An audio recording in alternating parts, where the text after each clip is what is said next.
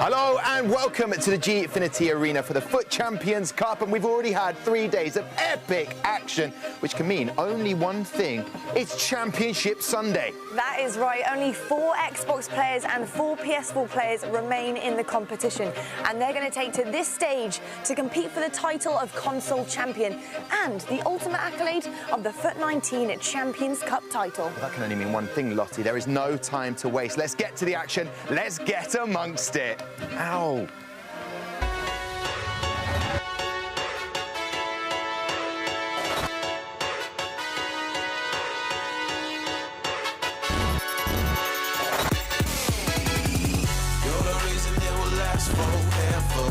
You're the starter staring back up in the mirror. Cause it's special when you stand out from the rest.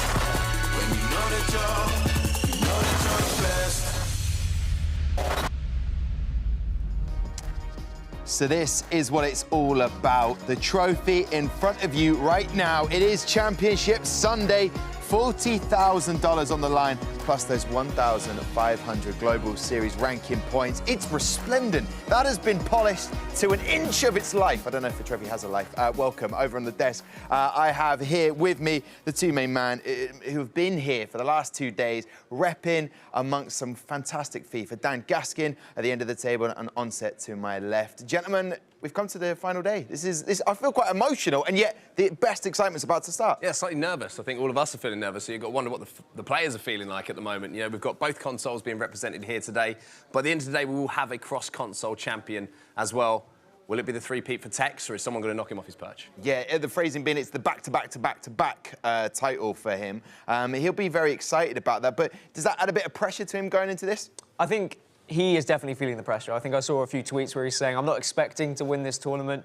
I don't know whether he's just putting that out there as maybe an early excuse in case anything goes wrong, but you know what? I think I'm behind him. I reckon he can actually take this. He just looks like a completely different class to everyone else in the tournament at the moment, and it's going to require someone to really step up and show something special if they can beat him today. Definitely, and the PS4 side have got to potentially in that cross-console final have got to be able to match F2 Tex. Do you think there's someone out there of those 4 that we're going to see today in the PS4 that can do it? Definitely. There's a couple of players I'm keeping my eye on today. Nicholas is one of them. The other player is the player that for some reason we still don't talk enough about, and that's Stefano Pina. You know, this guy's the current FIFA World Cup champion and on the PlayStation 4 side of things. He lost the final there, but he won the PS4 side of things last tournament in Bucharest as well. So he's winning tournament after tournament, and he's just not getting over that final hurdle of the cross-console. So excited to see if he can make it in there today and if he can sort of set the record straight. OK, well, listen, gentlemen, and to help everybody wherever you are watching today, so lovely that you've come to join us because it is going to be epic FIFA action. I'm going to start a 15-minute countdown clock to get to our first game, which I just cannot wait to get to. So 15-minute clock will start, and then we will know exactly where we are. Now, listen, guys, we kicked off the competition coverage on Friday with the Xbox side of the tournament. For those of you who missed it, here's a recap of how it went down.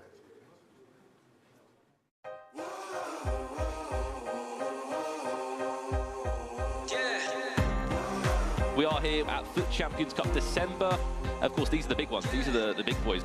Do you know what's at stake? Is Tex going to continue performing? Is going to be 3 trophies in a row? Right there.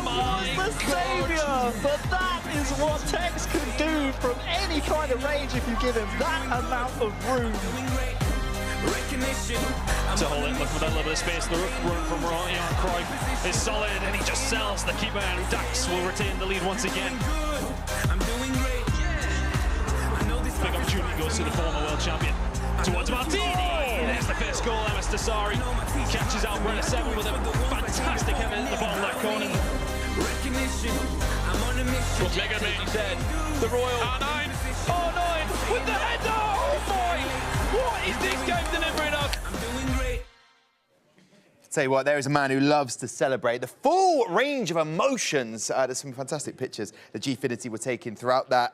Listen, gentlemen, you've got your 4 semi-finalists: F2 Tex, Dax, the Royal, MS Desari.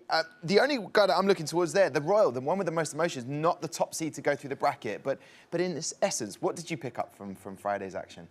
Emotion, passion in a lot of these players. It was it was a fantastic day, and as you say, the royal kind of surprises. He came out of, you know, one of the only top seeds not to make it, to make it through to this stage. So massive congratulations to him. Some of the names he took down along the way really sort of, I think, put us all on notice. It's like, okay, this guy's here to play. You know, he had a fantastic season, you know, a couple of FIFA iterations ago, but on FIFA 19, it's the first time we've really seen him. So to come out with that passion on this, at a major and perform at that standard is so impressive and something to admire. Yeah, why do people, sort of looking at MS Tasari, played just one opponent twice, Brenner 7. Brenner 7 had that chance to sort of get revenge in the quarterfinal. Didn't happen. He's gone through it. He's not been really pressured yet, has he? Or put under too much pressure? Yeah, this is, I think, a good thing for MS Tasari. He's had a few interesting tournaments. We started at Paris Games Week, where he was an invitee on his other console, wasn't really looking like he fancied FIFA 19.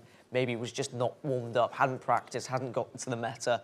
And then we got to his next tournament and he started to go for the time finesse. He started to move his goalkeeper, he started to adapt a little bit. And now I think we're starting to see the real MS Tasari, the MS Tasari we're used to seeing from FIFA 18. He's putting in the hard work, he knows how he wants to play, and he's just so intelligent. He makes such smart plays, and he realistically is the person we should be looking at on the Xbox side of bracket to take down Tex, if anyone.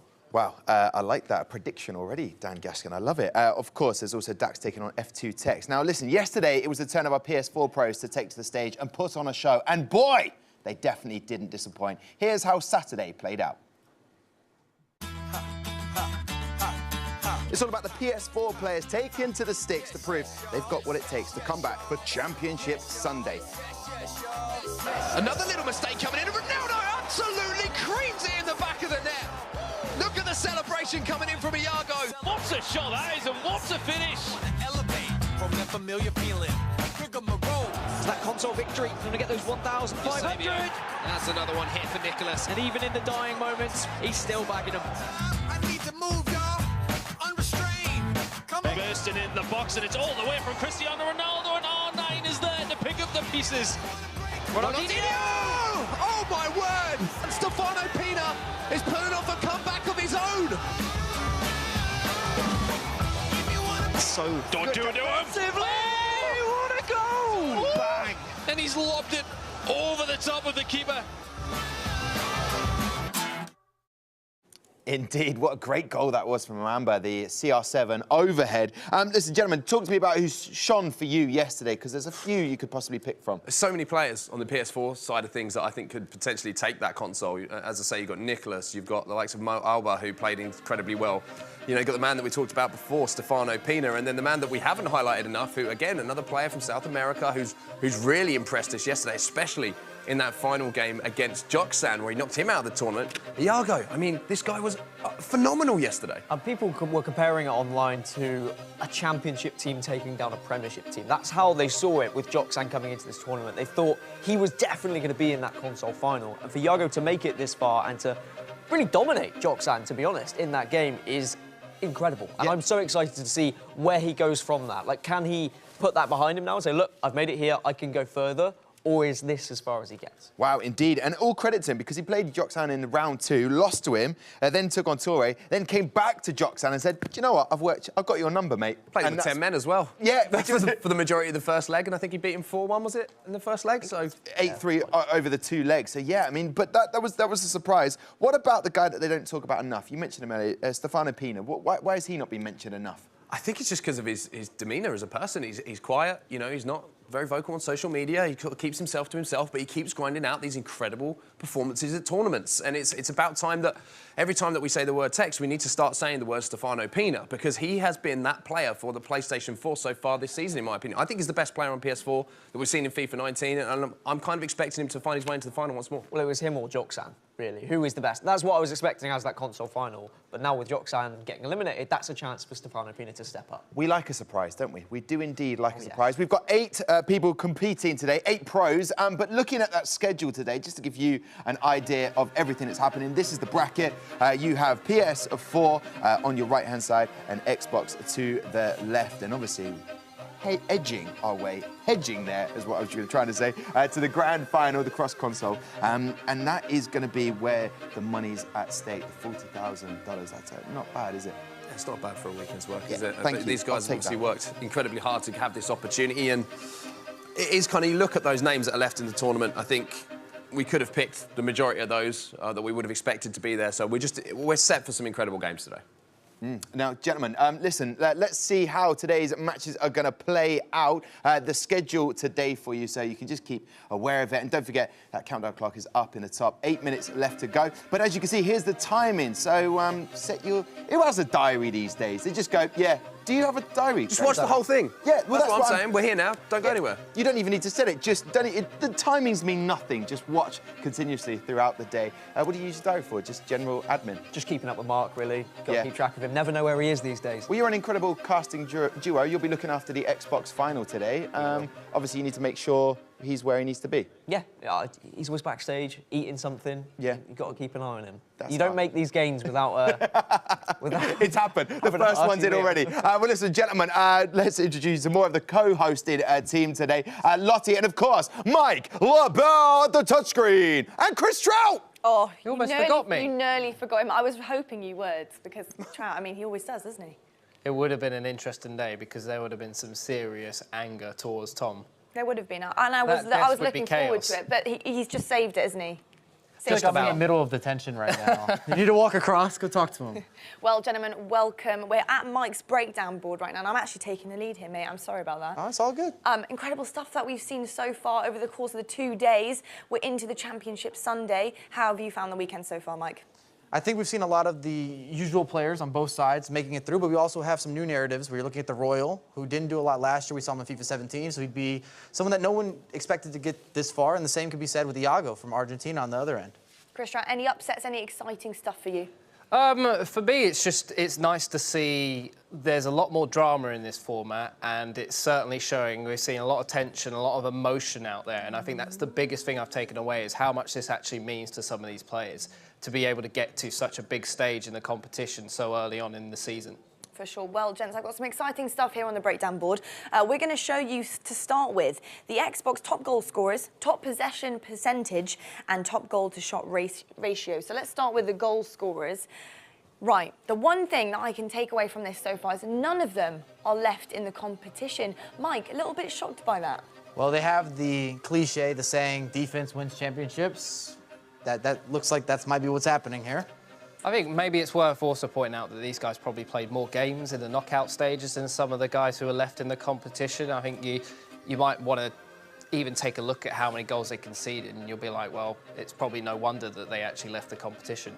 You know, we had MS Dasari and Tech sort of waiting in the wings for some of the guys to come through, so it does make sense.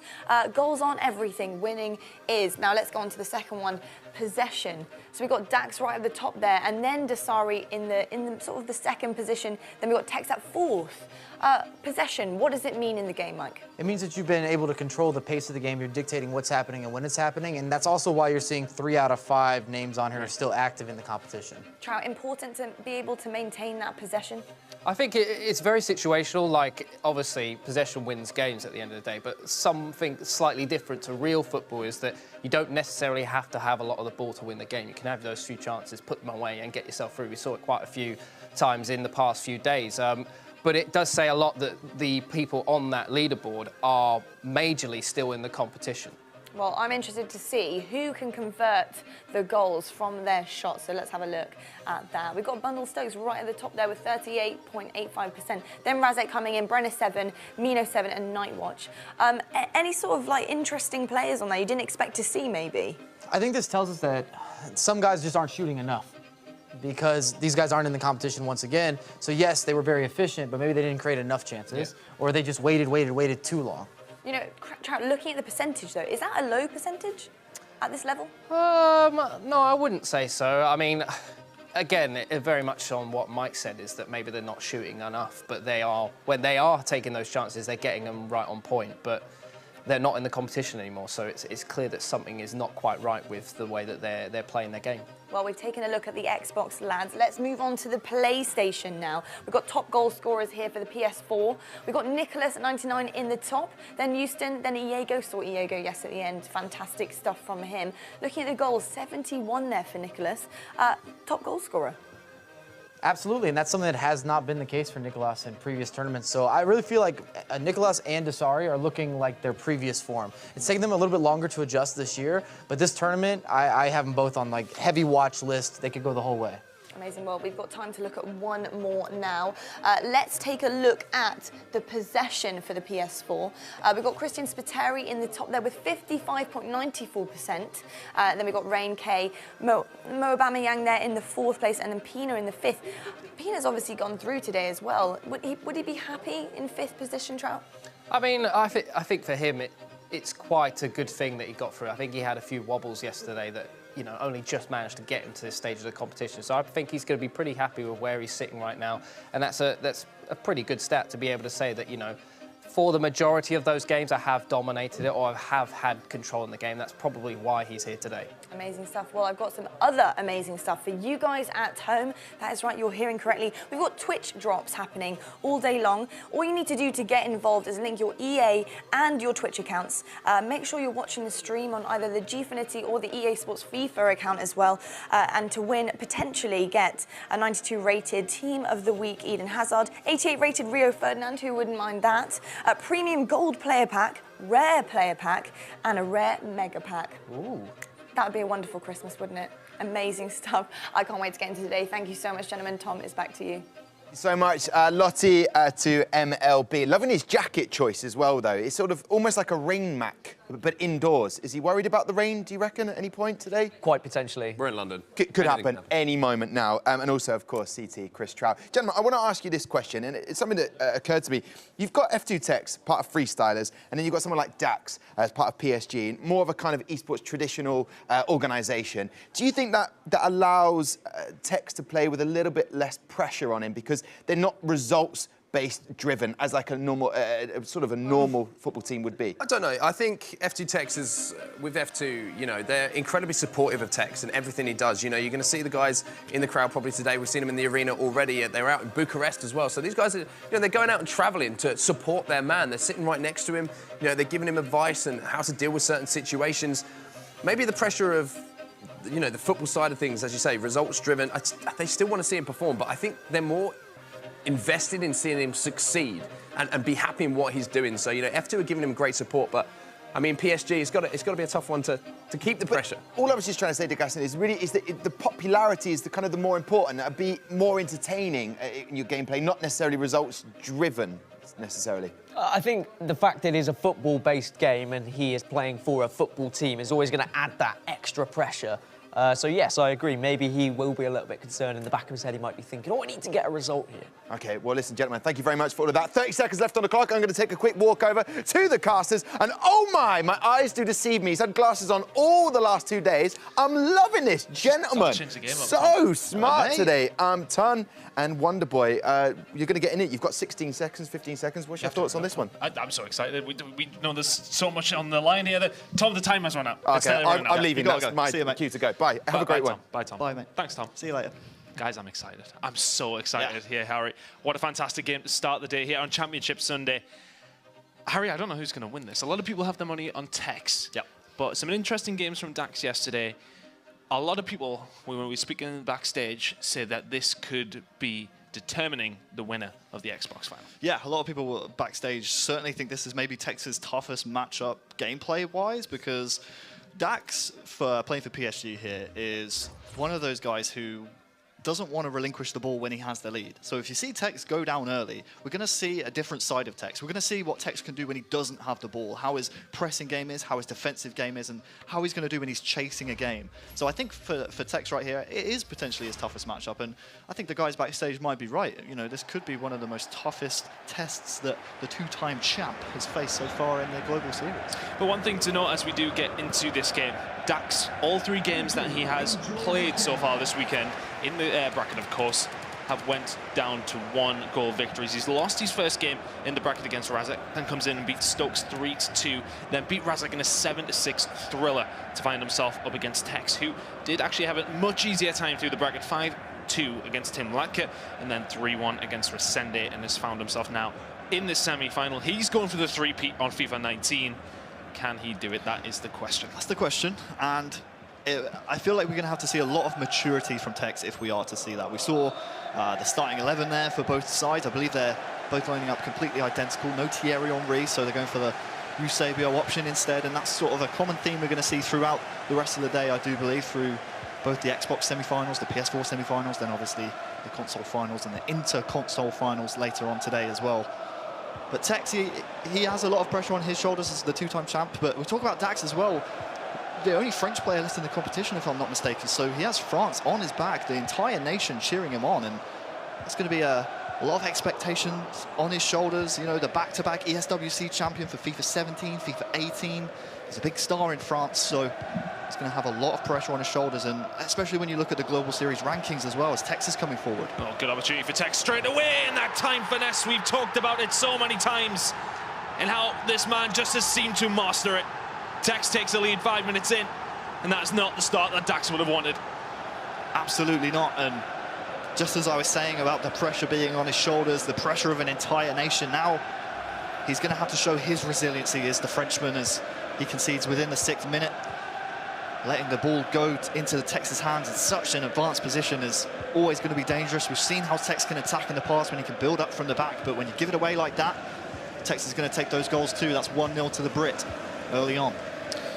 Just to inform you guys, obviously, from that goal, F2 Tex is left to right in his Liverpool kit, of course, and in the white PSG kit is going to be Dax from right to left in the first half here. Now, that was a little bit of a mistake by Dax. As said, he is going to give it away, and that allows Tex a golden opportunity, and he will take those all day long. Cruyff now on the right-hand side is going to find R9 in the middle, does have more options with Pele there as well. He's broken, he's found some space. De Gea is always going to save that one, moves him over very effectively. Dax going for the obvious option, you felt. Yeah, you can see Tex's reaction in the player cam there. He knew, he read that one well, and that's a good early signs for Tex. Obviously, he's thinking this might be his toughest test as well. We were speaking backstage, we spoke on the desk about this maybe being Tex's toughest test. Bit of alliteration for you right there early in F2 Tex's toughest test. Yep. It's not in the morning, it's actually in the afternoon here in London, but it's morning for me. And you can see his reaction right there from starting off so well. He's really, really happy to start off well against the Frenchman here. Oh, there was a potential attack there. Really good defending by Dax. Is going to get the ball with Kyle Walker. We'll spread this one away to Pele. Vieira, good football. Pele again. He's going to have Ronaldo up on his left-hand side. Good play by Dax to keep a hold of this ball. And I think when we've seen Gorilla have such a good game against Tex, it was very, very fast, very, very in his face. And that's what Dax is trying to do, trying to work this ball quickly. Right now, though, Tex is going to be able to retain that one. Finds Eusebio down this right-hand side, back on the inside to R9. Stolen by Alexandro. There's an opportunity here for Dax to get on the attack. Yeah, it is. And if you look at the Global Series rankings, the disparity between the two up there on the stage in this game at the moment is quite large. 88th in the world on the Xbox side is Dax, with just 49 Global Series points, and then Tex obviously right there at number 1, 2,380. So a big disparity between these two. And if you're looking at rankings, Chris, you've got to favour Tex in this one. Absolutely. I think that's down to Dax obviously not really having any tournament entries so far, and this is his first one. So if he can find himself even in a final, it's going to bump him very, very quickly up that ranking system, of course. He'll find himself pushed up that very, very far anyway, so far this weekend. And you have to look at his group record as well. You know, just because you're 88th in the world doesn't mean you're not going to be, you know, performing at these tournaments. He won his group, first in his group, 6-1 record, just like Tex on the other side. So certainly nothing to be laughed at. Absolutely not. CR7 here. He's going to get fouled by Hullet, so an opportunity to create something here for Dax. He probably has had the most of possession since that Tex goal, but Eusebio is going to read that really, really well. Good advanced defending by Tex, and he gets the ball back. Walker here now sending Eusebio down this right-hand side, has Pele on his inside, and that's actually a fantastic ball. A good opportunity for Tex to double the lead.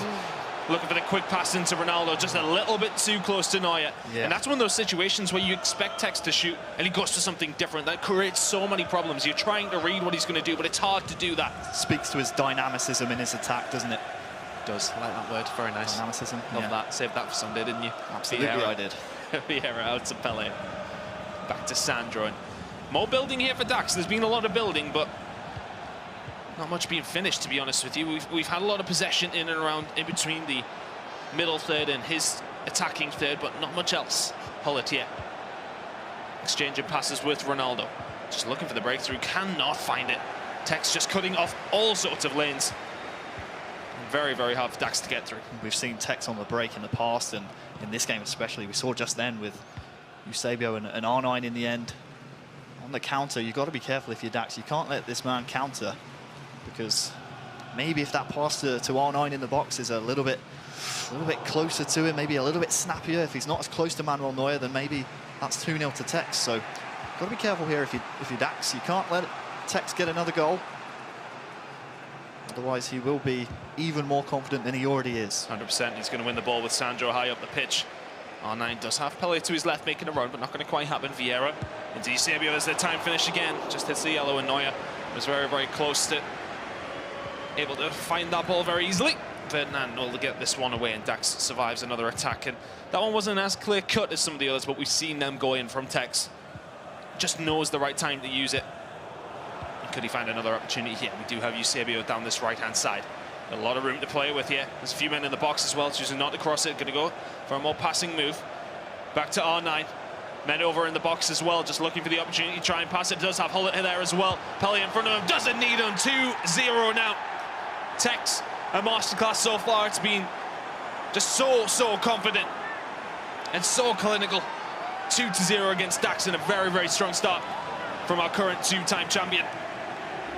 Vintage Tex. Look at this. Skills in the box, just waits for the space to open up. Hullet is never going to miss those. Manuel Neuer at the near post, beaten. And very, very well played. And that's why Tex is so dangerous. If he sees the man open, he's going to pull the trigger all day long.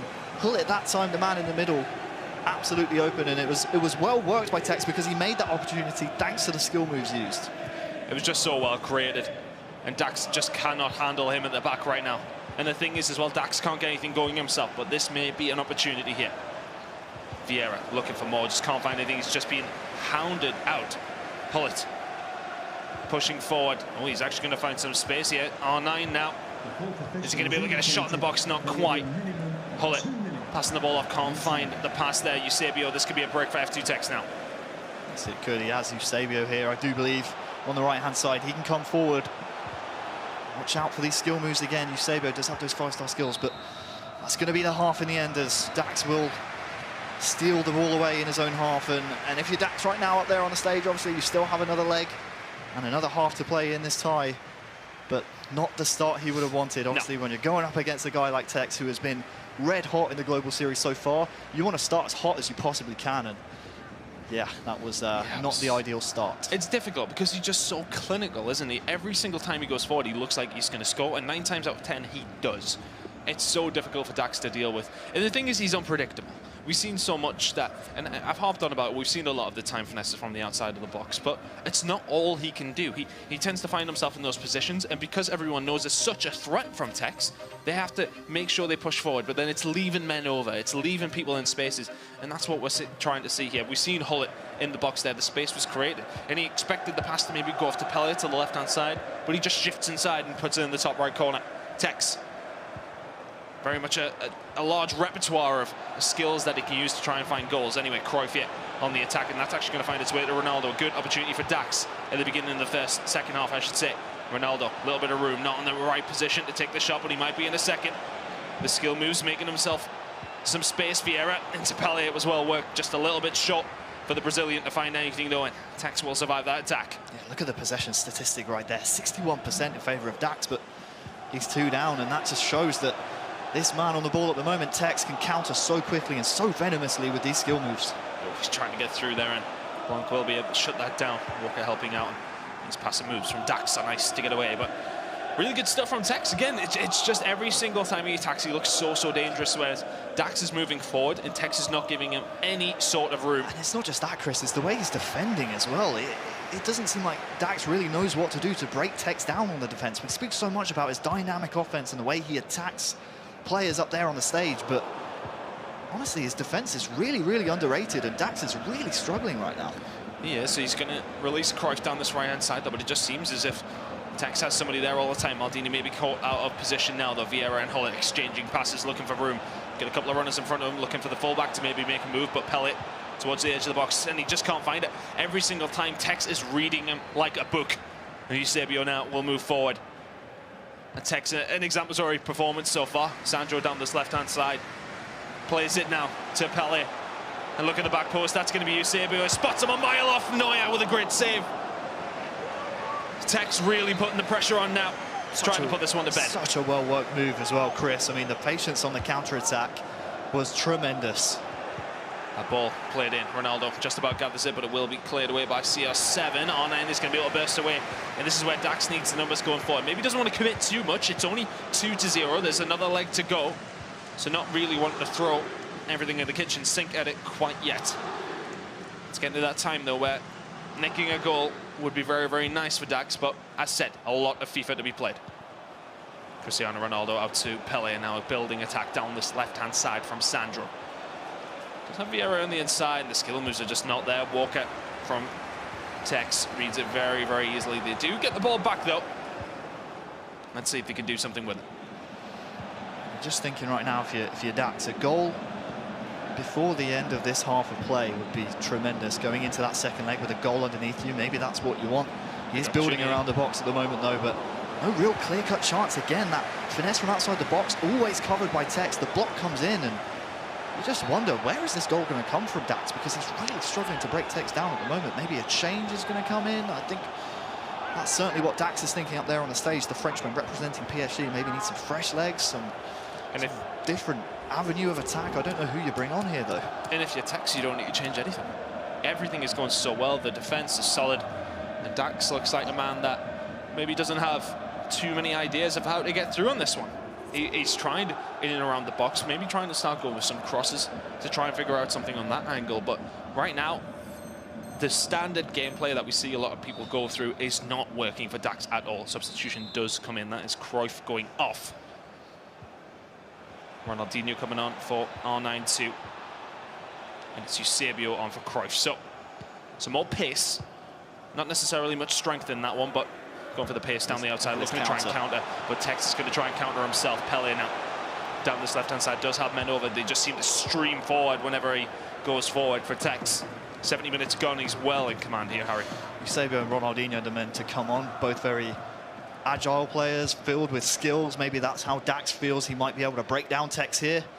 Hasn't really worked out for him so far. Tex is able to read most of anything that Dax has brought at him skill move wise. So maybe these two players are a little bit more agile, a little bit snappier with these skill moves, might be the way through. That pass is just not going to find its way through, and everything that Dax has thrown towards Tex so far in this first leg in the semi-final of the Xbox side. And if it's Tex, I mean, you're looking for another goal here, Chris. I mean, 3-0 going into the second leg would be great. That would put all the pressure in the world to Dax, onto Dax to chase the game. And then, you know, if you're Tex, you can counter so well. And just look at this display of patience. He's playing Dax at his own game. A lot of people backstage thought if Dax gets a goal, he's going to kill off the game with possession. But Tex is doing the exact same thing right back to it. And the thing is, Tex can just take his time to build here. We can see no passes that need to be rushed forward. Sandro just plays it back to Hullet. Vieira's in the middle there as well. Nothing too advanced. Ronaldo now will find Pele. There's men over here as well. There's a good opportunity for Tex to find a third. Pele with the skill moves in and around the box. Does find Hullet. Building pressure now. This third, you feel, could be the dagger. The skill move in the box, the heel to heel. Pele not going to find anything, or does it get across? And he's just stole it out of Neuer's hands. And Cristiano Ronaldo is there to put it away. F2 Tex. 3 to the good against Dax here in the first Xbox semi-final. And you've got to say it's well-deserved.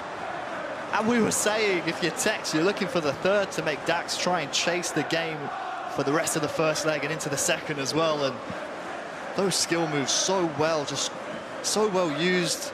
Dax honestly confused. He had no idea what was going on. There were ball rolls, there were la croquetas, there were heel to heels, and maybe a little bit fortunate in the end to get that ball through to CR7 just to poke it through. But now Dax, I mean, he's 3-0 down and the second leg yet to come. Oh, that's tough. That's a tough one to take. The build-up deserved a goal. Absolutely. The way that it does go in is a little bit unfortunate for Dax, but F2 Tex, the pressure pays off. That man Cristiano Ronaldo, always there to put them away. Harry, you could have scored that, to be honest with you. It was a fantastic build-up play by Pele, though. And F2 Tex. Who can beat him at this point? Who can challenge Tex? That has to be the story in the Xbox side. MS Dasari is a guy that could potentially do it. His game against Royal will be coming up very, very shortly as well. The winner of this plays the winner of that, of course, in the Xbox final. But right now, Dax could do with getting a goal back. We said he doesn't need to rush. There's a lot of FIFA to be played. But right now is the time where you really do need to be turning on, finding Pele with a little bit of space. But every single time, F2 Tex is there to defend. And here he goes on the counter-attack. Eusebio down the right-hand side. Sandro is just about going to nab it away from him. and you've got to feel that Dax needs a goal pretty shortly. Yeah, bank on Tex sleeping right here if you're Dax, because, I mean, a goal going into the second leg, again, will give you that confidence, but you just want to break your duck here on the stage. We've seen most of Dax's games recently in this competition have been won by narrow margins, and right now you're just not sure how Dax is going to come back in this one. These two yet to match up this year, and right now, I mean, it was said, we were talking about it backstage, I said, this could be Tex's hardest game so far, and he's just doing that thing that we see him do. Through Friday, Saturday in tournaments, you know, he's maybe cruising, but we get to Championship Sunday and we just move into 6th gear, a gear that nobody else in the world seems to be finding just yet. 2 minutes of added time to go. Tex could add to the wars here. You don't feel like he might, though. Tex well and truly in the driving seat. In every attack Dax sends forward, Tex slams that door shut. One leg down, and you feel as if it's one step into the finals here for Tex. And you wonder now, what adjustments do you make for both guys up there on the stage? If you're Tex, do you keep playing your game, bank on Dax having to chase the game, which is something we've discussed as we look over the highlights from the first leg right here. I mean, it's a mistake for the first goal. It's a mistake for the first goal, and that sort of set the scene for the rest of the tie. I mean, it's a great finish, cracking green time finish right there. And if you're Dax, again, going into the second leg, what do you change? Do you chase the game and risk hemorrhaging more goals? I mean, that's kind of what you have to do, because right now, you know, you're not really finding too much by way of attacks, and that man right there is going to burn you on the counter-attack, so you're sort of damned if you do, damned if you don't. How do you beat him? I mean, it's so difficult. He's so good at defending. His attacks are clinical, and every single time he goes forward, he looks like he's going to score. This was fantastic. A great goal, just moves inside. Hullet expects the pass out to the left. No, thank you. We will just slot that into the top right. Honestly, Chris, it's the same for the third goal as well. You'll see when Tex gets the ball into the feet of a 5-star skiller in the box, you may as well kiss your goal goodbye, to be honest with you, because he's always going to find that man open. Obviously, a little bit fortunate for the goal that we're about to see coming up. But it's almost a mirror of the second goal, because the way he uses the skill moves, the ball rolls, the fake Rabonas, the La Croqueta here from Pele, I do believe, coming up pretty soon, is what really just built up the space. And it was that heel to heel. The heel to heel, yeah. There's the La Croqueta I was talking about. And again, fortunate to beat Manuel Neuer to that ball, to poke it into CR7, but it's the skill moves that Tex utilizes. He has that confidence in his attacking gameplay that... And it's all about finding space. It just confuses the opposition. It's all about finding space, and he just does it so well. A fantastic leg one from Tex, and he'd be very happy with that one. And some of the boys were speaking to him. I think it was Brandon, had a chat with him before the game, and he was like, I don't know if I'm going to win this weekend. I don't, because he says he just feels like he wasn't playing great FIFA. He said himself... Tex. Tex wasn't sure, and he said himself that Dax was probably the hardest game that he's ever going to have so far in FIFA 19. And unfortunately for Dax, he's making it look very easy right now. Yeah, if you're the Frenchman, again, the question is, the hypothetical is, what do you change? Do you change formation? Both guys rocking the 4-2-3-1 in that first leg. Obviously, Tex getting the better of that formation matchup. Do you maybe switch to a 4-2-2? Maybe do you... You know, maybe start with 3 at the back, but against that man who, again, we keep saying is so good in the attacking sense, he's going to burn you on the counter, and there's no way you're keeping a clean sheet with 3 at the back against Tex. It's just not going to happen. He needs a quick goal, very quick, to be honest with you, and if he can't find that, you feel as if this one's going to get put to bed. It's just going to be so hard, because, as you said, Dax needs to attack here. He's 3 down. We've seen comebacks like this. We have.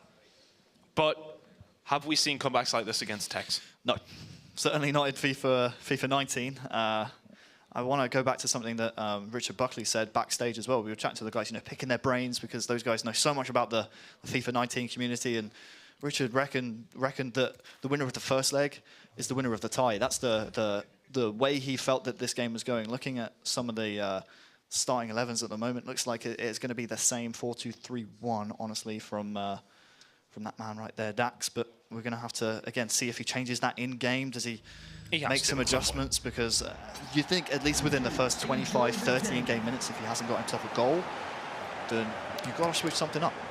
Yeah, a hot start is what is needed here for Dax. Tex, as said, ready to put this one to bed. He's looking at another Xbox console grand final, looking for a cross-console grand final too. And right now, the way he's playing, do you doubt him? Is that a real question? Do I need to answer it? You don't. You really don't. Tex will answer it himself, I feel, in this game. Just looking so confident. You know, I feel like a lot of the people at home will be watching and thinking, oh, you just, there may be favoritism towards Tex, but he's just that good. It's so hard to beat him, and right now he's the one in possession. Tex will be shooting from right to left in the Liverpool red, and Dax once again in the PSG white from left to right. Same kits from the first leg of this tie, and immediately within the first 5 in-game minutes, it's Tex coming forward. Oh, it's just a fantastic opportunity straight away. He looked for the pass when you thought the shot was on, and that's it every single time. He's got so many skills that he can do. He's got so much he can offer. He just does something you won't expect, and it puts you off your gear. And then when you think you're overthinking yourself, is he going to pass? Is he going to shoot? You don't know, and he'll go for something simple. It's just so difficult to read. Tex right now, 3-0 up in this game. Second leg, though, has just started. We need to see a quick stop from Dax. What can he do to get back into this, Harry? Because right now we've seen him throw nearly everything at Tex, and he just can't find a way through. We haven't really even seen De Gea have to make a save. No real pressure on Tex's goal, honestly. I mean, obviously what he needs to do is to get an early goal, but the question is, how does he get that goal? It's the question we've been asking the entirety of the first leg, and it comes back to what you said, Chris, about maybe us showing a bit of favoritism for Tex. It's certainly not the case. I mean, we're just witnessing greatness here up on the stage, and Dax, again, he needs an early goal. He needs to somehow break Tex down. I'm not sure what his weakness is at the moment, though. That's the problem. Trying to dissect Tex's weaknesses and analyze his gameplay is so tough, because he rarely makes a mistake at the back. And how do you force that mistake out of him? Maybe a bit of individual brilliance, a bit of skill moves. It has to potentially be that, just a little bit of skill that you wouldn't necessarily expect. It's tough to break him down and pick him apart. It is. Cruyff down this right-hand side did have Ronaldo running in front of him, but chooses to play it back to Cristiano Ronaldo.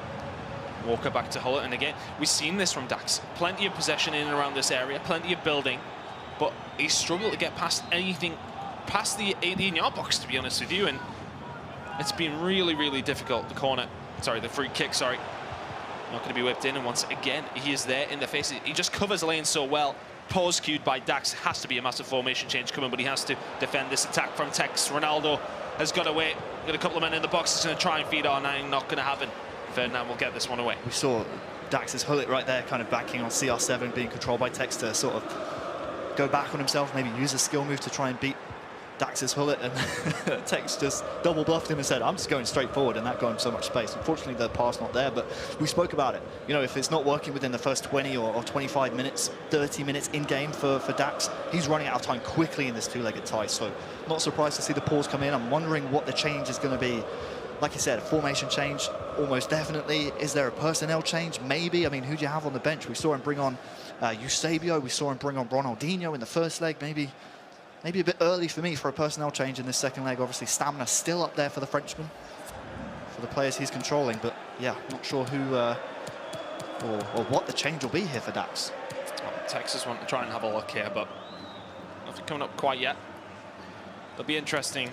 I mean, 3 at the back, 4-2-2 are the first 2 things that come to mind, but you can see the Tex almost definitely anticipating a formation change right here. That's why he's sat on this player rating screen, just waiting for the change. But yeah, 3 at the back, it's so risky against Tex. I mean, with 4 at the back, you're struggling. With 3 at the back, could be calamitous. I think the thing is, though, if he can maybe get a lot of pressure on here, Dax, and start attacking very strong and putting Tex on the back foot, then it makes it hard for him to attack. Attack seems to be the best form of defense. Tex showing that so far, but right now, I mean, we haven't seen a route through for Dax at all. So something needs to change in the attack, which unfortunately means that you have to compromise on your defense. And it's that classic thing where you find yourself so many goals behind, you really have to throw everything at it. There you go, the formation change coming in. 4-4-2. Was it 4-2-2 or 4-4-2? Could be a 4-4-2, right. It looked like a 4-2-2 to me, but could be the 4-4-2. Similar sort of concept. Interesting to see if he did go for the 4-4-2, going for wingers instead of those 2 attacking mids. So maybe looking to exploit the wing play. It's something that we haven't seen him use too much yet in the form of Dax. So it'll be interesting to see if that's what he goes for. But we're only 22 minutes into the second leg, of course. And it's going to be interesting to see if we can get this back underway. And we are back underway now. Let's see. Does this formation change offer Dax a route back into this game? Because right now, this has been picture perfect from Tex.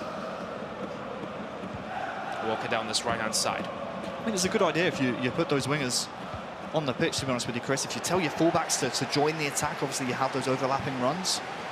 You have more men in the attack, obviously you are a little bit exposed at the back. If you have the likes of Sandro, you have the likes of Walker bombing up the pitch to help Pele. And the other winger on the other side then. And they are moving up the pitch, so an attacking change here for Dax. So there you go. Maybe not the formation change, but it was actually the custom tactics changes that might just be the difference maker here for Dax.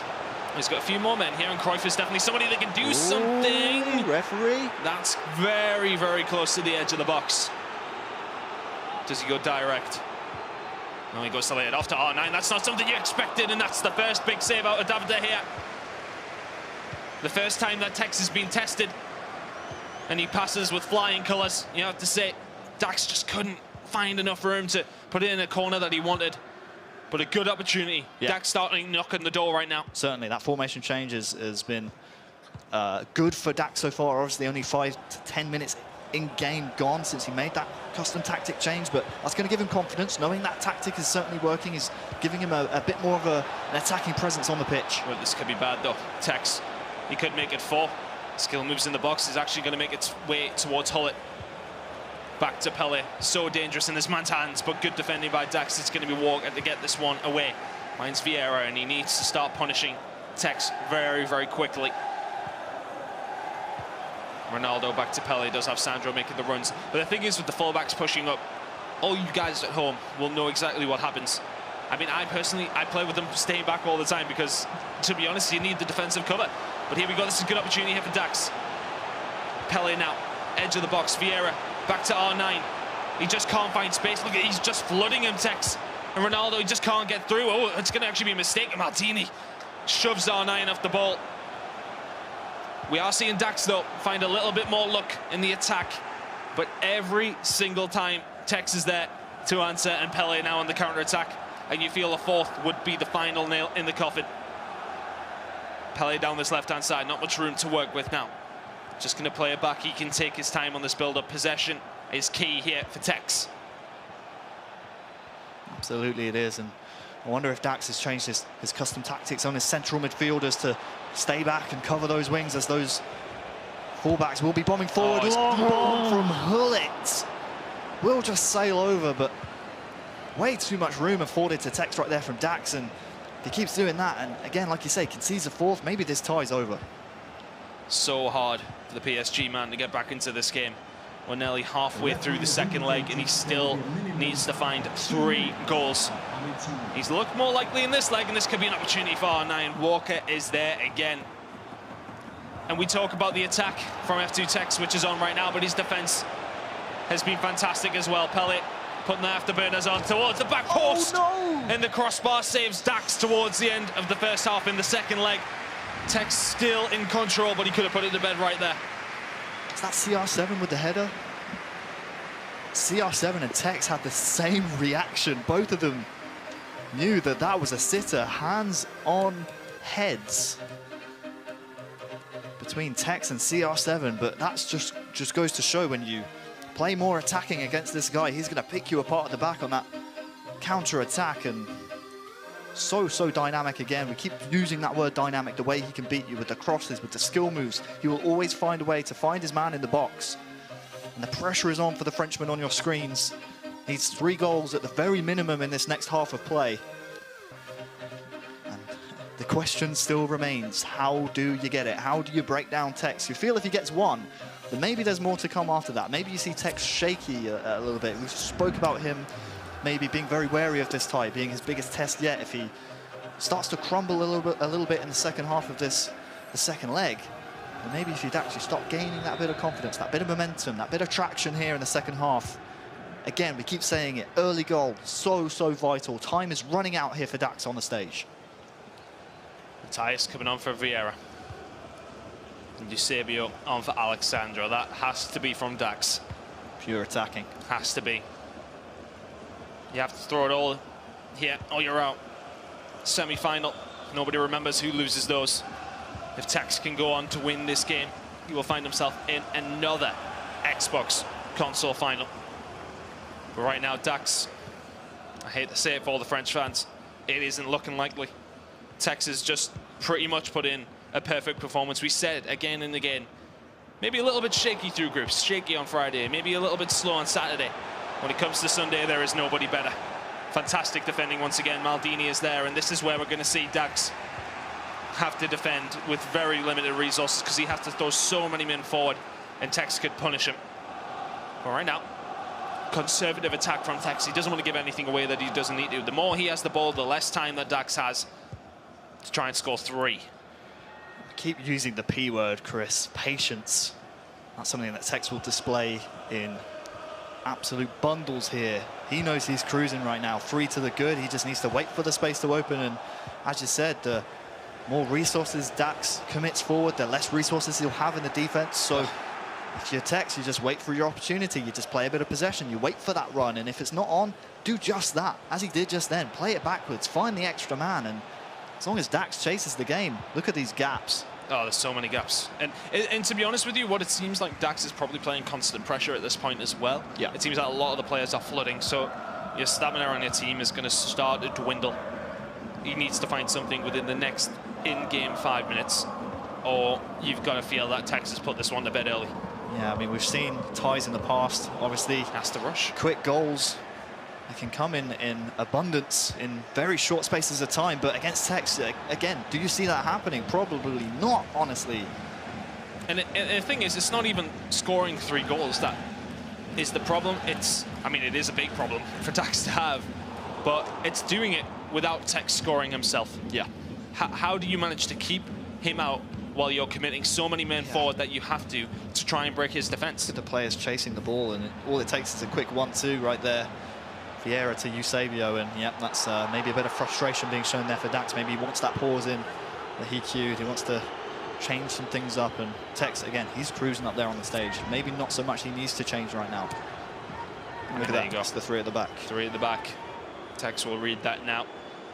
And it just releases so much pressure down the left and right. I think he's been playing 3 at the back since that previous pause. Yeah, since the change. Obviously, the change is coming in at half-time. Mateus coming on, and Eusebio, I believe he brought on as well. Or was it Laurent Blanc, actually, at the back? So, I think he changed it for Sandro. So, sacrificing one of the fullbacks keeps Kyle Walker on there for his pace, of course. But right now, what do you do? He's been trying to knock at the door, but it seems like nobody is really home. Tex just saying no every single time. Eusebio here for Tex with the short free kick, the heel-to-heel, trying to beat him with the skill once again. Another opportunity for Tex to finally win this tie. You feel as if it could have been won a long time ago, but that might just be it. He finds the space that has been afforded to him, and he takes the opportunity every single time. Tex is cruising through to this grand final. Looking to make it 3 in a row, and the first time finesse, we've seen it so much. Eusebio puts that one in the back of the net, but I love watching Tex play. I said it, excuse me, on the Xbox Day here on Friday. I'll say it again now. I love watching this man up there on the stage play FIFA 19, because there are so many ways he can beat you, and he has you on the back foot. Exactly. What does Dax do bad? I mean, obviously he's chasing the game. He's on constant pressure, but the way Tex can beat you with skill moves, as Dax is coming forward here, it just is amplified when you go onto constant pressure, because so many players are chasing the ball, and that's just, all it takes is one skill move from Tex just to open up that space to then make other players move out of position to afford Eusebio that space on the edge of the box. And if you give Tex that, it's good night. On the attack once again, potentially here, but Rio Ferdinand is going to win the ball. You feel as if you want to say there might be a lifeline if Dax gets a goal here, but I don't think it is. I think this one might be dead and buried, but here we go on. And can he get a goal? And it just sums up Dax's day. Just can't find any good opportunity, and he's starting to snap at the bad ones, and he has to. That's the thing. He doesn't have time to try and build to find a good attack, because Tex has found himself 4-0 up. There's an attack on now, and he's just wasting time away. He'll look for a fifth. I have that of no doubt. But he does not need to rush anything. 4 to the good right now. Tex has cruised through this game. His potential toughest challenge has been made to look easy. So professional. It's been a professional, immaculate performance from Tex. Obviously, still time left to play. Don't write Dax out just yet, Chris, but it's looking ever more unlikely. And it's been an incredible display of maturity by that young man up there on the stage, looking to make it 3 in a row. 17 years old, this kid. He's only going to get better. With age comes more. I mean, I want to say it comes more sort of a coolness, a calmness when you're up there in bad situations. But when has he been in a bad situation other than against Gorilla last week? He never finds himself in the situation to be getting too stressed because he's just so good. Tex now 9 minutes away from a console grand final on the Xbox, and we talk about how good he is so much, but it's just super impressive. Every single time we see him play, it just seems like a perfect performance here against Dax, which, as said, seemed to be one of his toughest tests. He might add a 5th yet. Just look at the skills he's bringing out. The scoop turn, the stop and go, the ball rolls. It's amazing. I mean, we saw the heel-to-heel used so well for 2 of his goals in the first leg. And just, again, I think it really is the use of skill moves that sets Tex apart, as well as his exemplary, as you would say, defending here. That could have been a 5th. Just taking his time. Dax, you feel, looking at the player card, knows he's defeated Tex, cruising in this game. He's sat back, he's chilled out, thinking about the grand final, and who can blame him?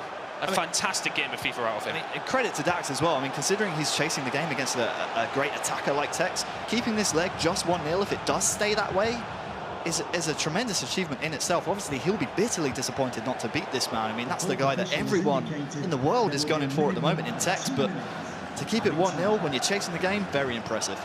Well, Tex gets 1 in the second leg, 3 in the first, and what is more likely to be one of the most perfect FIFA performances you'll ever likely to see. Pele goes for a shot and he moves his keeper. It's just perfect. Tex into the Xbox Grand Final with a fantastic performance against Dax. What more could you ask for?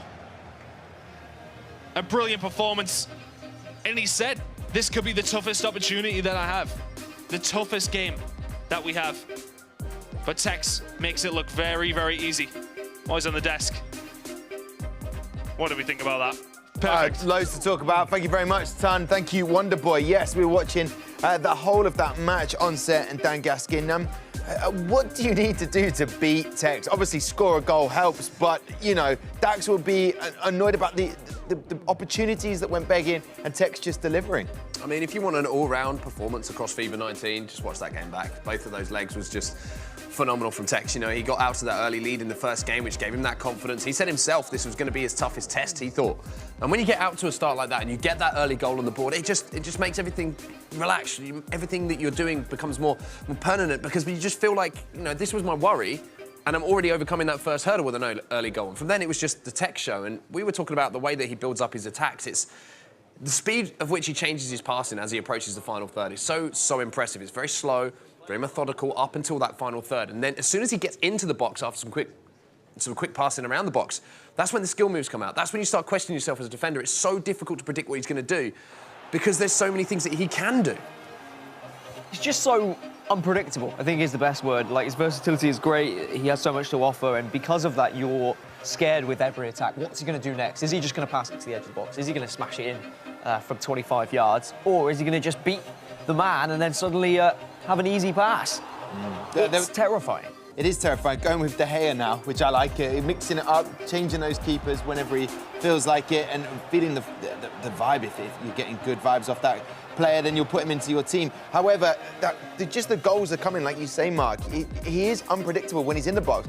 Skill moves happen, and you don't want to give away a penalty to someone like Tex. You second guess yourself about what you're trying to defend, essentially. You kind of think this is what the majority of players would do, but is Tex going to do that? And that puts that seed of doubt in your mind. As soon as that seed of doubt in your mind, that's where he exploits it. But let's talk about defensively as well. I mean, he didn't concede a goal. He didn't concede a goal against Dax, who's been phenomenal so far this tournament. And for all the hype and you know the love we give to Tex, watching him go forward and what he produces and what he brings to the table, defensively, he has been the best player in the tournament so far. You look back last weekend, he was the best defensive player in the tournament out of the groups. He is the all-round package at the moment. I don't know how you stop him. I think what surprised me with Dax is when we saw him against Stokes, he had something like a 70% possession in favour.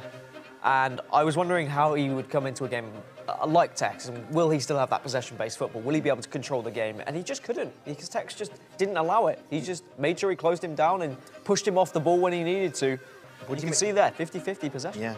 I was going to ask, what do you make of that, the stats in front of you, the 50-50 possession? You know, you get the possession, you've got to use it to your advantage. You can try and get that goal. Yeah, of course you have. And I mean, the interesting stat for me there is the amount of passes that Dax makes in comparison to Tex. And if you're watching Tex, a lot of the time that he has the ball with his fullbacks, he's always looking for the runs of his left and right cam, looking to get down the line. And he kind of cuts a lot of the ground out with the short passing that Dax will use to build up to those same positions. Tex plays a much more direct ball, likes to get Pele and Eusebio on the ball because you have those five-star skills. And when you get into the box, you get into those wide positions. As you say, you're always worried if you let your opponent get into the box, there's the chance of the penalty. There's the chance of making a mistake, dragging a player out of position. So Tex has a certain game plan when he goes forward, where he tries to be direct up to his strikers, and that's when the quick passing starts coming in. He looks dangerous at the moment, and that's an understatement if ever you've heard one. He's going through to the Xbox final. I want to know how he's feeling right now. Lottie, you're going to have a chat with the main man himself, F2 Tex. I am indeed. Dangerous he is, Tom. You're very, very right. Tex, unbelievable stuff from you, of course, and we've seen that all season long so far.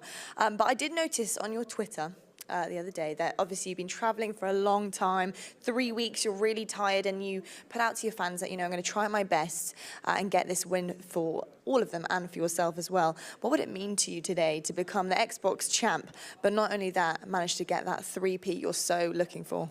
I want to be the first person to go back-to-back-to-back. So today I need to win, and if not, I'll be disappointed. But yeah, Dax played quality. I just thought if you don't score, I'm going to win. So I thought, yeah, no goals for you, and I won. Plain and simple stuff, guys. That's it. That's the formula you need. What do you think of the level of competition right now that you've seen all weekend long? Are you surprised who's joining you up there in the top ranks on Championship Sunday? Nah, it's FIFA. Anything can happen. And Desari, Royal, I don't really mind who wins. I think I can beat them both, so hopefully I will. Oh, big stuff. Loving that. But you think you've got what it takes? You think you're going to go all the way? Are you feeling confident about it? Yes, I am. It's just that cross console. I think Desari, Royal, I want to play Desari, so I hope he wins. So yeah, I'm confident. Love that, the previous E-World Cup champ. I love that, taking him on. Big stuff over here from Tex. It's Tom, it's back to you. Thank you so much, F2 Tex. Love it. Candid interview there. He knows who he wants to play. He knows what he's about. He's got the winning formula. Simple as that. Bish bash. That's the kind of like, done. Move on to the next tourno. Listen, gentlemen, just to let you guys know as well, because you've been mentioning it over the last 2 days, there is a Twitch drop which is happening right now. Make sure you link your EA account and your Twitch account. Make that connected, because then you can have the chance to earn a reward, which is going to be a 92 Team of the Week Hazard, and that would be a great addition to any Ultimate Team. Would you like to use a Hazard there on set? Yeah. Yeah, I'd like that foot on quite a lot. Hang on. Let me just get that little bit, just slightly dribbling there, mate. Oh, yeah, sorry. got it. There we go. It's just the thought of the Hazard on that card, on that team sheet. Gentlemen, let's look at the updated bracket of this. What is happening right now? Because F2 Tex is going straight through to the Xbox final, and he wants to take Desari. What did you make of that? I found that quite interesting. I thought, you know, out of those two players, I would have, you know, said, he'd probably say, oh, I want to play the Royal, because, you know, Desari's obviously got that pedigree to him, obviously all the history and the achievements he's had. But he said, bring on Desari. I'm feeling confident. I want to beat Desari now, and I like that. I like that about him, that bring it on attitude. I think there's two reasons for that. A, it's a statement if he beats the previous E-World Cup champion, and last week in the LQE, he did beat him. He took him down 7-3, I believe, in the group stages. So he knows he's got what it takes to take down Desari, and I think he's always thriving for the best competition. He doesn't want an easy route into the console final. He wants the best player there to say, well, that's the best player Xbox could offer, and he wants to smash him. He wants to destroy him. Yeah, wow. Big words there, just to destroy. I can't even say it. The Royal has been an absolute grafter, though, so whoever gets through to the final will be taking on F2 Tex. We will have that match. MS Desari, or is it going to be the Royal? After the break, you'll find out.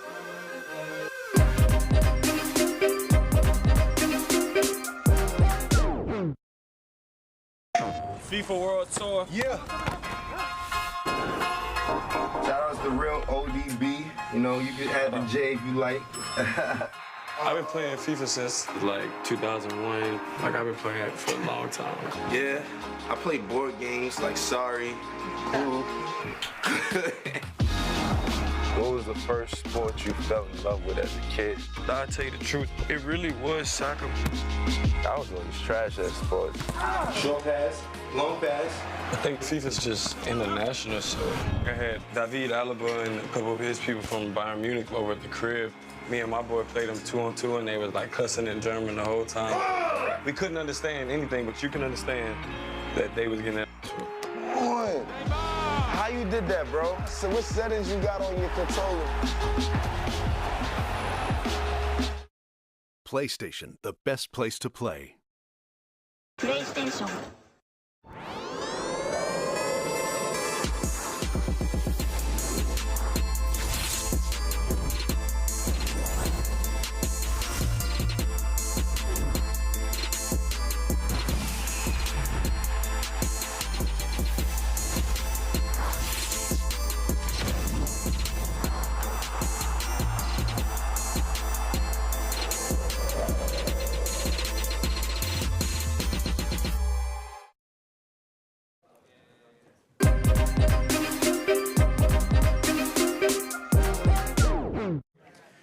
Right then, welcome back to the Gfinity Arena for the FUT 19 Champions Cup. If you're just joining us, I'll let you off. Welcome, because you have missed part one of the semi-final on the Xbox. It was between F2 Tex and PSG Dax. This is what you missed.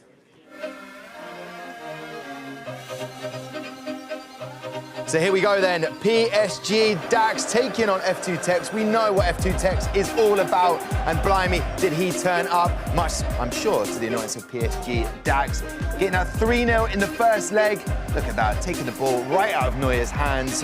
Furious scenes, but do you know what? That Liverpool kit looks very good with the CR7. Overall, 4-0, 2 legs. F2 Tex is through to the semi-final. Epic scenes there, gentlemen. But now we move straight in to the second semi-final on the Xbox. And this is the interesting thing. The main man, F2 Tex, is calling out MS Dasari. What have you made of MS Dasari's journey into this stage of the competition? I said it yesterday. I said it the first day. I feel like Dasari's been growing.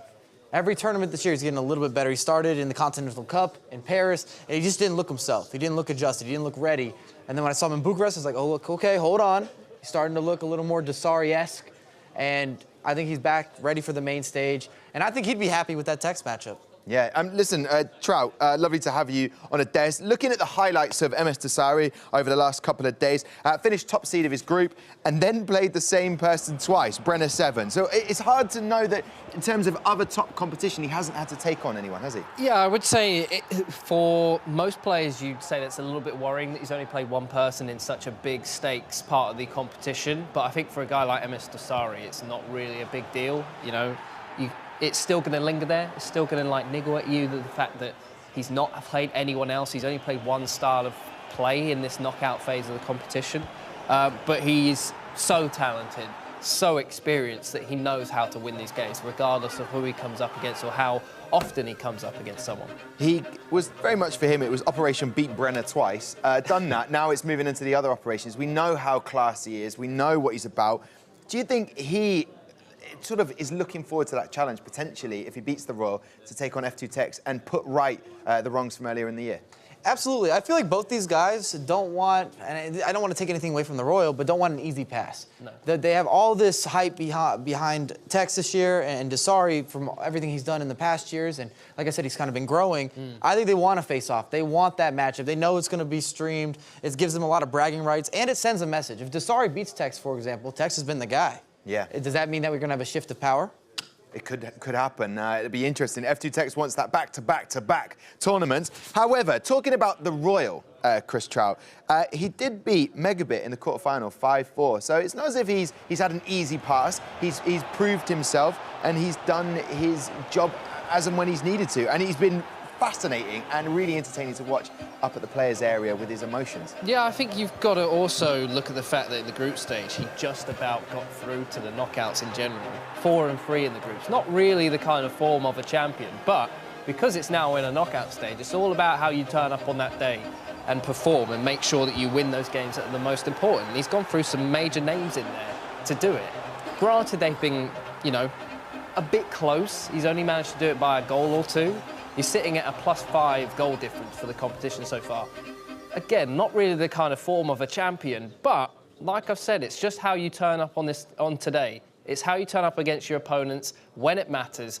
And, you know, he's lost to F2 Tex in this competition already in the group stages. He'll want that revenge. That's an extra motivator against MS Dasari. Yeah, and obviously mates before, and they've played together at various times, but he's getting hot just at the right time. You know, group stage, just get through, learn a little bit about your competitors, and then do when you have to do and deliver. So that could be another way of looking at it for the Royal. And I'm going to play devil's advocate here because I'm assuming they have some history. Yeah, I know you do.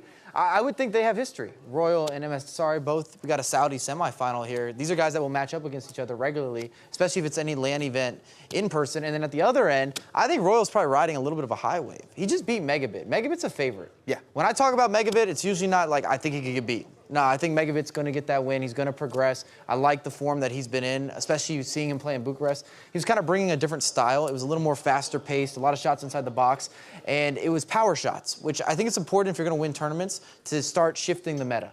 We're not going to see the same tournament winner with the same style every single time. Even though we've seen Tex have these amazing results, his gameplay is progressing. It's not the same as the first Bucharest event. The second Bucharest event, I saw something new. And this event, we're seeing some different changes. And his defense. That's worrying. He's getting better and better. I love it, though. The Saudi semi-final. I just got a ring to it. I Hashtag that somewhere. I like that MLB. Right, the Royal won many new fans, me included, during his run in the Xbox half of the tournament on Friday. His skills on the pitch were backed up by passionate displays of celebration that meant we couldn't take our eyes off him. I'm delighted to say we managed to grab a few words with him ahead of today's fixture. Here you go. The Royal. R9. R9 with the header. Oh my! What is this? Yeah, I know Megabit. Once he starts scoring, you can't stop him. So I was focusing on just score a goal because I knew that he was going to score. It's a matter of time. But when I scored a goal, I thought it was over. Then he came back again. Surely it's over. Yes, it is. The Royal is in the semi-finals. But that last goal, I just can't describe it. It means a lot. Last year I didn't do well, but so this year it was just make it or break it for me. So when I came back and I knew that I'm in the semi-final now, it means a lot to me. The world champion, Mr. Dasari. He's the best player. I think he's clearly the best player, not just in Saudi Arabia, but in the whole world. Obviously, everyone that comes here wants to win. So that's the feeling in me. I want to win, but if he wins, I'll just congratulate him. Just go easy on me. We're very proud to represent Saudi Arabia and to have a guaranteed Saudi in the final. That means a lot to us, and that says something about our region.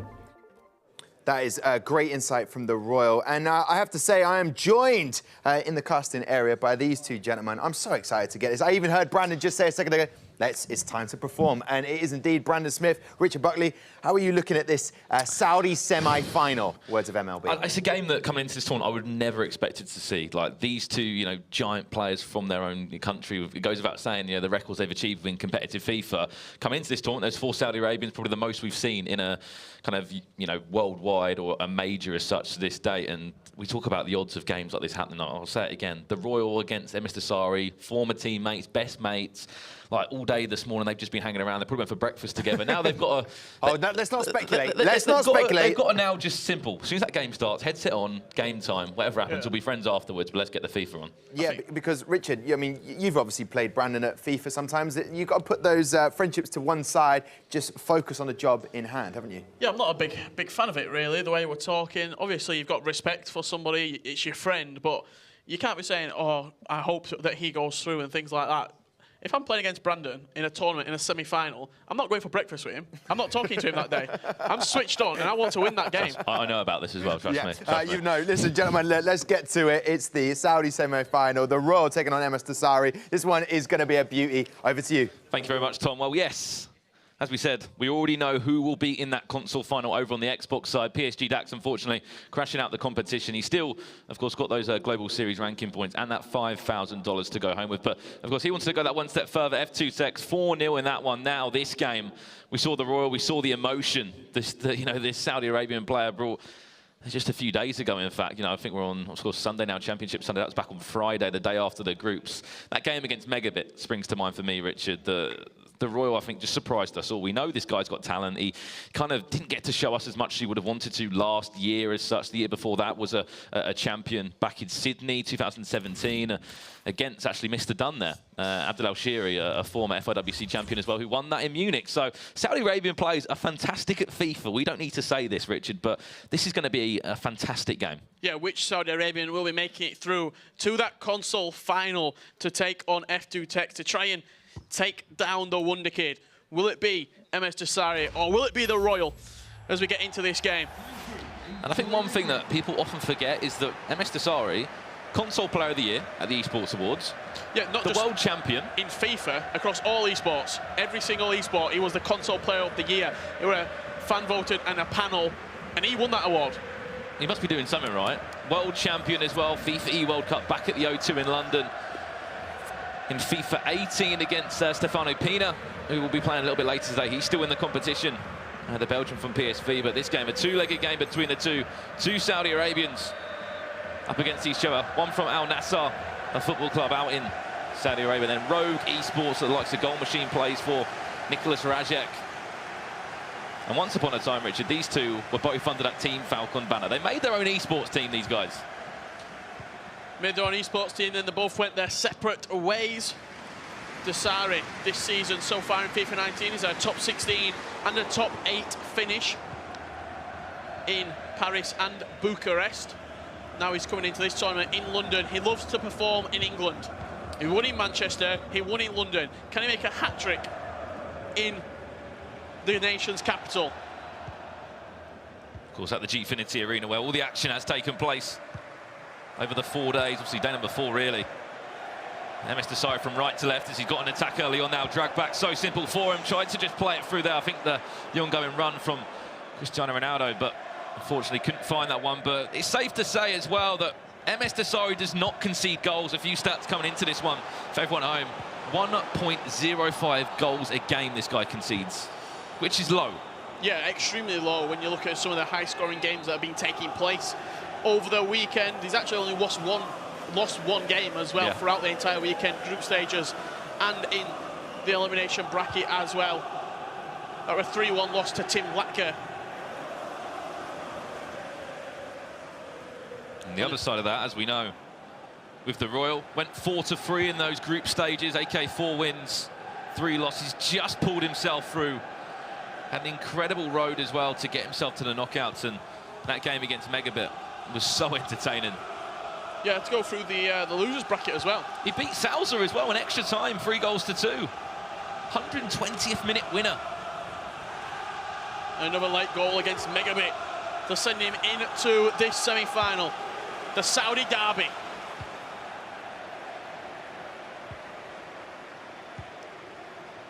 Safe to say it's going to be an emotional game, whatever happens between these two. To play against F2 Tech, who's waiting now for whoever comes into his path. He says before he's fearless, F2 Tech, he'll play anyone. I'm sure these guys will as well. Pull it, ball roll into R9, a little bit of space. Still the pressure is on, going to play all the way across to Cruyff. Interesting to see him starting. Some people will obviously take preference to starting Cruyff. Eusebio, those new icons for FIFA 19. There's a bit of space for him now. There's Eusebio, and the first shot and the first save of the game coming from MS Desari. Interesting to see the development of MS Desari this season in FIFA 19. He started in Paris, wasn't really using the goalkeeper movement, wasn't really using the timed finishing, didn't really know the meta that well. Over the last probably 5-6 weeks, he's transitioned into FIFA 19. He plays his FIFA 18 game style, pretty much exactly the same formations and same style of play, but he just added in the time finishing, added in that goalkeeper movement. And let's be honest, at that event that he did play, MS Desari, he went out to Gorilla in the knockouts. You know, it's not going to be an easy game, is it? 4-3 lost in that one, an end-to-end game. However, MS Desari did lose to Tex. 7-3. So if those two match up, I know how 7 days can change, you know, a tournament, how a day can change a tournament, but Desari goes into that one. He'll know in the back of his mind that Tex has already beaten him. Still goalless between the two, and one thing that we noticed from Mr. So Royal is... It's just a case of he was scoring goals that no one would predict. He scored some headers that were very interesting. Here we go, MS Dasari back to goal. He drops one shoulder, dropped Good it again. save. Kind of faked to go the same way twice. Still got a shot away.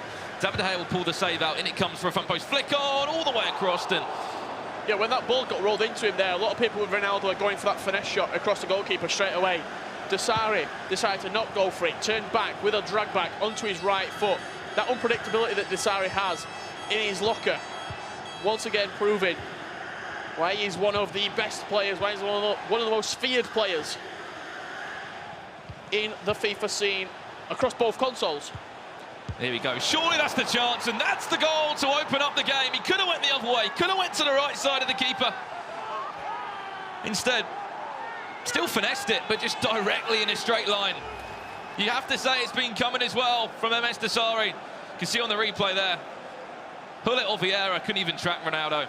Yeah, that pass from Cruyff just almost put it on the plate for R9 just inside the box. He's not going to make any mistake from that sort of range, firing past the goalkeeper. When you've got 95 shooting, you're putting away 9 out of 10 chances. Dasari takes the lead, 1-0. He's had 3 or 4 good chances, Richard, already early on in this opening 30 in-game minutes. Yeah, the Royal hasn't really struggling shown to us create too much. something. Here he comes now, though. Eusebio. Tried to just tee that back to Vieira. Hullet got something on that, though, to take the sting out of the ball. And now we'll switch all the way across, and MS Dasari once again on the attack. He's looked so good in this opening half of this game. Two-legged game, as we know, aggregate scoreline. The semi-finals, the last 4 on the Xbox, then we'll do it all over on the PlayStation side of things. Of course, you don't know who's on that PlayStation side. You've got 2 Argentines over there. A Belgium, and Mo Alba, the German as well. Vieira, there's the overlap if he can find it. Cut back inside, he probably will. Only if you'd let him, but he was not giving him any time in the world there. Yeah, Ferdinand getting across nice and quickly, stopping the attack. It's going to be interesting to see these stats at half-time. We haven't, as I said, seen anything really from the Royal going forward. Wouldn't even go as far as seeing a first shot on target. However, that could change right now. When it comes, leapt up by Cristiano Ronaldo, the 6'6" giant of Thibaut Courtois. Had to dive left, a big save to parry that away. Corners are coming now, Royal again, and there we go. Yeah, you talked about before the game about that crossing, about that, some of the headed goals that were scoring. The best chance that the Royals created coming from was a header. Across, Ronaldo getting up in the box and forcing a good save from Dasari's goalkeeper. Now looking, Dasari, one of the best players at just running down that clock, that game management style, but that's a poor pass. And with all credit to Stefano Pina, a fantastic PlayStation play. You know, I'm thinking back to FIFA 18 here in that final. Obviously, we were lucky enough to be at. He didn't really let Stefano Pina even really do anything. He did not. It was just constant pressure from MS Dasari, and it was a convincing final for him. Here he comes again. As far as R9, Ronaldo, what a block that is from Rio Ferdinand. May not have known much about it, but stuck a leg out. Had to be big, had to be brave. In comes the corner. And are we going into half-time? At 1-0, yes we are. MS Dasari leads at this point. Yeah, probably deserved lead as well. You see the stats on your screen. I was going to say 66% possession. I was going to say, going into half-time, Richard, if we didn't have the header, there would have been no shots registered from the Royal. And Dasari coming out stronger of the 2 players. Maybe the more, well, he is the more experienced in latter stages of competitions. Playing on that experience right now, looking to make it through to another console final.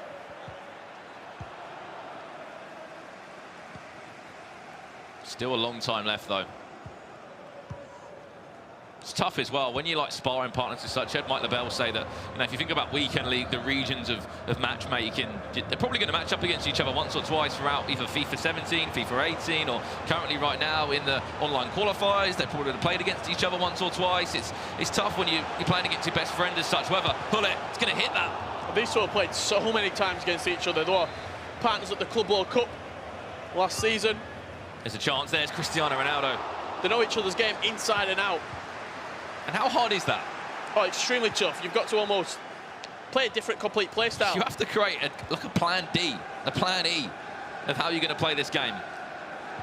Because you can't play the way you're normally going to play, because MS Desire will know exactly what you're doing. Especially this year with the custom tactics. I imagine they've shared custom tactics, talked about what they think strong in the game. Fantastic tackle. Oh, it's a little bit naughty there. It's quite a... Here we go. Something off position. the training ground. Cruyff to run over. Played short. Looks so easy. Oh, no, Ronaldo. Well done there for getting something on that. Because it could have been such an easy finesse for Cruyff. Quite an easy set piece there from Desari. Nothing too complicated. I think we've seen one direct shot this weekend. From a free kick, and I'm trying to think who it was who did have that direct shot. Could have been Sian, I believe. There's been so many goals. To try and think back to that one. Of course, it didn't actually go in, did it? The keeper did save it. Aggie as well. Corners, set pieces, so important to add to your game. I'm sure Tex or anyone, any pro player would tell you more. As we've just watched 2/3 of this game right now, it seems as though the Royal just a little bit slow with all his decision-making, passing, trying to move the ball forward. There's no real conviction in any of his passes. Unless he's trying to somehow keep this game down to a very low scoreline. Second game, he comes out with something completely different, because we know how two-legged games work. 2 goals, 3 goals down, we see comebacks. If you're 1-0 down, most definitely we're going to be seeing more goals. I'm completely right there, Richard. We haven't really seen anything that we saw, I could say, back on Friday. You know, those games where he had to come alive. He scraped himself through in the group stage with 4 wins, 3 losses.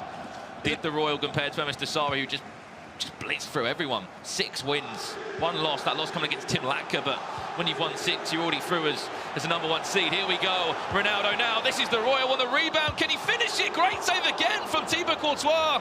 Gets a lot of stick sometimes at the mistakes he makes, but a huge double save there. The attack isn't over yet, though.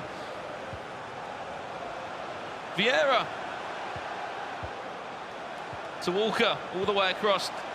Better from the Royal. Yeah, that chance all came from that little dink through ball over the top. We saw it on Friday against Megabit. A lot of his chances, Megabit squeezing high up the pitch, and then that lofted through ball over the top was where we were getting his space, creating the chances from. Looked to that rebound across the goalkeeper on that occasion, but Courtois, good double save, keeping Desari with that 1-goal cushion. Watch out on that far right-hand side. Cruyff's making that run. He doesn't want to use it. He's going to go to Cristiano Ronaldo instead. Just watch him try and tee up that shot around the edge of the boxes. Number of pros will tell you it's a deadly area to finish from with the finesses this year. Well worked, though. From the current world champion, you have to say.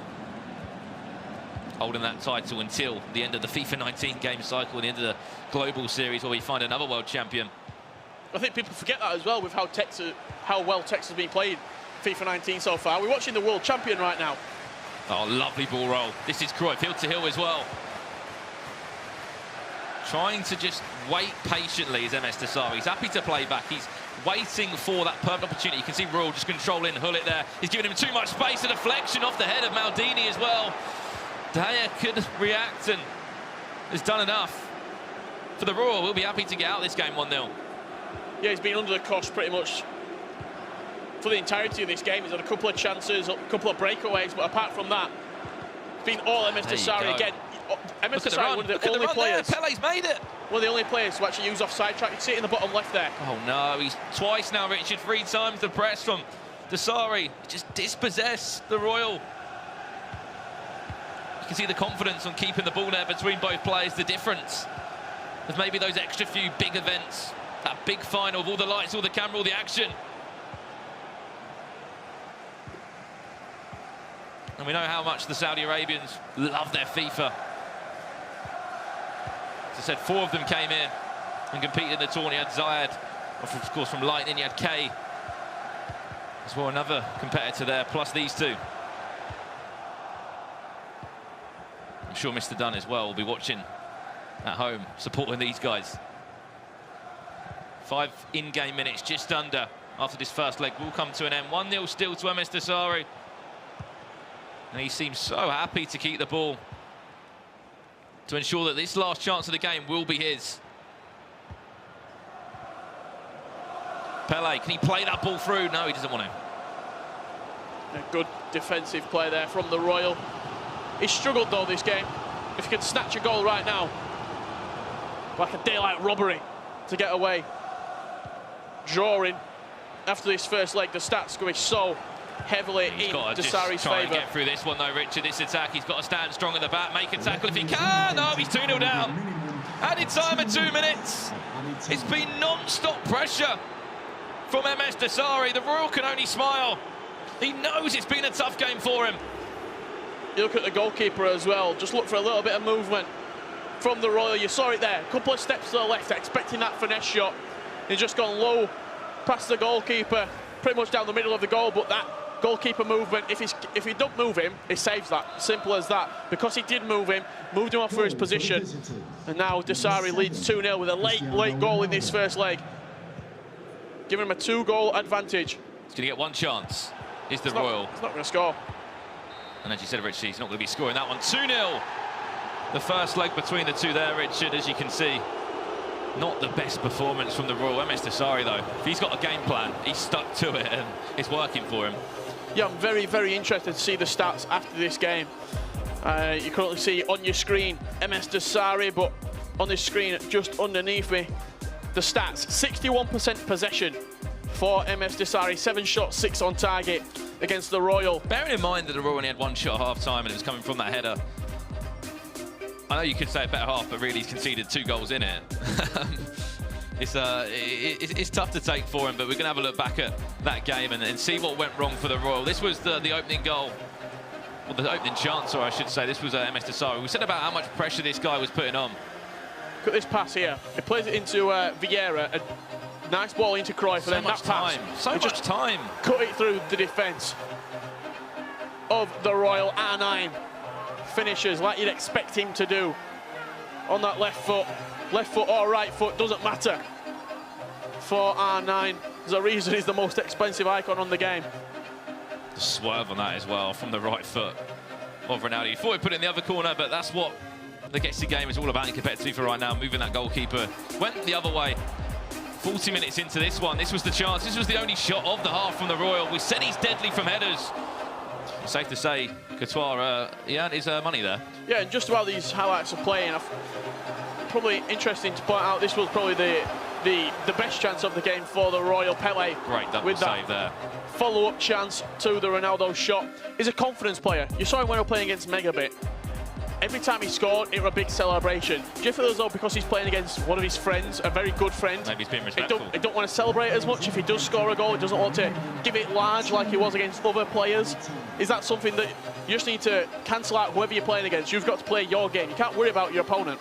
I'm sure if he somehow pulls this back, Richard, which is definitely possible. We know we're not writing anyone off as of yet, which I'm sure we've done within our commentary career in competitive FIFA. We've seen 2-0s, 3-0s go down. He can only laugh and smile there because he knows that if he just held on for an extra in-game minute, he could have just done well. But look, we said he had so much possession, MS Desari, 61% possession, 94% passing accuracy, Richard. The stats speak for itself. Yeah, just looking at some of the other stats as well. 10 tackles, he's winning the ball high up the pitch. 2 goals from 6 shots on target. You cannot complain with that from MS Desari as he takes that 2-goal advantage into the second leg. MS Desari is not going to give you. He's not going to give you many chances, is he? If you play against MS Desari, he had 2 chances in that game. You can see behind MS Desari, a very good family member and a coach of him. Went all the way to the final with him last year. We were in Manchester with him when he won the Spring Cup last season. It was in London with him when he won the World Championship, and now he's in London once again with his man to try and lift the FUT Champions Cup. But this guy, December. He needs 2 goals at least to take this to extra time, and there's no reason why he can't. From what he showed us in this tournament, I think a number of people would have written him off in some of the games he's played, but he's brought late goals, he's brought drama, he's brought big celebrations. Yeah, and throughout the tournament so far, he's averaged 2.17 goals per game. So if he averages that again in this second leg, we're going to extra time, potentially for this semi-final. The winner will face F2 Tex in the console final. I think the difference is, though, Richard, you look at the run these guys have had in the tournament. MS Desari only lost 1 game. You know, winning, obviously losing isn't... He experienced losing last weekend in Bucharest in that LQE against Grilla. I think something to point out, I think the Royal almost looks happy to have made it this far. MS Desari doesn't. MS Desari wants to go all the way. He's a champion. He's a winner. He knows what to do to get over the line. And I think potentially that's going to be the difference between the two players. The Royals won trophies in the past. FIFA 17 was the rest of the world champion. However, this is just a different kettle of fish completely. As you can see the formation on your screen there from the Royal, 4-1-2-1-2 narrow. And a 4-2-3-1 from MS Desari. Normally see a lot of pros match up against each other. It has to be different though. A narrow play style from the Royal. Yeah, that's what he does pretty much all the time. Interesting to point out when he was playing against Megabit. Megabit brought the game back and he was playing narrow. Royal went from 4-2-3-1 and matched him into a narrow formation. A lot of pros would go back to a 4-2-3-1, but your opponent, you're probably 10 minutes away from seeing out a game. You match it, you go narrow, one of the most attacking formations on the game. Look, straight away, you can see the press from the Royal. He knows he needs 2 goals. They might be friends off the virtual pitch, but right now it's all business, and the Royal needs to show us that he can come back, or could it be worse for him? No, it's going to be worse for him now. Tell you what, he baited him with the goalkeeper. He let the Royal move him across. Looked like they were going to go for finesse, and then as he moved him back across the goal line, did the Royal. He slid it into that near post, and great FIFA smart, you'd say. Now he finds himself 3-0 down, Richard. Johan Cruyff, all the time in the world. If we can see the replay again on that, we're going to analyse what went wrong at the back. Obviously just a fantastic ball, just to put him in the best position possible.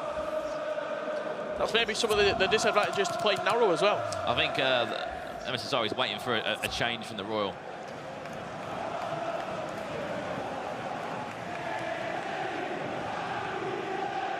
As we know, of course, the Royal doesn't score many goals, maybe just over 2 per game. See the replay here. Lovely through ball. You see the goalkeeper movement. He went to the left. He then expected the finesse, so he went back the other way, and then Desari smashed it into that near post. And when you look at the, we look at the stats there. We just spoke about the Royal, and he averaging about 2 goals a game. MS Desari concedes about 1 goal a game. That's his average. It's going to be hard to break this guy down. You ask the questions of De Gea as well there. It's straight at him, and it's still gone past him in the goal. But Johan Cruyff takes it and puts Desari 3 goals up. Formation change from the Royal into a 4-4-2. You can see down the bottom as well, the next game coming up for you, PSV Stefano Pina up against FC Basel's Nicholas in that first PlayStation semi-final there, so do not go anywhere. So much competitive FIFA coming for you here at this Championship Sunday, where someone will be walking away with $40,000, 1,500 Global Series ranking points, and picking up that trophy, getting their name engraved on it, Richard. Belgium versus Argentina. PSV versus Basel. Over right now, there's the chance, great save. Thibaut Courtois. He's performed well. His reach has been really good. He's going to do it again. Every single corner he's there to win it. Yeah, really bad touch as well from Henry, just letting the ball roll away from him. And Desari happy right now just to keep hold of the ball, play at his tempo, doesn't have to go forward, can go backwards, can go side to side. He knows that he's in control. He's 3-0 up. He's only lost 1 game. Other than that, he's just been cruising through. In the knockouts, had to play against ex-Brenner twice. After he lost, of course, dropped down to the losers bracket, won that, came back up to play him again. Here we go, Cruyff with a bit of space. MS Desari, great save. Had to, otherwise that really would have been curtains and game over. Got to defend this corner first, though. You're looking for that back post. You see Maldini just peeled away, number 5. Going to recycle, going to keep hold of the ball, doesn't have to go forward. Needs to defend this one. As I said, if he concedes 1 more, you're going to have to say it's going to be a job too big for the Royal. Be 4-0 down on aggregate. And he'll need 4 goals. And from what we've seen so far, he had 2 big chances in that first game. Other than that, we know he doesn't score loads of goals a game. Here's the chance. Zaire had to be brave. Otherwise, Cristiano Ronaldo would have just snatched that out of his hands. He probably would have said, sorry. He'll be sending MS Desari through against F2 Tex. Offside trap played once again from Desari, just pushing up the back line, 5 or 6 yards. get a little bit closer with the midfield. The attackers drop back in. Just needs a goal, Richard. Just needs one goal to just bring him alive. Say, yes, I'm in this tie still. Ball across. Cristiano Ronaldo there. It was the jump. There was the leap. And yeah, I don't actually think. I think you were controlling Hullet, actually. I don't think he expected it to go to Ronaldo. Yeah, I think the AI headed that for for Royal, I should say, looking back at the replay. He wanted the ball to go into Hullet towards the back post. Ronaldo rising. Header, unfortunate for him, going 10 yards past the post. Again, that ball is such nicely weighted from Desari. He wins himself a corner. A corner out of nothing.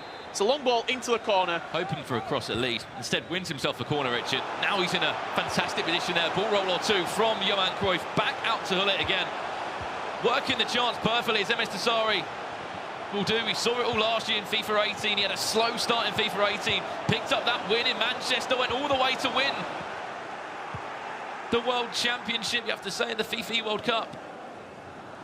Whatever the difference was in this year. An early start from him, being grinding the game so much. Qualifying for events. Didn't make that Cup one, but ensured he was at the LQE, was at the Continental Cup, and ensuring that he's got a better performance as well from those events. That's what we're seeing here. It just looks so hard for the Royal to try and break down MS Desari. It looks lost of ideas, almost. It looks like he doesn't know what to do to break him down. Maybe play out wide, look for the cross. He knows he can score headers, that's from distance. See, that's so aimless. He's just reading it all. You're playing a ball there, and you're almost hoping for it to happen. There's no conviction to the pass. I said it in the first leg, it's continued in the second leg. He just dinked that ball over the top there. Nobody were really on, nobody were making a run. There's no guarantee. It's a high-risk ball. It's a panic ball. And you're out of options. Probably the one person you don't want to be out of options to is the world champion, MS Desari. Ball across the box. That's the difference. He got him down the line there, and that's fizzed across the box. It's with a purpose. He can see the man he wants to pick out. Cristiano Ronaldo, front post, flick on, there we go. The corner, whipped into that front post. He knows Ronaldo's going to be in that area. And how good was the Royal at keeping the ball against Megaby at the back? It's one of his key strengths, you have to say. Yeah, maybe that is. Maybe in a winning position, he's much better. He can play at a slower tempo, keep hold of the ball. When he goes down, he hasn't got really anything to get him back into the game. There we go. Back to goal, Pele. There we go. He's done well to just get a rebound on that. Referee, that's a penalty. And that could be a lifeline. Is that the Royal? The slice of luck that he needed to get back into this game? I don't think he'll be getting a red card. Carl will cover that one, just a warning. A yellow at most. However, that is a great chance. I actually, there, I didn't think he had much room to work with. He's saying go right, Courtois, which way he goes left. That would do or die moment for the Royal. If he misses that penalty, I don't think he's get back into the game at all. He scored the penalty. Now, can he build a little bit of momentum? Can he build a little bit of confidence? Spoke to Night Watch yesterday. So he was in this tournament and was in an insane game against Ed Rajak in the tournament. He just said, I was like, in a game, I was, 2-3 goals down. I needed one goal, just to believe in myself a little bit and say, you know what, I can get this back. I can score goals against this guy. Next thing you know, it took us all the way to an incredible game. Reignite that fire, almost, for the Royal. But Desari, he can extinguish that fire. This is better now from the Royal. Cristiano Ronaldo. Well read. Well read. The Royal's laughing, saying, how have you read that? Again, that ball over the top. So much space out wide for him. The best thing MS Desari can do is reply with a goal. The fourth official has indicated there will be a minimum of 2 Added time of 2 minutes. One more attack for the Royal in this first half of the second leg. Currently 3-1 to MS Desari.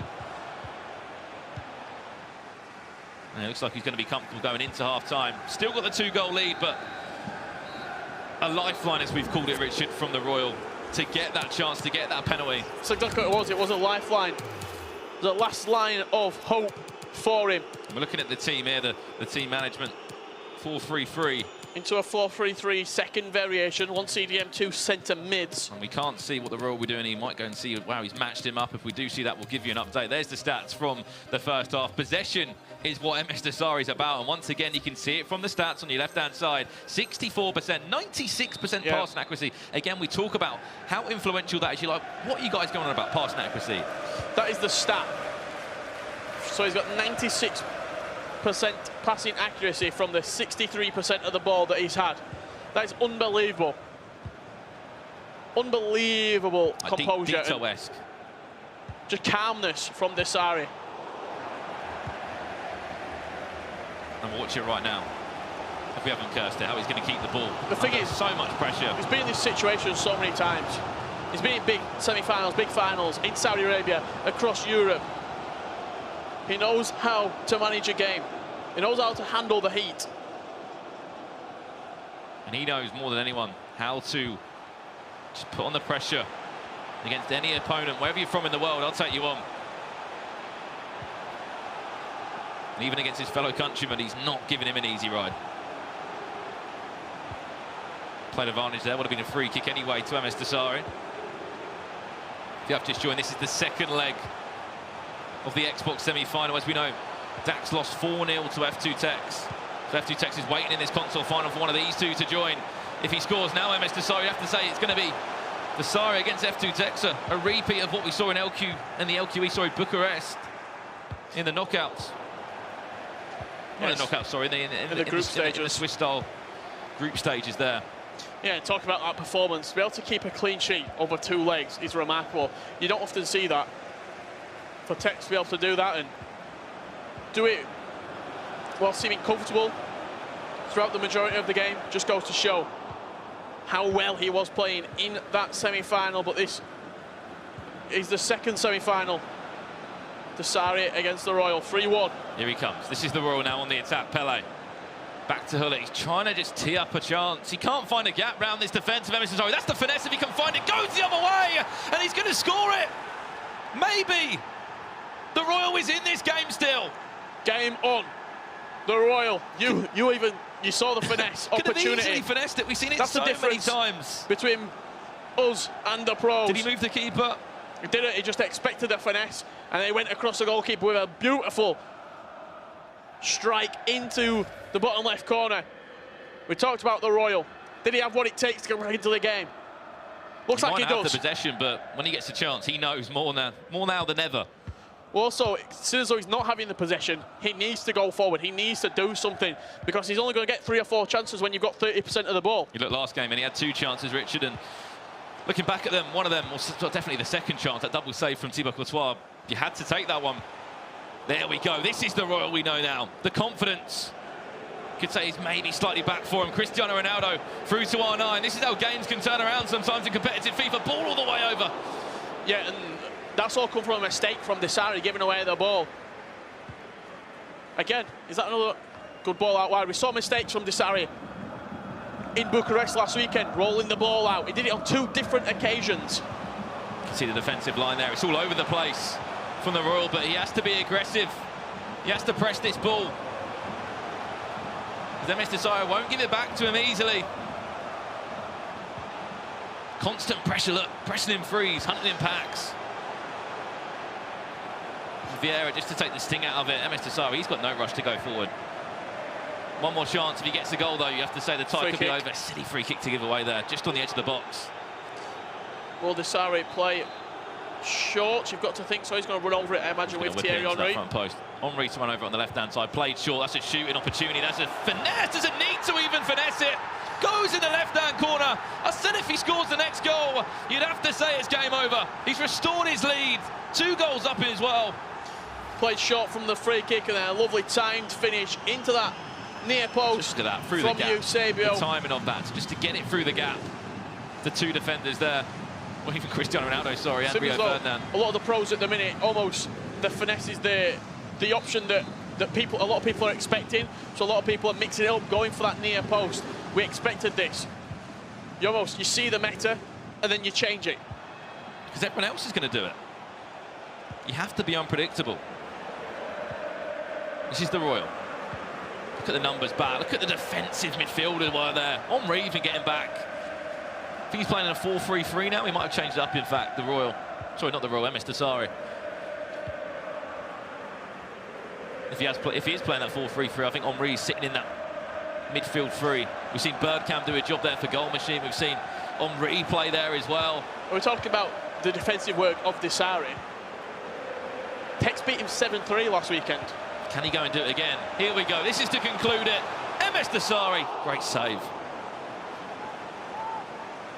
He knows that was a good chance. Yes, he's 2 goals up in front. Just over 10 in-game minutes left. Whoever wins this will join F2 Tech in the console final. And then we'll do it all over on the PlayStation side. 4 players. We'll narrow that down to 2. Switch of play. Alexandro to Kyle Walker. He had a corner. If you're just joining the game at this second right now. Played it all the way back. All the way back, and now he's recycling the ball and trying to get an attack, but he's been dispossessed. He gets a goal now, the Royal. See, it's rushed. I understand you're going to panic in the last 10 minutes. You're in a semi-final. You've got to get 2 goals in 10 minutes, but a lot of players, they'll work that perfect opportunity even when it's late on. Look at Megabit when he got back into the game against the Royal. He didn't rush anything. He waited. He played patiently. If anything, MS Tesori's seen that key pause now. He's going to just happily keep the ball. And say, no, you're not getting a pause there to go free at the back or to just throw everything at me. Watch now, we'll keep the ball. Again. And why wouldn't you? You're 2 goals in front. Could be free. Thierry Henry now.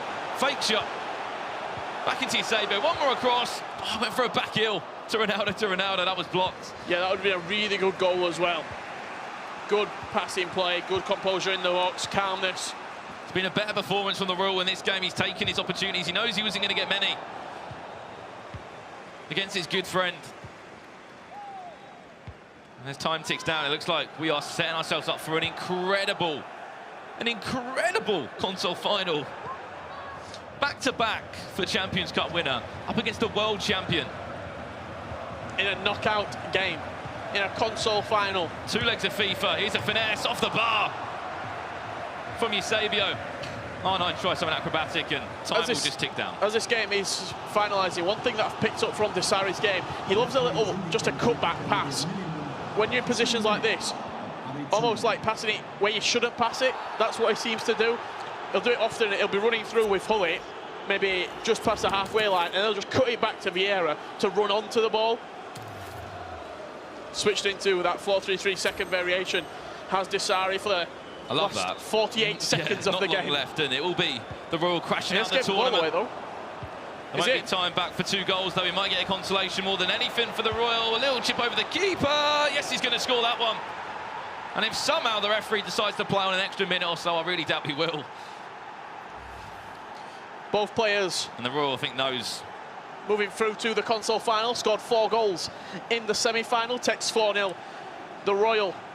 Cheeky chip, though, from R9. Ending 4-3. And the Royal won't leave empty-handed. $5,000 and 625 Global Series ranking points. And there we go, MS Desari, congratulations. Commiserations to the Royal. You see there, great friends between the two. Fantastic sportsmanship. And that is the MS Desari we know. And we followed all the way to the final last year. The world champion, currently up to this day. The Royal, it was a tough one for him. It was a tough game for him. Yeah, it was a tough game. And that first leg, 2-0 loss, going into the second leg, had to show something different. And for the opening 45 minutes, it looked like it were going to be a 3-4-0 comfortable performance from Desari. But the Royal got back into the game. He managed to win that second leg with only 36% of the ball. Just goes to show that if you've not got the possession, you can still create chances. And you see there, a little embrace from the 2 players. The Royal probably telling Desari, go on and win it now. Do it for Saudi Arabia. Exactly that. And as we know now, the Xbox console final will be coming up later today. It's going to be F2 Tech against MS Desari, but a fantastic semi-final between the 2 Saudi Arabian players. We're going to throw it back over to Des now with Tom and the guys. Thank you very much, Brandon. And to Richard, yes, always going to be guaranteed of a Saudi in the final. But which one was it going to be? MS Desari doing enough to get through that exquisite chip shot right at the end, though. Just to say, I am good enough, I'll come back for the next tournament. That's what it read to me, looking at the Royal. What did you take from that game? It looked like a Desari matchup. I'd like to talk about Desari, and I was writing down a bunch of notes, and he's got the DTS. Defense, tactics, and structure deals with control as well. You always feel like Desari's in control of matches, and we talked about some of the mistakes that he's had in previous events, which was so uncharacteristic, where he had those rollouts with the goalkeeper. And I expect to see no more of that, and Tex is going to get what he asked for. Yeah. Of course, simple as that. But there were mistakes coming into MS Desari's game there, which I'm sure, which F2 Tech, if he was watching that, would have been picking apart, really, and just thinking, how can I take on MS Desari? What was the Royal lacking, and what was MS Desari doing well during that match? For what I noticed for me is that it was kind of a mismatch in formations. I think that Royal was running the narrow diamond formation, and that was a no-no. It really did hurt him. Not being able to kind of stop the wing play, and I think that first goal that MS Dasari scored was actually from a lack of cover on that wing play. I think it's Cruyff managed to get in behind there and score. This is a beauty, though, coming up here. You'd love to be able to hit a ball this beautifully, wouldn't you? Just bam. Don't interrupt me, Tom. I do apologise, Trout. Sorry, get your other point across. And then I would say that also it made it difficult for Royal to actually attack because he had no width. It was very condensed, and although I'm a big advocate of the diamond formation, it just didn't offer enough to stretch the play. And I think what you've noticed over this weekend is how vital those wingers are actually in kind of mixing it up and making players kind of second guess the action of the opponent. A classic clash of matchups is what we kind of saw there until the opening goal for Royal with the penalty kick. That's when we saw a momentum shift, we saw more aggression, but before that, I felt like it was just another day in the office for MS Dasari. Nobody here was thinking, okay, there's going to be a comeback. It just looked like he had a very pass structured build-up where there weren't going to be any mistakes. Yeah, I reckon there was one person in this arena who was thinking that. There's always, it's the law of averages. However, I pose this question to you, gentlemen. Shaky Head Trout, that's your new nickname. F2 Tex, will he have seen anything in MS Dasari's play that will worry him? I don't think Tex looks at other people's gameplay in that regard. I think he analyzes himself, and he goes from there. He feels like he's what people should be watching in terms of, if you want to get better at the game, I'm the guy right now. And I don't think that he's making those types of notes. I think that he does take notice of maybe goalkeeper movement, how someone's defending, but I don't think he's nervous. I mean, when we saw the interview, he asked for it, he requested it, he demanded it. He's got what he wanted. Trout, I can read your mind.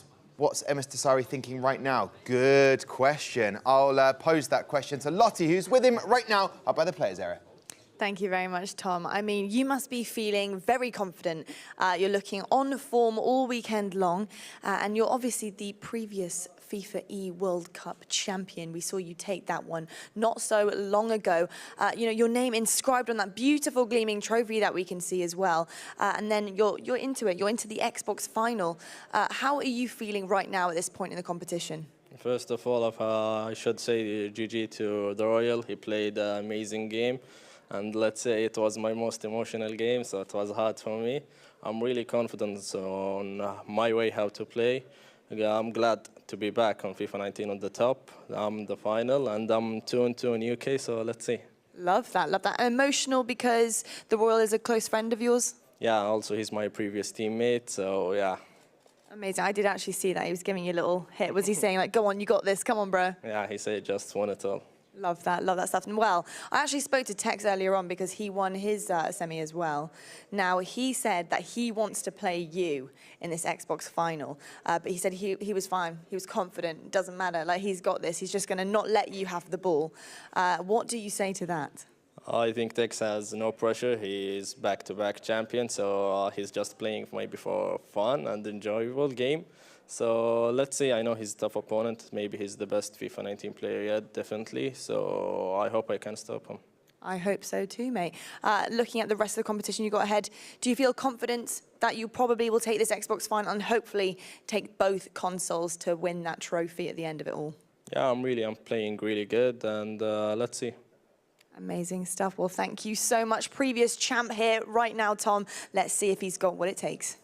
Thank you very much, Lottie, and also just beating the Royal in the Xbox semi-final 4-3. His words very simply are, let's see. And I like that because, you know, if anything, he's doing the tease of my job, saying, listen, let's look forward to that final in the Xbox. But right, here are the stats from that semi-final. The Royal 3, MS Dasari 4. What do you make of those stats? The passes for MS Dasari definitely in control of the game, it would appear.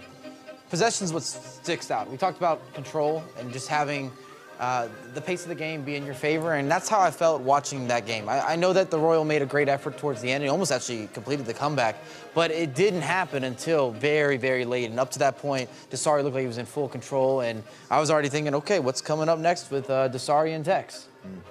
More credit to the Royal. Looking at the bracket now, we want to update that for you so you can see where everything stands. Heading towards that grand final of the cross-console final, and F2 Tex will be taking on MS Tasari. He wanted it. It's almost as if F2 Tex knew something we didn't, but obviously the Royal was going to be up against it from a previous champion.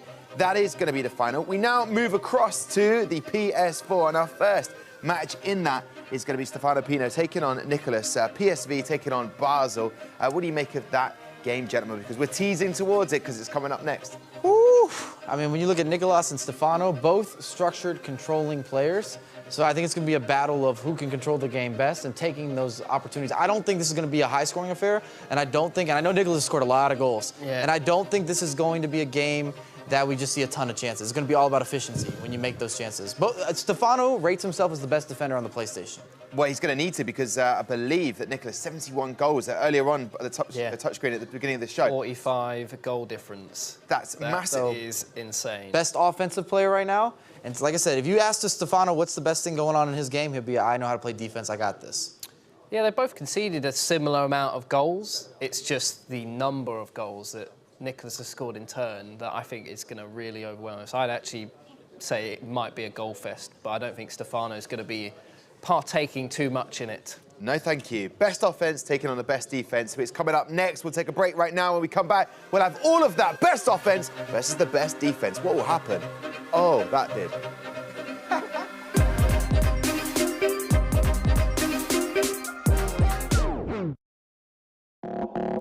There are still 6 teams, all in with a chance of winning this incredible Elite Series trophy. It is tense right now. This is what it has all been building up to. Well, that's poor Raul on the finesse. Oh, wow. That is poor in a massive game as well. Here we go. Could even be worse. Go on, number 8. Yeah, there it is. Seriously impressive from Rome Fanatic. Clive up with a chance of redemption. Oh, the deflection. Future Grano is going to find Van Basten. St George's best. Goes straight up the other end here for Method. There is a man through at the back post here. Mane knocks it down, and hashtag United tie things up. What a first leg we're having here. Nedved's going to throw this one in. It's going to be Method who move forward into our semi-finals. It's Method coming out exactly the fresher team. Oh, and there's the opening goal. Figo, he's through. Could it be 6? Yes, it is. Congratulations, Method. There's Mo Salah, and oh my word, from one end to the other. Oh, look at Fred just sitting on the edge of the D here, but maybe a chance. Oh, there is the goal. Fnatic AS Roma have the chance to win it. It is that time. We are going to welcome out the finalists. Hazard again. Fnatic AS Roma tie things up. Season, he buries it again. Oh, that could be a contender for the goal of the grand final. Pulls up to best. They get a goal back. Be it going to penalties. Needs to score, Mo Salah. Steps up. And we are going to a game number 3, Dan. Raul now. It's Where's the keeper? Hazard across. Salah to win it. Salah's done it. Your Gfinity Elite Series back-to-back champions. Fnatic AS Roma. Damian Zimmer. Take a bow, gentlemen.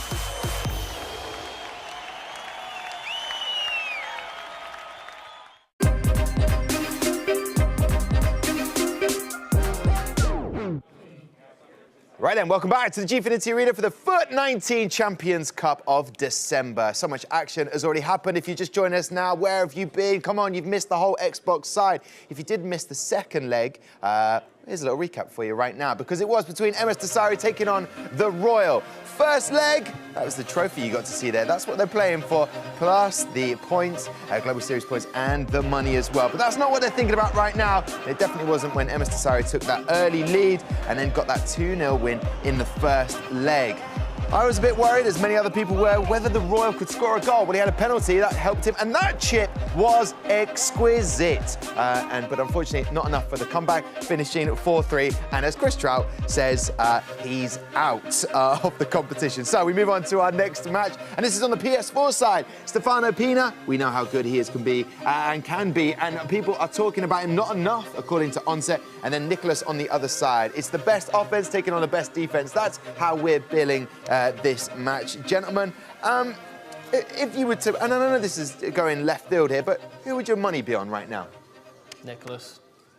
That was quick. I'm not even going to beat around the bush. Why? Why, Trout? Break this down for me. The dude just scores too many goals. And we say Stefano's the best defender, but watching some of his gameplay yesterday, I wouldn't say that. I wouldn't say that at all. Because, interesting enough, if you look at Stefano's play, it's been good, but what do you like about Nicholas's play?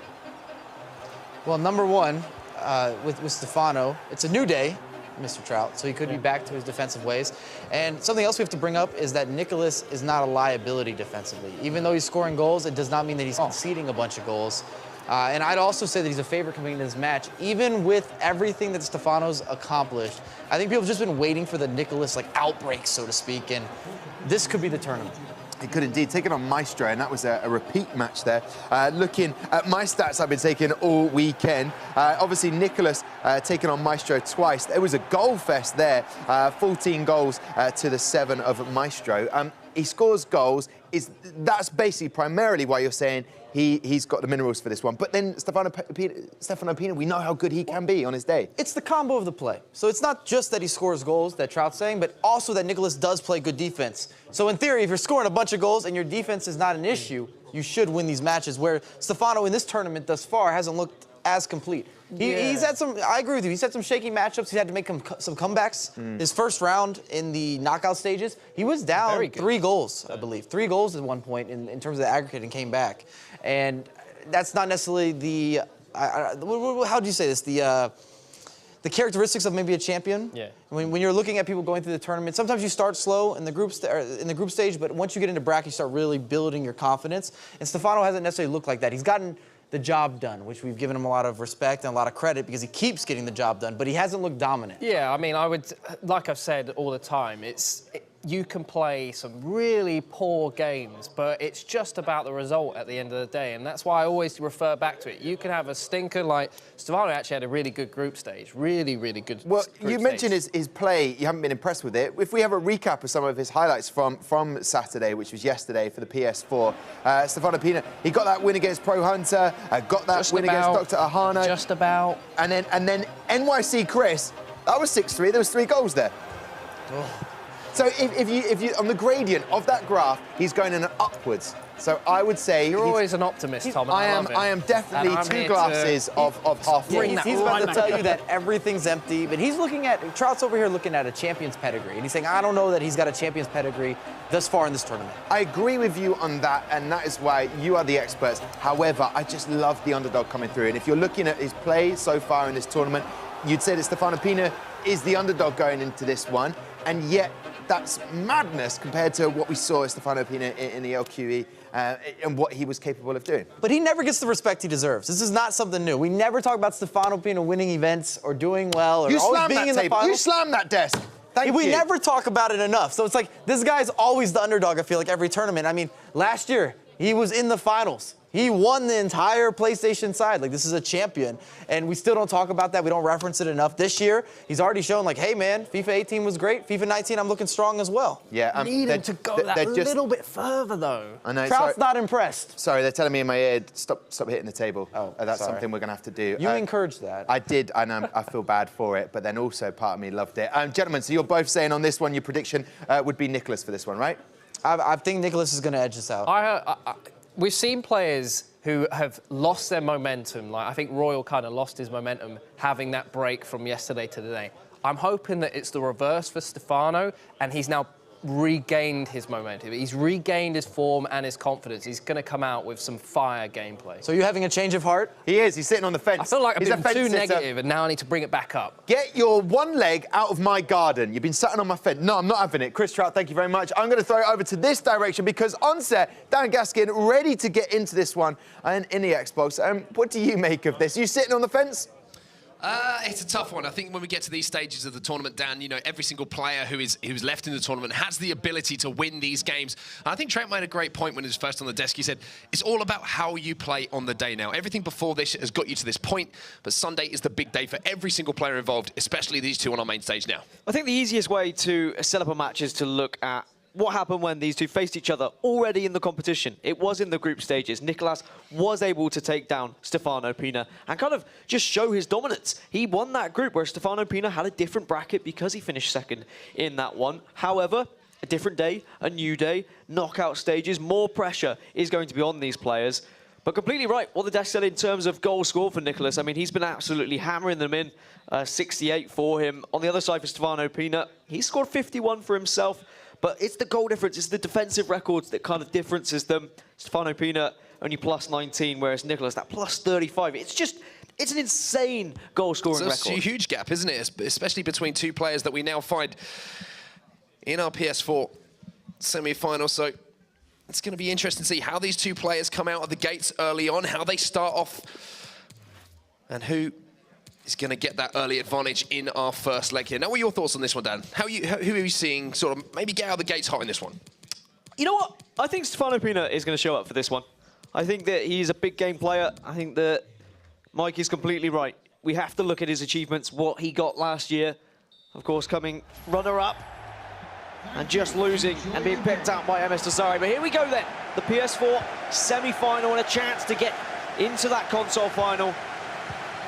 Is it going to be a defensive masterclass from Stefano Pina? Or could we see another one of our greats fall today? Well, Stefano Pina will be playing in the white kit. Of course, Nicolas playing in that FC Bar kit. Kyle Walker going to bring the ball forward early on here. And we talk about bracket play, Dan. Although Nicolas had a fantastic group stage, did lose his first game in bracket play. Did fall to Maestro.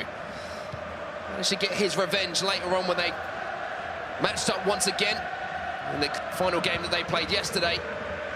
Showing in the knockout stages hasn't been quite as easy for him as it has for Stefano Pina. Fun fact for you, Mark. PSV and FC Basel have never actually faced each other in real football. So we're making history here. We're making history.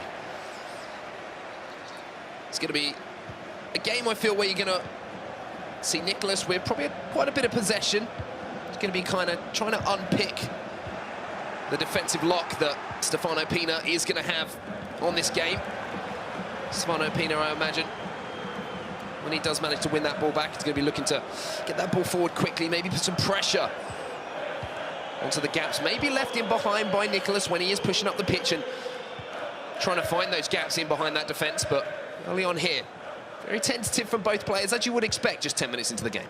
I think taking an early lead is very important against Stefano Pina. We talk about his defensive record and how he considers himself one of the best defensive players on the PS4. In the groups against Paps, he conceded 9 goals across 2 legs, so definitely is vulnerable at the back if you can get that first goal against him and force him to push up the pitch. Well, here comes Nicolas then. First shot of the game isn't going to have much juice behind it, to be honest. A comfortable save there for Manuel Neuer. Didn't quite time that finesse shot and get the vigor and the whip on it that you do get when you get that green time finish. Now Stefano Pina. First time we're really going to see him sort of advancing up the pitch here. Hasn't managed to get into that final third here. But when he does, we know what he can do. We know how clinical in front of goal he is as well, Dan. You really think that, considering Nicolas does have double the goal difference of Stefano Pina, plus 38, 68 goals scored, he must know with every chance he has the possibility of putting that ball in the back of the net. It's Neuer there, fumbles it. And we have seen a lot of people switch off from Neuer, go back to De Gea once again. A lot of preference coming in. I'm not really surprised, because it seems like it's all just superstition at the end of the day. Like, is my goalkeeper going to do well? Am I going to be able to trust his ability? You can see the focus on both of these players. Neither of these players particularly emotional players. If they score goals, if they go behind, both got ice in their veins. And you're just going to see solid focus in those player cams for the majority of this game. Well, Nicolas does call himself the Iceman. Can he stay cool here in this matchup? Pele on the edge of the box here. Good goalkeeper movement early on there to make that save. Nicolas getting across well. There's 2 shots we've seen already, finesse shots from the edge of the box, and both goalkeepers, as you would expect, being moved to match up to those finesse shots early on. And this is the thing, despite the fact that both of these players have scored a tremendous amount of goals in this tournament, now they're being matched up against someone who can comfortably move that goalkeeper, who knows how they are going to be trying to score goals because they've faced each other already in the tournament. I think it might be a little bit more of a cagey affair. Certainly leading up to that first goal anyway. As Nicolas just trying to work his way up the pitch here. looking for a little bit of space, but great defending again from Stefano Pina, really utilising the CDMs there to make sure that he can't get past the centre-backs. Well, there is a little bit of an attack developing here for Stefano Pina. A couple of players were free. Vieira's going to try and cut that passing lane. Pele down the edge of the box, but there is Patrick Vieira.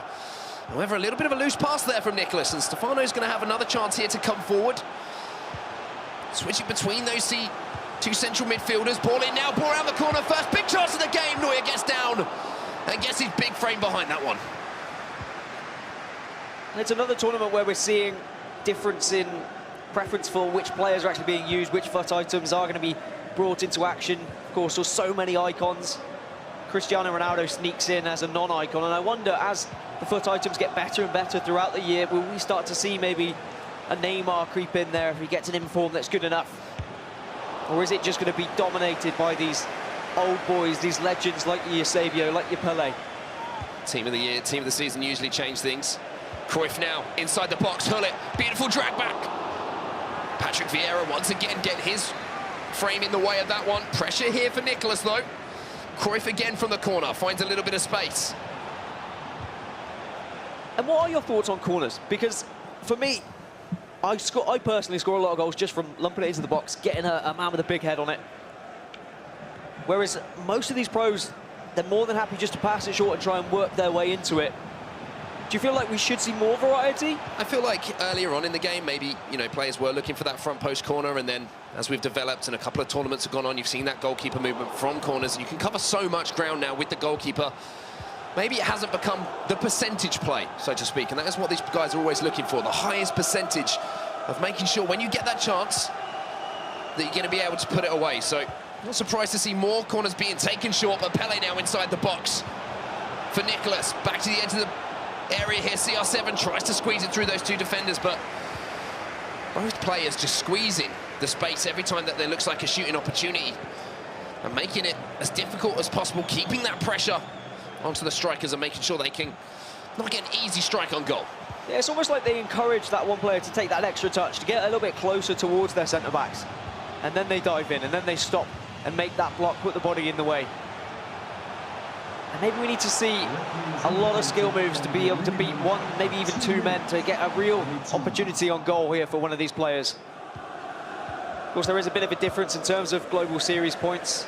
Stefano Pina currently sat in second, as Nicholas is down 8th in the table. So Nicholas will certainly be looking to get a couple more here at this tournament. Again, Patrick Vieira making that, but there's the ball in behind, over the top! Big block just before half-time from Rio Ferdinand to keep this one tied up at 0-0. Was a chance there, but it's been kind of a game of half chances so far, to be honest with you, Dan. No big opportunities, no glaring misses in this game. Possession very tight between the two players. Passing accuracy very high as well, as you would expect. And this is kind of the pattern of the game that I was expecting between these two very closely matched players. Yeah, they can't really find a way through at the moment. I think we're going to see more experimentation going into this second half, and if not, then definitely the second leg. Because it's all well and good just sitting back and allowing and absorbing pressure, but you've also got to try and find a way to score at the same time. The problem is sometimes if you commit too much going forward to try and find that goal, alas, it leaves you vulnerable. Both these players playing that 4-2-3-1 narrow formation as well, so they're matching up pretty much man for man across the park. Just going to make finding space a little bit more difficult. You're going to have to pull off something a little bit special, maybe just to beat one man in front of you before you can kind of drag another player out of position. But there will be an opportunity here, maybe, from the set piece. Set pieces I'm always excited by. I'm wondering if there is anything special that anyone's suddenly going to whip out at a tournament. We do often see just the simple pass. That's not a simple finish, though. CR7 breaks the deadlock. Nicholas gets the first goal on the board. The set-piece routine working perfectly, worked the space for the finesse. And Cristiano Ronaldo adds another one to his already impressive record this tournament. Yeah, and sometimes you'd see that initial pass, that Pele just taking that shot, taking that long-range finesse, but it's too easily covered by the goalkeeper. So just that one extra pass. First time, Cristiano Ronaldo, so difficult to react to. And that's the deadlock finally broken. And now this is where things start to get interesting, because I said, if Stefano Pina goes behind, it's when he usually struggles. It's when he starts to come out of his shell a little bit and tries to attack more. And it opens up more goals in the game. So then our champion on the PS4 from last weekend's LQE in Bucharest. Under a little bit of pressure early on here. Lots of time left, of course, just in the first leg of this match here. See, we've got more games coming up. We've got a second semi-final on the PlayStation to come as well today. Mo Orbat's going to be taking on Yago, and what a performance that was from him yesterday. So both of those players will be watching this with very keen interest. But Nicholas with another chance. CR7 again. Neuer tips that one around the corner. We talked about the aerial prowess of CR7. Shows it there, but cannot beat the German in goal. Messi now to the edge of the box. Hullet.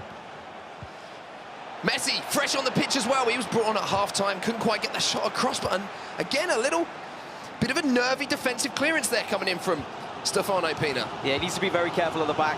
When you've got two players this closely contested, it's going to be the mistakes that are really going to shine through and allow those opportunities. That could have potentially been 2-0 if Neuer hadn't have made such an incredible save. So Stefano needs to be very aware that passing out of the back does leave him slightly vulnerable, because Nicholas is just on his heels, not giving him that space to have any simple passes. Might have to start lobbing that ball past the midfield, potentially. Ronaldo now looking for that ball through to CR7. He's looked the most likely to grab another one here. Hullet wins the header. Messi now. And he's tried to lob the ball over. He's tried to counteract the fact that Nicholas is pressuring so much, and it's not worked as well. Nicholas, such a high line. All his back four. They're ahead of that halfway point. And now he's going to get possession out on the right because of it. Messi now trying to tease his way back onto that left foot. We know how deadly that left foot is. Well defended, though, by Stefano Pina, as you would expect from a player of this caliber, at this level. Doesn't get fooled into any rash challenges, jumping into anything and leaving that space in behind. That's what those players are looking for, and there was a little bit of space there for Johan Cruyff to exploit on that right-hand side. However, the pass wasn't good enough to beat Alexandro. And now Nicholas is going to be coming forward again. Yeah, maybe could have played a ball over the top there. Alexandro certainly came close to it to block the easy through ball along the floor. So it's just little things like that you need to keep an eye on and watch how your opposition is defending. CR7 now trying to work his way into the box.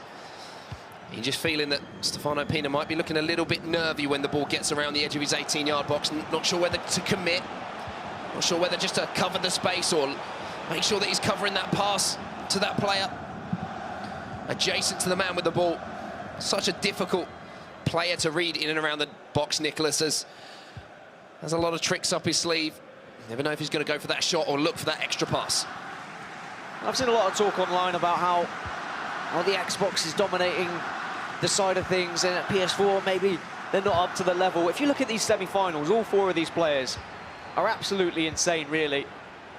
And last week in the LQE, I'm sure Stefano Pina was probably happy that Joksen wasn't there, because he had that chance to dominate the PS4 side of things. But now, even with Joksen out, it still doesn't look like a comfortable victory for him, and that shows how tightly contested this PS4 side of the bracket actually is. If Mo Albert shows up in that semi-final, that's a scary thing. But definitely a player to watch here on Championship Sunday. Some of the goal-scoring form he was in yesterday. He was almost scoring goals for fun at one point. We saw the insane overhead kick that he scored yesterday as well, with Cristiano Ronaldo. Teed himself up perfectly for that one. Certainly guaranteed to be an exciting game, any game that he is involved with. But here comes Nicholas again, slowly, methodically working his way forward. It's almost surgical, the way that he tries to pick his opponents apart around that 18-yard box. But the concentration of Stefano Pina has been pretty good. The only goal, as we say, came from that set piece, really, Dan. So open play has really not offered anything so far for either of these players as far as clear-cut opportunities is concerned. And that's because, I mean, by word of mouth, Stefano Pina is a very good defensive player. He says it himself, but he's got a chance. Neuer saves. Whereas on the other side for Nicholas, statistically, he's a very good defensive player. He's only conceded an average of 1.5 goals per game. And that's 1.5 goals per leg, as it were. So it's going to be hard to break him down, especially now as we get into these last 10 minutes, and you can see the possession there on your screen as well. Nicholas not only having the lead, but kind of controlling this game, not allowing Stefano Pina to play the way he would want.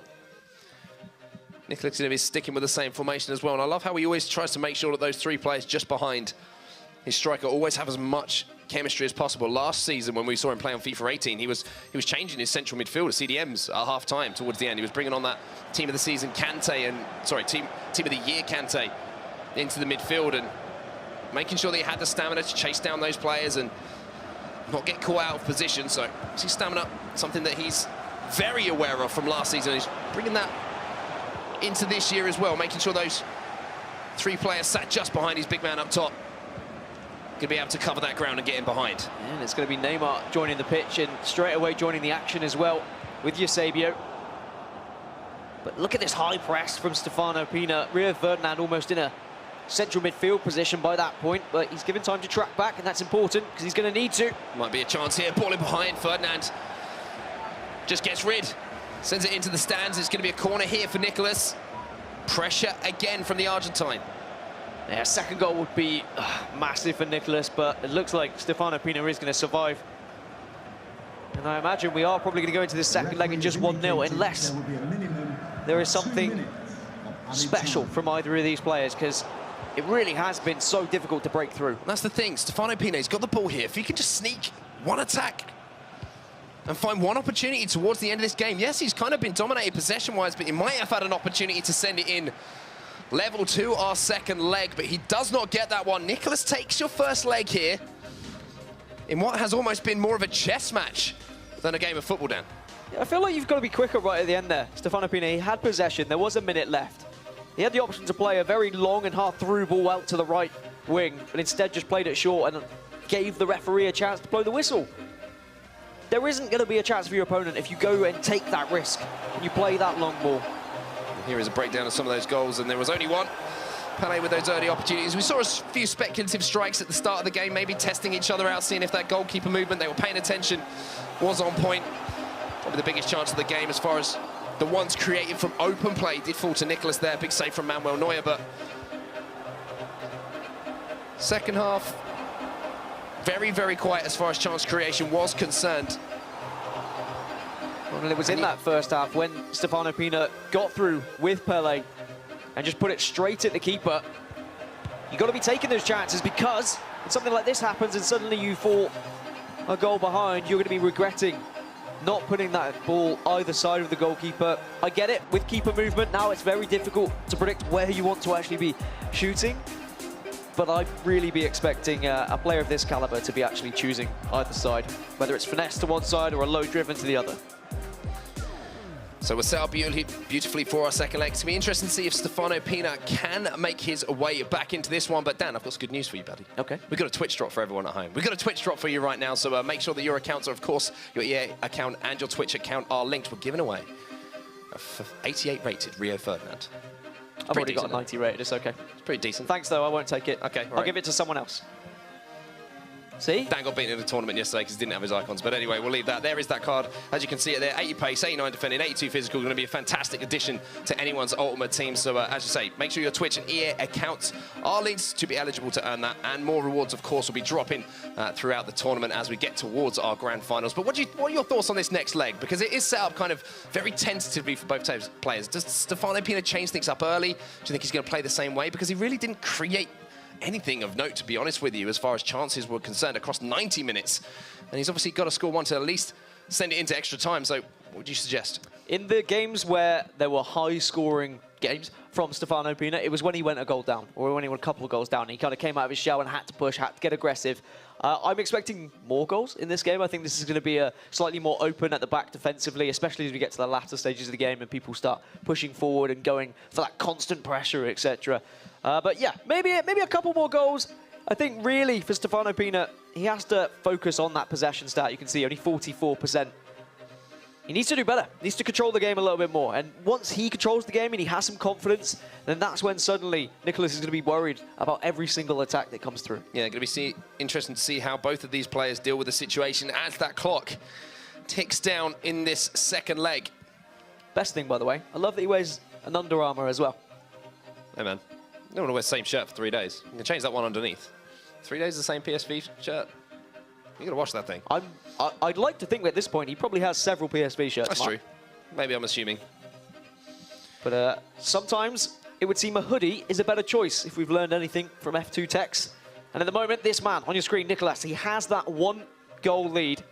And he definitely looked the most threatening in the first leg. I think he controlled that game as well. You know, he had the majority of the possession, but it wasn't just that. It was the fact that he wasn't taking any risks. And to say Stefano Pina, even when he did have the ball, he didn't look comfortable with the ball. He didn't know, looked like he was sure on what decisions he wanted to make as far as his attacks were concerned. So it'll be interesting to see what custom tactics might be applied in this second leg, how things are going to be changed up, what players might be introduced, and at what time in the match as well. What point does Stefano Pina decide that he has to churn things around? I mean, if he scores in the first 5-10 minutes here, don't think too many things will be changing whatsoever, but we are getting into our second leg now of our PlayStation semi-final.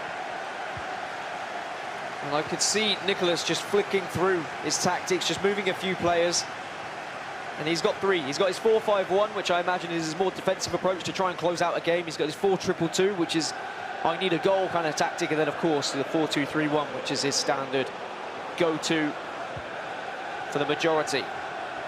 But he had a lot of possession in the last game, and he's starting off the same here, just looking for those simple passes, not anything too risky. It's a very similar play style that we see here in FIFA 19 that we saw from Nicolas in FIFA 18. Loves to control the game, loves to play the game at his own pace. Doesn't like to take any unnecessary risks. Understands the importance of keeping hold of that ball and not letting your opponent create too many chances in a game. Tries to limit his opponents to chances by just quite simply not giving them the ball. It frustrates your opponent as well. If you can keep them off the ball, they're going to be more desperate to get that ball back and more likely to bring one of those players out of position, and then there's the gap that you've been searching for. And also, when they finally get that chance through on goal, they're going to be more inclined and thinking they have to get it, put themselves under more pressure to hit that shot because they might not find those chances as much as usual. There is the first chance of the game. Ronaldo's going to gather that one. Neuer parried it out. Stefano Pina with the first real shot in anger here. Nicolas survives, though, and he's going to bring the ball away again. And wide now to Cruyff. Run through the middle was on there from R9, but decides to once again just build and almost grind down Stefano Pina. It's almost a psychological warfare at the moment between these two players. And that's better defensive work from Stefano Pina as well, bringing back those CAMs and doing work with the likes of Pele. Just getting those interceptions, maybe when your opponent doesn't really expect it. They think they're going to have a simple pass, you just nip in from behind, and then suddenly you've regained possession. He wasn't doing enough of that in the previous. Pele lays this one off to R9. R9 tries to feed the ball back through to his fellow Brazilian icon. The ball wakes it way back, and oh, the post denies! Stefano Pina, he worked that opportunity so well, but he couldn't take advantage. Might have another go here. Pele cannot beat the man. Nicolas, though, deep breath, he survives. And it was just a normal shot. Didn't time it. Unfortunately punished because of that, really. Maybe if it hit green time, it could have sailed into that corner, but Nicolas, I think, will be feeling a little bit fortunate here and might want to try and slow things down again, try and get this ball back and really control the game again. But he's struggling to do so. Yeah, Stefano Pina's definitely come out with more intent in this second leg than we saw in the first. Hullet brings this ball forward now. Getting the ball out wide to Cristiano Ronaldo. Turns into trouble, though. Ronaldo's going to pick his pocket. And this is the danger here on the counter-attack. Nicolas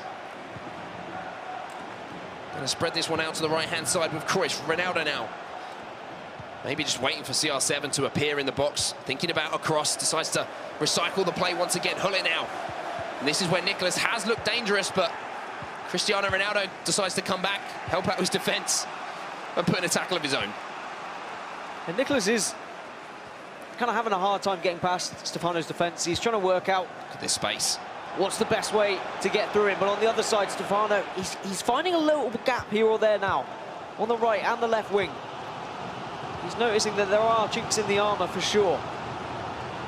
There's certain players who struggle to defend against different offensive play styles. Whether it's quick pass and move, you can't quite keep up with the play, or whether it's just skill moves, beating the man, closing down too quickly and diving in and then offering up the gaps that way. Here comes Nicolas again, though. Understands the game situation here. So we're 15 in-game minutes away from half-time at the end. into our second leg. Vieira on the edge of the box. Nicholas looking to maybe strike just before half-time here. R9's got his way into the box. The Cruyff turn. Creates a bit of space. Vieira back to R9 now. You can almost see him just trying to pick away at the concentration of Stefano Pina, but Stefano Pina, the man from PSV, has made a sterner stuff than that. And I think you can really admire the defensive display that you're seeing from both of these players when you look at their goal-scoring records.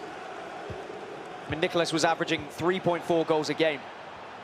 In fact, he's only managed to one thus far. Really does show, actually, that Stefano Pina is defending very successfully, but he needs to find something offensively. Neuer comes out, gets a palm on that cross. Vieira's going to win the ball back, though. Cruyff with the long-range effort. Oh, and he's done it! Johan Cruyff with that 5-star weak foot produces a 5-star finish. Finally, an opportunity here for Stefano Pina to strike one. And one chance is all it's taken. He finds the top corner. And Neuer just watched that one sail over his head. Yeah, Neuer nowhere to be seen. And we were saying it was probably going to come from a mistake. It was just that ball being played out too quickly, and Stefano Pina able to intercept it with the jumping stats of the icons that he has available. And, you know, he just took that chance when he saw Neuer just off his line. Now we're back to square one. It was cagey in the first leg when it was at 0-0, and I imagine we're going to go right back to that. Trying to break down either of these players must be so frustrating to be sat up there. And you have to remember now, remember the pressure that's involved now. Every single game you win, more money in your back pocket, more Global Series points, and a step closer to raising that trophy. This is why everyone's here in London. They want to be known as that champion. They want to be known as the best in the world after this event. The referee has indicated there will be I think especially on the PS4 side of things, with Joxan being eliminated already, there is a chance to catch him up on those Global Series leaderboards. And if you consider the fact Stefano Pina is second and he's almost a couple of thousand behind Joxan, he'll certainly want to get another PS4 win under his belt. Stefano Pina with a much stronger performance here, but just before the half-time whistle goes, there might be another chance here. Ooh, Alexandro just tucked in at the nip of time there as the whistle does go. And as you say, Dan, beautifully poised for our second half in this second leg now. Who's going to be the man to make the moves to win this game? Well, Nicholas is changing things up, switching to a 4-2-2, it would seem, or at least moving a couple of players onto the pitch that would work in a 4-2-2. Messi's going to be introduced. That's going to have a player who's on the right, who has that chance to cut in on their left foot, go for those finesse shots from outside the box. But I really feel with how both of these players are playing at the moment, it's going to be one chance, isn't it? It's going to be one chance, and it's going to be absolute heartbreak for the other. Here we go then, the PlayStation 4. Both players looking to put their name forward towards that cross-console grand final as well. And you look at them and you say, all right, realistically, can any of these match up against the likes of Tex or MS Dasari, who are currently in the Xbox final? And defensively, they look pretty solid. But it's their going forward that scares me. Seems a little bit one-dimensional, not too much to offer in terms of skill moves and beating a man. It's more of a passing game and a crossing game, which, don't get me wrong, is very successful, but it's whether it's going to be successful enough to take a cross-console final if they were to get there. Here's Ronaldo then, for Nicholas. Vieira is going to use Hullet here. A little bit of space for him, maybe to pick a pass, and the 4-2-2 is giving him more options as he goes forward. Now Neymar's going to get a second bite of the cherry, lays that one off to CR7. He hit the green. Now Neymar again, 5-star weak foot on him as well, so either way, he wants to strike this. It's going to be problems here for Stefano Pina. Neymar does strike it. A little bit of goalkeeper movement, though, is going to make a comfortable save there for Manuel Neuer. Yeah, Stefano Pina, he knew exactly what Nicholas was trying to do there. He knew full well he was trying to get it on Neymar's right foot and get one of those finesse shots from outside the box. So he was ready, he was moving with that goalkeeper. Not overcommitting with him, though, didn't want to offer up too much space on the left-hand side of that goal, though, so you've got to credit decent keeper movement, because as easy as it is to say about goalkeeper movement, and all these players are fantastic at doing it, if you try it yourself at home, it can go very wrong. Got to be very careful with how much you do move these keepers. Oh, there's a mistake there, but oh, referee's going to pull that one back. That looked good to me. I thought Johan Cruyff had just nipped in for Stefano Pina there and beaten the player to the ball, but referee decides to bring that one back as we approach the last half hour of this second leg now. Who's got that magic in their fingers to create that opportunity to send them through here in London? I've got to be honest, Mark. The way it's going in the moment, I wouldn't be surprised if we go as far as extra time. Maybe even penalties with how evenly matched they are in terms of what they have to offer going forward and how strong defensively they've looked. As we are going to have a pause at the 62nd minute here for a little bit of a change of personnel. I think Eusebio is going to be introduced to the pitch because he does offer so much, doesn't he, Mark? Yeah, absolutely. I mean, you look at the statistics across the board. If you add up his attacking stats, I think they average out at 94, which is pretty decent. Yeah, you can't really complain about that one, to be honest with you. 5-star weak foot as well. 4-star skills on him, so he's going to have enough about him to jink and turn past the player if he does get into those offensive positions. Well, I've been complaining about lack of just swinging it in from corners, and again, we're going to be working it short. Neymar flicks it up, then goes for the cross. At least they were able to toss that ball in. I'll take it. I'll allow a cross. He's a happy man. Dan's a happy man. Nice to see players challenging for the ball. Used to be a good old-fashioned centre forward, didn't you? Bundling players off the ball. Obviously. Physical player. By my stature, I'm sure you can tell. I had a long and successful career in my playing days. Here comes Stefano Pina then for an opportunity to get into the next round here. Just gets bundled off the ball though, and again you just see him sort of second-guessing himself a little bit going forward, but he wins the ball back now. Ruud Gullit, and now you're seeing more pressure coming from Nicolas as well. You can see all of a sudden his midfielder pushing a little bit higher up, and now you're going to start to see things open up a little bit. I think that's the difference between maybe Stefano Pina and Texas. Space here. In that position with Cruyff, you'd expect a skill move or two to try and beat that man. Instead, he was just kind of just running forward and let himself be tackled. I don't know whether he tried to input a skill move and it just didn't work out for him, perhaps. Spacing behind here, there was the runner there for Nicolas. Couldn't find him. Here comes Gullit, and Nicolas is looking to score, and he makes Stefano Pina look very worried right now because he's taken the lead 2-1. The change in custom tactics has worked for Nicolas. The pressure has been increased. He won the ball higher up the pitch. He was committing more people forward, and now he's got that all-important goal. Yeah, a simple apology with Cristiano Ronaldo as a celebration, but I think if I was on the other side of that, that would frustrate me even more. And Stefano Pina needs to look past it, though. He's got 20 minutes in-game to try and get back into it. He has managed to counteract in the areas where he was actually struggling in the previous leg. He didn't have possession. This game, very different. Has his fair share, has had his opportunities, but now it's crunch time, and now we're going to see what kind of man Stefano Pina is. Yeah, Nicolas changing all of his player instructions to come back on defence as well, making sure that every single player is trying to get behind the ball and hold on to this goal lead that he's managed to eke out across these two legs. Stefano Pina, though, what have you got up your sleeve? What tricks can you bring to the party now? Around 20 in-game minutes left for the Belgian to find a goal and send this one to extra time. And aside from the game in the group stages, which was against Nicolas, that was the lowest scoring game Stefano Pina has had this tournament, and he only scored 2 goals. Every other game, he has scored more than 4 goals in a tie. And that shows how well Nicolas has been able to hold Stefano Pina back here. Just keep him at bay in that midfield, keeping passing around, keep looking for that final ball that just hasn't been able to come, unfortunately. But there is still time. He's had one chance in this game and he buried it. So Stefano Pina, if he can find another opportunity, has the chance to bury it as well. Gullit's going to go for that shot, strikes the other Gullit in the midriff. Big save, Neuer. Oh, R9 cannot make contact as the goal was just gaping in front of him. Stefano Pina, he's not giving up on this one yet. Just 1 goal between these two players. Oh, it's so acrobatic as well, and you saw it connecting. And I'm sure that Stefano Pina thought that was it. That was his chance. He was back in the game. But he has to go again. He's certainly looking dangerous. Chance for the finesse here. Goalkeeper was moved early there. And the thing is, Nicholas is going to be playing a little bit more defensive. He is going to encourage that possession, encourage that pressure on him. Just turtling up at the back, allowing Stefano Pina to press for 10 minutes. Can Nicholas hold on? Can Nicholas get that spot in the PS4 final? Sandro gets dispossessed, and that's the last thing you need if you're supporting Stefano Pina right now at home. Messi is going to send the ball forward to Eusebio. Nicholas going to slow this one down, knows exactly what he has to do to book himself into that grand final. Eusebio across, lots of space here for Neymar, takes the strike.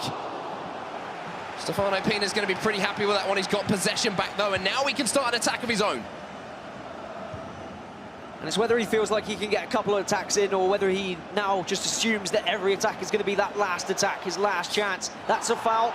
Going to be a free kick. We've already seen one goal from a free kick in this tie, but this one's a little bit further out. Position is a little bit more awkward. However, it allows you to get those defenders up the pitch. Get those big players who have that chance to nod one in if you do manage to get a cross in. Eusebio stood over the ball here for Stefano Pina. Is he going to take this one short? He's going to whip it in. He puts it up in the air. Well, it was looking to arrive on that one. Defenders are the ones who win that, though, and Maldini now wins the ball high up the pitch. Hullet into Eusebio. Ronaldo's inside the box. This is where he can be dangerous. Eusebio. Can he find a pass? Rude Hullet, though, showing his worth.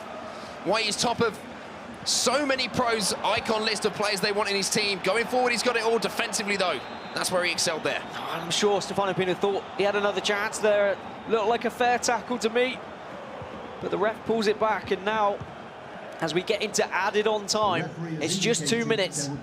Nicholas, all he has to do is send that ball towards the corner, but he's giving it away. No need for that from Nicholas, and it's very uncharacteristic, but the pass misplaced there by Stefano Pina, and Nicholas, he's just going to sprint into this space that's been left in this vacant left-back position, use all the time up, and I believe there is the final whistle. Nicholas makes it through, but wow, that was a grind for both of those players. They must feel exhausted after that one. And it means we are going to see a new PS4 champion. Joxan's gone after the titles he's taken so far this season, and now with Stefano Pina also being eliminated after that victory in the LQE last week, opens up for a new face to be on that potential trophy lifting side. Big performance then from Nicholas, really starting to come back to form. It was more of a chess match than a FIFA match there, gentlemen. On the desk, what did you make of it? Well, Mark, so much to talk about. Dan Gaskin, I want to bring you up to speed in a bit of the outside world, because in the arena, it is epic, it's loud, it's noisy. You might not have heard that Arsenal lost 3-2 to Southampton, my team. But anyway, I just thought I'd let you know that. Right, also, over on this desk... He's unhappy. Really? He is very unhappy. Yeah, that happened live. But listen, let's get back to what's in front of us right now. And we have potentially a new PS4 He just kicked the finalist. chair. He's a very angry man Why right now. did you set him up like that? Well, because my producer told me to. Importantly, Nicholas is through. Stefano Pina. You said, Mike, and I want to give you some credit here in your cagoule, that the big-time man said it would be a close affair, and it was. I just learned what a cagoule was. I had no idea before today. What is it?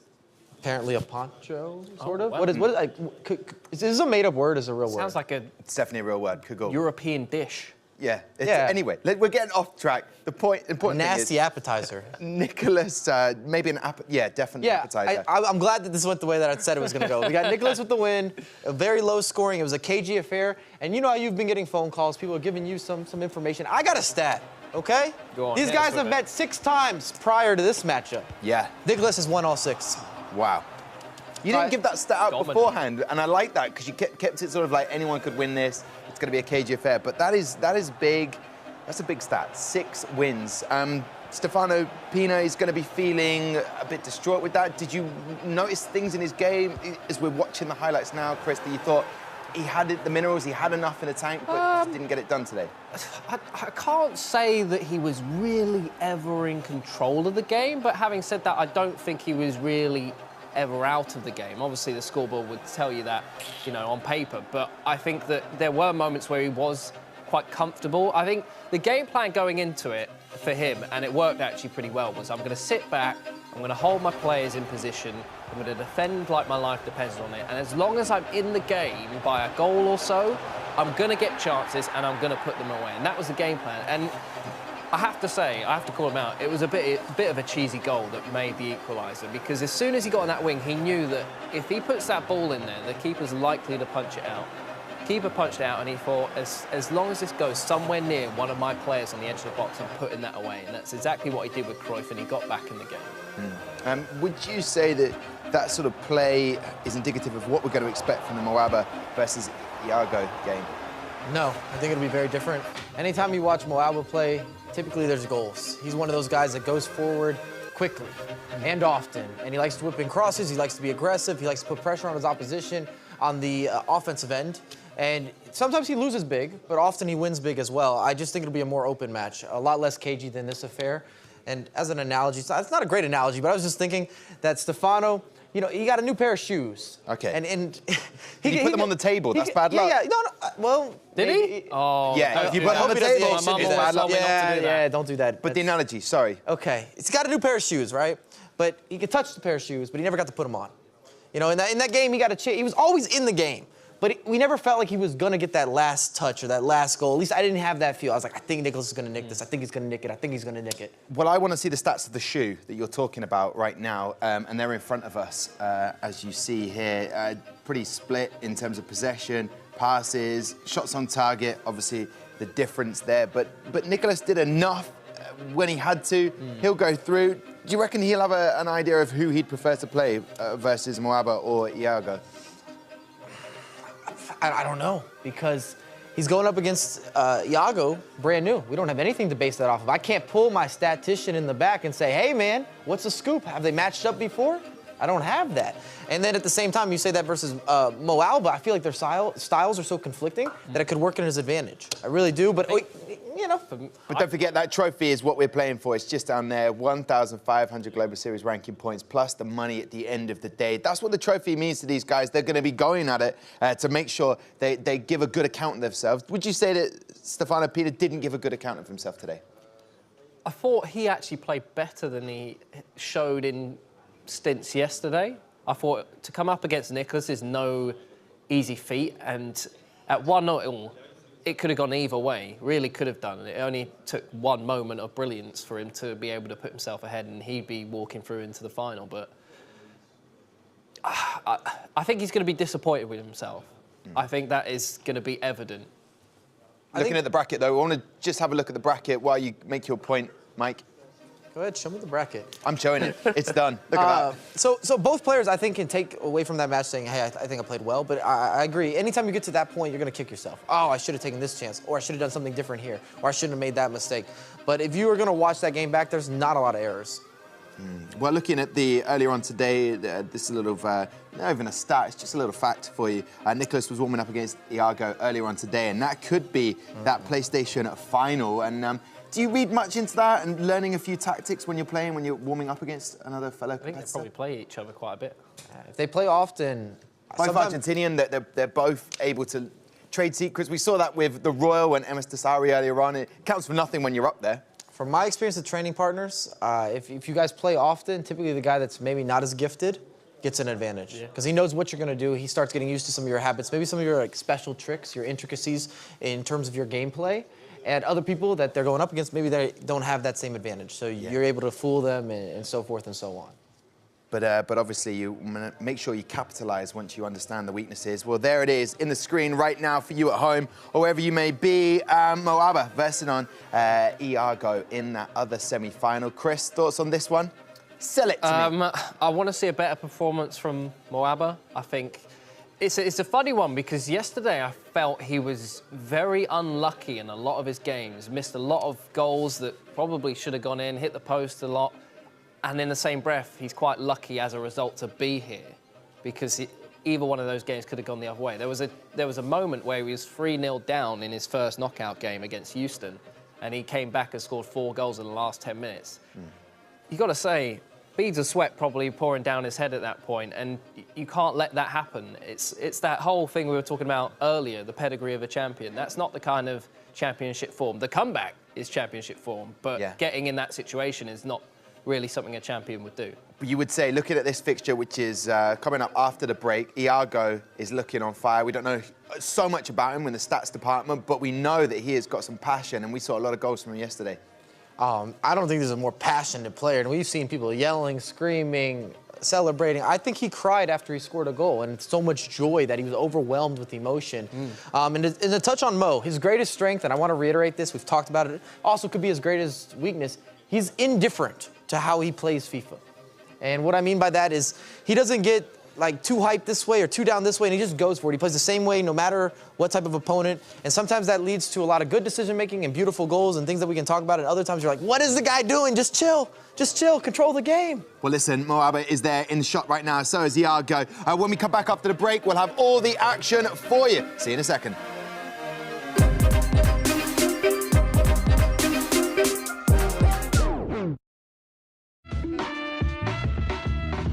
Here we are at the Gfinity Arena for FUT Champs Cup in December. Now, there's a lot of icons in FIFA 19 and a lot of iconic players through time. But how do you say their names?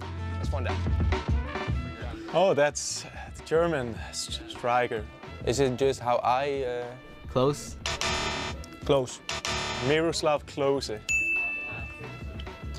Don't know. Trezeguet. Trezeguet? Maybe? Trezeguet. Baggio. Baggio. Hagi. Hagi. Haji, maybe. Haji. Butragueno. Butragueno. Butragueno. Butragueno. Butragueno. Oh. Mateus. Mateus. Baresi.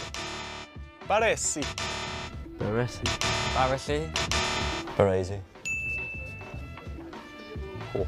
Socrates. I don't know. Socrates. This one's a weird one. Everyone always grills me about it because I say Socrates. I think it's Socrates, the proper way to say it.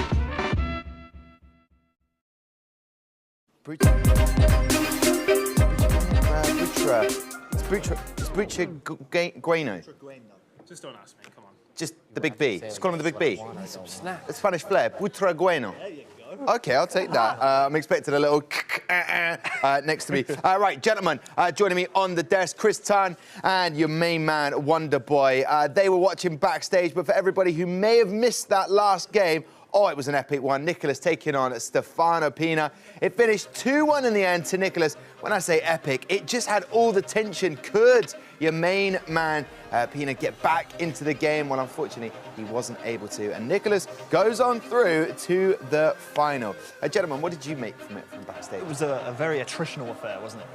It was a difficult one, really, to pin down. I mean, there was a lot of back and forth action, a lot of midfield battling going on, not a whole lot of chances between the two ties, to be honest with you, and it was a hard-fought victory in the end. Yeah, and what about yourself, Tan? Yeah, it's like a chess match rather than a football match. I think the boys on the desk said the same thing, and it was a really interesting one. Both of them just trying to figure each other out, and it was just tiny on the side of Nicholas that time round. But they can play each other a few other times, and you never really know which way it's going to go. A really close game. Yeah, well, we move on to our second semi-final, and this one, well, there's going to be fireworks. There has to be. I mean, I've seen them all lit back there, backstage, up at the players' desk. They're lit, they're ready to go off, surely. And this one, Moabit versus Iago. This one is primed and ready, to be honest with you. Both these guys are attacking machines. And so far today, you know, Championship Sunday, we've seen some very close games aside from the first game of the day. You know, the Tex game, he is just kind of obliterating everyone in the FIFA world at the moment. But ever since, we've seen some really close games, and I feel like this one could be the one where we really see some fireworks, we see some goals, we see some high-scoring games. OK, I want to talk about Iago. I loved his professionalism, I loved his manner when he was interviewing with Lottie last night, the translator, everything. What did you like about his play yesterday?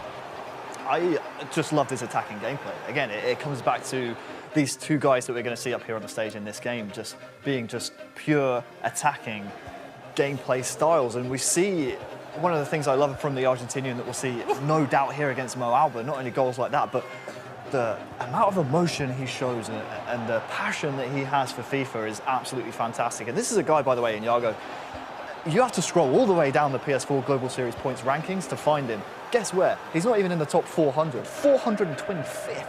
in the world right now in Global Series points. So this guy is really a star that has come out of Argentina and really lit up the stage here in London. I loved your noise there, Chris Tunn. When you saw that guy, you went, "Whew," like a small animal that noises excited come by out of the me temperature. sometimes. I just can't help it. It just comes out. But when you see a beautiful goal like that, that's you, that's done. Do you think he is going to be nervous about taking on Moamba, who we know Moamba is so good? I think not. I mean, when you look at the stats, everyone talks about Moamba and how many goals he scores. On average, in this tournament, Iago has scored more goals per game than Moamba. So that's an interesting one to take away. Richard Buckley for that stat, by the way. Thank you very much, pal. But I just think when you originally look at this game on paper, you don't see that. You see Moamba and you see the amount of goals he scores. The fantastic goals that he scored. By the way, I don't think I've ever heard Harry's voice break like I did yesterday with the overhead kick. Unbelievable. 9-8. That was a beautiful goal. But this 9-8 and the way he managed to come back into the game and then win it was exceptional. Also, props to Richard Buckley over there for naming the cagoule that Mike LaBelle is wearing. But yeah, is it windy in here or something? I don't know. Maybe it's the climate change from the States. But there it is. That's the goal you were talking about there. Bam. And that to have that. I guess the fluidity and liquid football that we often talk about in FIFA 19 is you just have that confidence to go, I reckon this is going in. It's just the innovation to do it, isn't it? It's like not many other people would think about doing that. Most people would think about maybe another pass off to try and get a finesse from the edge of the box, and he just thinks, you know what, I'm gonna score an overhead kick from here. So the fact that he has that brain on him to come up with these plans when he's playing football or playing FIFA, it's difficult for anybody to sort of deal with because he's unpredictable. Yeah. What about a prediction from you, gentlemen? Come on. If you're a man who likes stats, you look at these two guys and you think on the one side of the stage you have Iago, who on average has scored more goals per game, as Chris said, than Moamba. You start to look at a defensive record, and Iago actually has conceded less goals a game than Moamba as well. So if you're a stats man, you're banking on Iago. But what if I'm a heart man? What if I'm a pure emotion man? If you're a heart man, you're looking at the way Moamba played yesterday, the 9-8, the amazing goals he was scoring, and the way he hits his timed finesses, his timed finishes. I think he's the best in the game at hitting the timed at the moment. And if he gets as many chances as he did yesterday, which I think he will, I think he beats Iago here. Okay, all right, well, listen, Christian, I'm going to save you on that thought because Wonderboy did such a wonderful job there. Listen, if you want a player that can bring you exciting matches filled with goals, then Moamba is your man. We caught up with the 4-time German champion to find out whether we can expect more of the same today.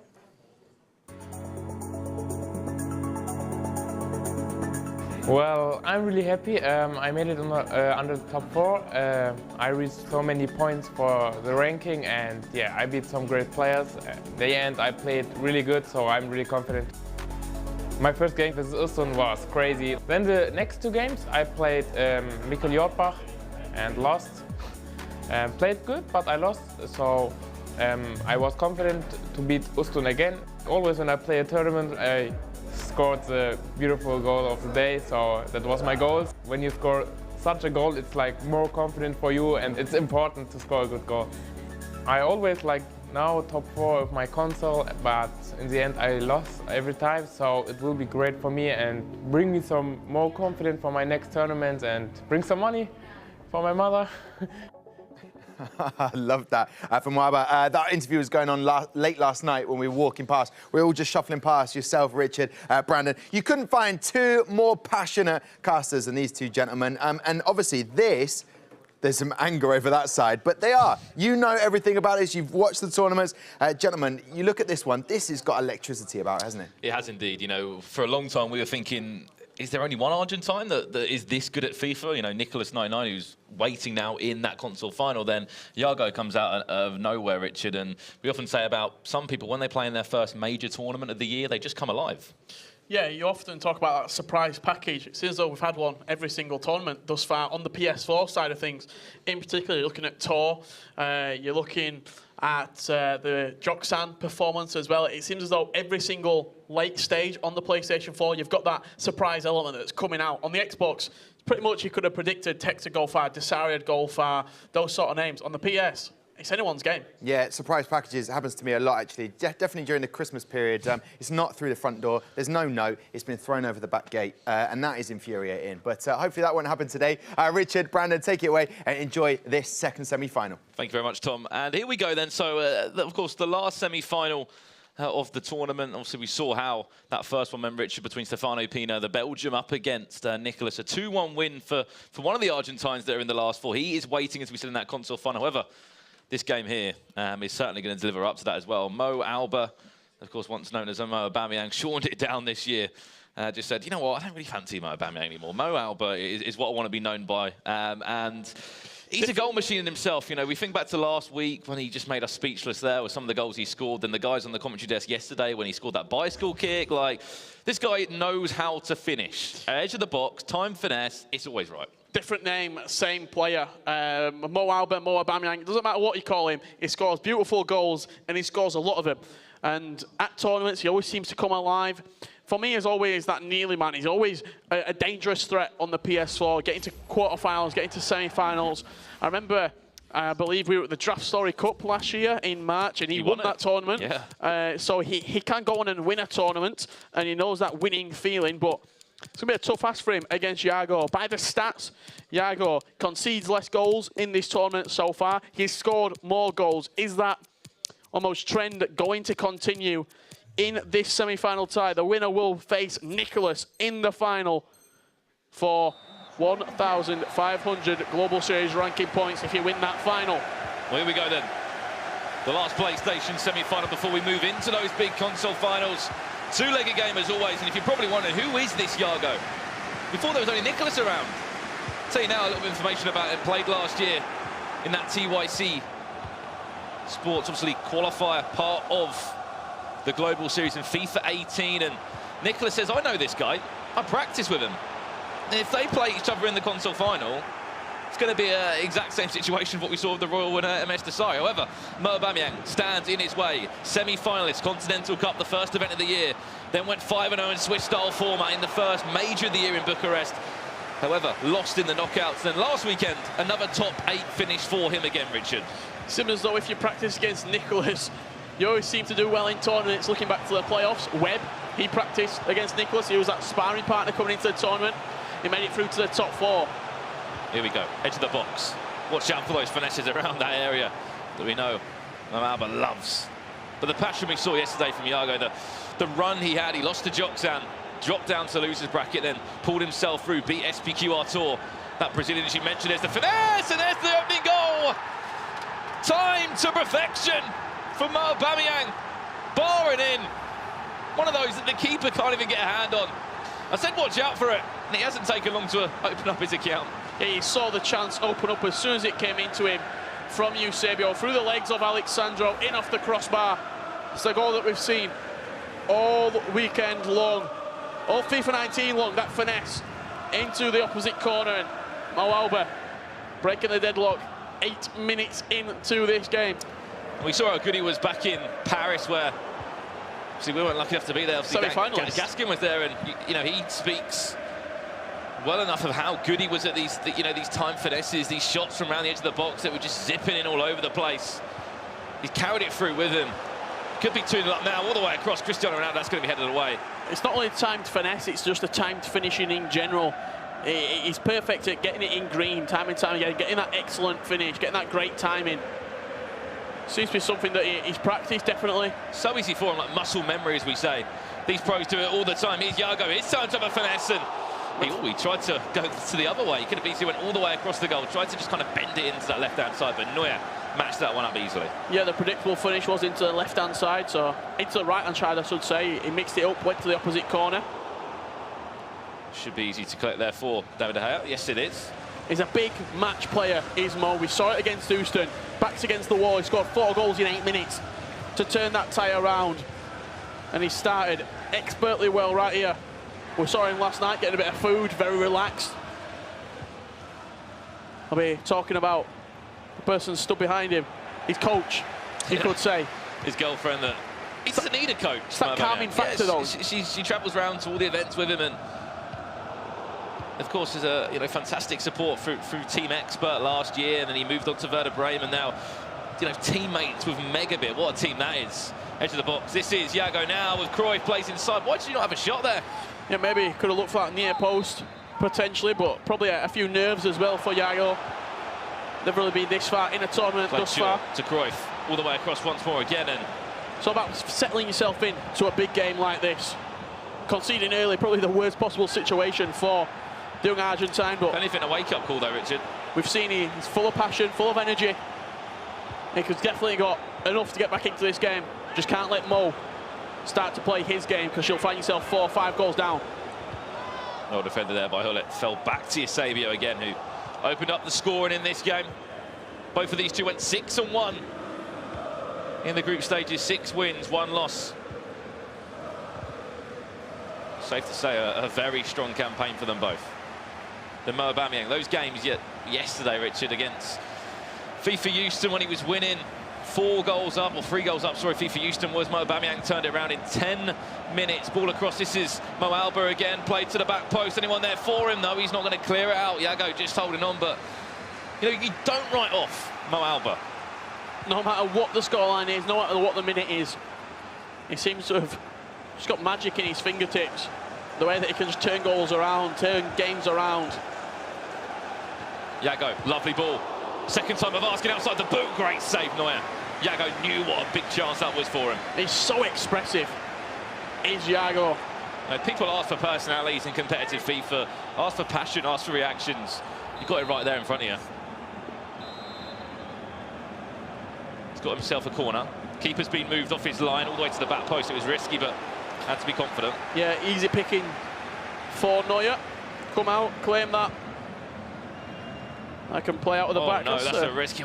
Oh, 9 could have. A little bit risky, but Mo keeps his composure, plays out from the back. Don't know if you remember as well, Richard, that goal that he conceded. I think Neuer at the back had an absolute howler.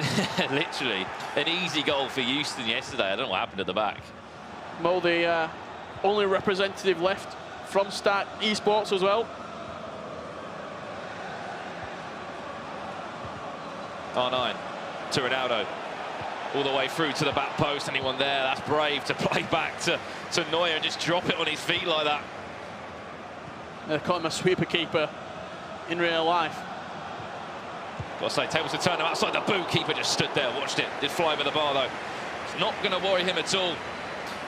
And just speaking as well, Richard, 13 German players came to this competition, and we speak about these big numbers that the German players bring, but not many of them make it to the latter stages. Yeah, a lot come to the competition, but maybe 2, 3. And I remember last weekend, none made it through. This is the furthest that Germany has got so far. To that latter stage, that semi-final, console final. In a major as such, we're talking about here in the Continental Cup, of course, you know, the Stranger, Timox, Mo Alba. Since then, it's been... He hasn't really seen any of these Germans go that far. Here he comes, Cristiano Ronaldo. It's been disappointing for a region and a nation so dominant in FIFA. Good at FIFA. Ball across, free header, Pele as well. He's been winning headers all weekend long. Iago's confused, thinking, how have I not won that battle? Iago's confused, and a fist goes up to the camera from Mo. The celebration that we see time and time again. And now a couple of changes coming out. Not happy with something, you know, for a player. Cruyff, is he coming off straight away? He thought about it, he is. Ronaldinho coming on. 42 minutes on the clock, a Jose Mourinho-esque move. He's not happy with something, he's changing it around. Little dig there, and the only reason he can look at there is Carl Walker. He can jump though, he can defend. Yeah, Pele getting above him, good header. From the highest rated icon in the game. Cruyff coming off, 42 minutes, he's seen enough. There's Iago. If you're not performing well, you're coming straight off the pitch. And as we know, we've got an Xbox final coming up after this one a little bit later. F2 Tex against MS Desari. What a game that is going to be. And at the moment on the PlayStation console final, we've got Nicholas 99 from FC Basel waiting in there for one of these 2 players. Still 3 legs, or sorry, 3 halves of FIFA to play. Back to golf. He can go 3-0 up here on the stroke of half time. Just offside, just offside, as you said, Richard. Few seconds left. There will be half time between the two. We can have a look at the stats. We can break it down of what we've seen in this first half. Iago has had 1 or 2 chances, Richard, but Mo Alba's been more clinical. Just right there. Just the outlet that Ronaldo possesses. It was in a little bit of danger, was Mo. He's had 1 shot on target, scored 2 goals, 2 shots. In a little laugh from Iago there. He feels that a little bit hard done by in that first leg. But I was talking about Ronaldo. Having that outlet, just be able to dink it into him from pretty much anywhere on the pitch, and knowing that there's like an 85% chance that I'm going to win this header. It's so, so good. Maybe when a Team of the Year Ramos potentially comes out, maybe down the line in January, maybe a Rafael Varane potentially, maybe they can start to contest with Ronaldo in the air. But apart from Ronaldo from corners, there's nobody else really in the air who can even compete. And that is why, you know, the casual player out there, although he's at Juventus now and sometimes hard to fit into a team, as Cristiano Ronaldo. Here he comes. Baller, play one more. That's surely going to be a goal for him. Yes, it is. A fantastic start in this second half. Ronaldo to Ronaldo, one more across to ensure. We talk about percentages in FIFA, about there, 65% chance of going in. Played it across, made it pretty much 95, 99% sure it was going to be going in. Could have went to the near post, went all the way across the keeper. And Iago, what a way to start the second half. Yeah, straight from kickoff, Iago, get him straight back into this game. Maybe Mo sleeping a little bit. Start of that second half. But the point I was trying to say is, you know, you look at, you know, the casual player in Ultimate that looks to buy Ronaldo, get him into team, because he's an outlet, as you said, Richard, from goal kicks, from corners, set pieces, going forward, he can score goals. Here we go, Pele now, straight down the other end. There we go. End-to-end FIFA in this semi-final. Could have easily, again, went for a finesse, but just pile-drived it in. You can see that right foot, near post. Yeah. No one was predicting that, and Mo Alba is going, wow, that is one hell of a strike. Very similar to the type of goal we see his teammates score, mega big. When he gets in that sort of area, about 4.5 bars of power, low-driven shot, and just drive it into the goal. In at that near post, in across the goal, and it rises through the air. To finish it as well, such a tight angle, down the other end, back nearly to Pele after that time finesse. It was in green, but it was blocked. Matthias. Ferdinand all the way across, and a perfect way to respond after conceding for Mo Alba. You saw the reaction from him as well. He knew it was a fantastic finish from his player. Dani Alves as well playing for him. Maybe a chance here. Ronaldinho seems to have been a bit of a magic man since he came on. He's doing something, I think, more than Cruyff. If you didn't see, obviously, Cruyff being subbed off in the 42nd minute in game. Ronaldo, oh, well done, Eusebio.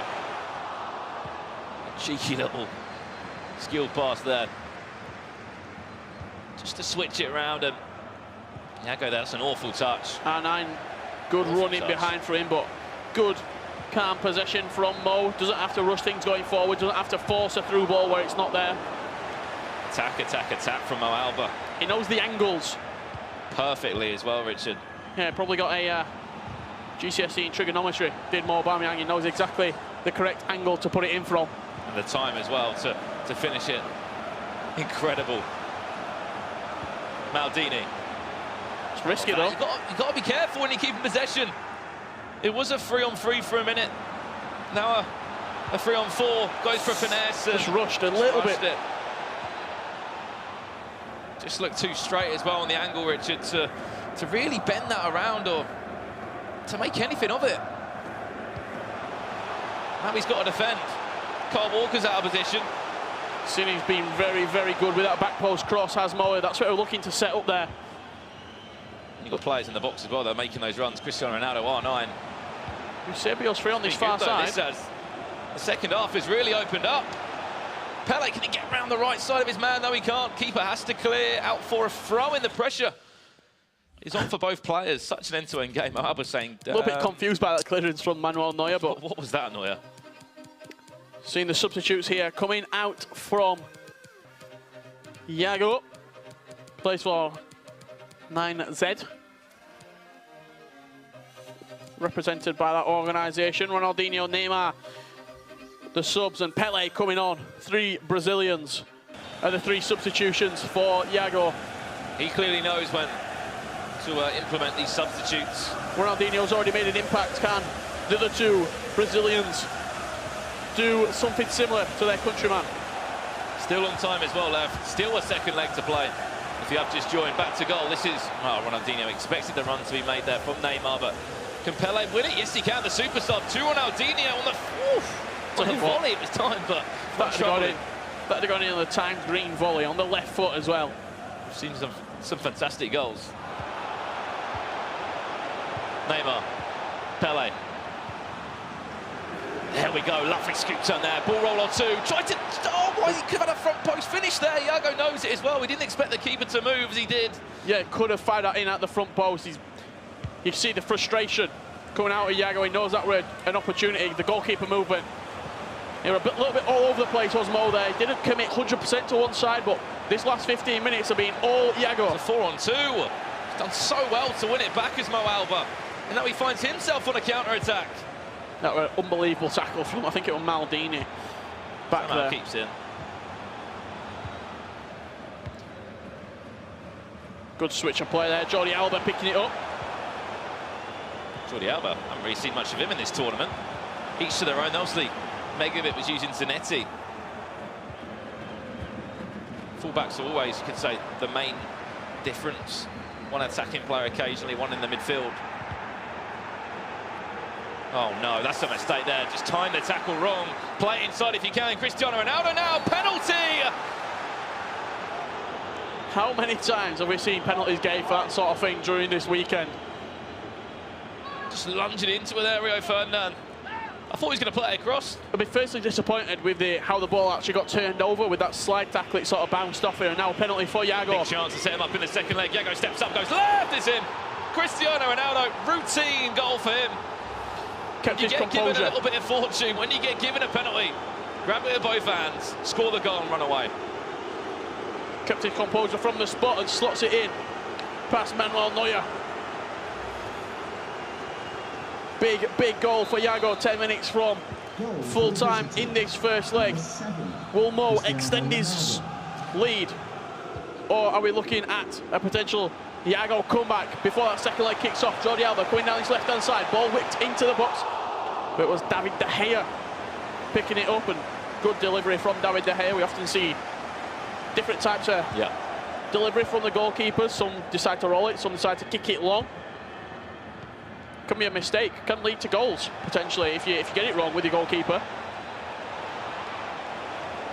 Neymar to Hullet. Can he have a shot? No, Neymar's just going to blast it over.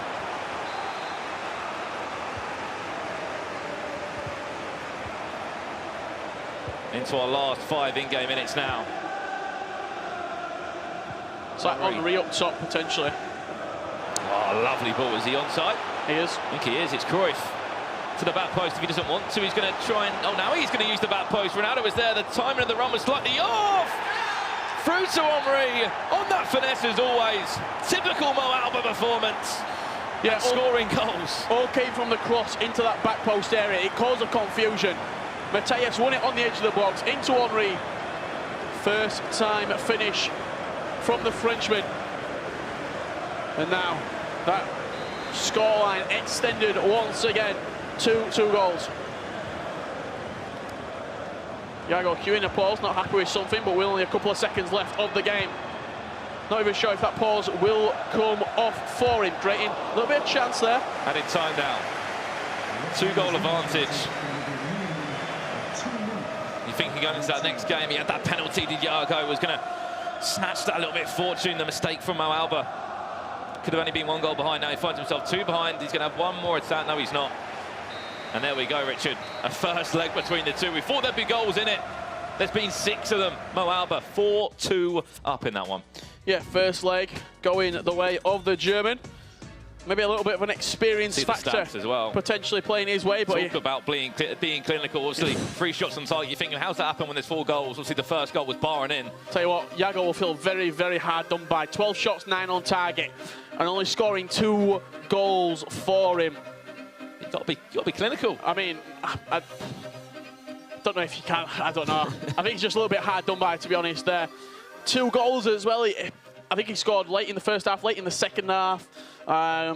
He also gave a penalty away, did Mo. So if he don't get that penalty away, it's 4-1. Looking at the scoreline, I think Mo will be quite lucky there to take this 2-goal lead into the second leg. As we know, of course, we've still got 1 more leg to come. And you guys at home, you know, throughout the whole weekend, you've had those ability to get those rewards. We have got another drop, I believe.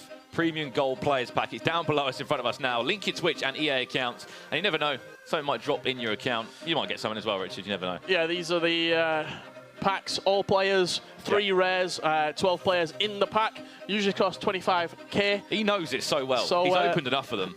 that is true. To be able to potentially earn some just through watching the stream, it's a great reward. Let's have a look at some of the goals as they went in during this game. And here's the highlights of that game, as we said, Richard. An early start, a typical Mo Alba type of goal there. Such a nice goal in for crossbar. Sabio barring in. 9 minutes in, Richard, to put him 1-0 up. Yeah, good finish. Eusebio on that 5-star weak foot.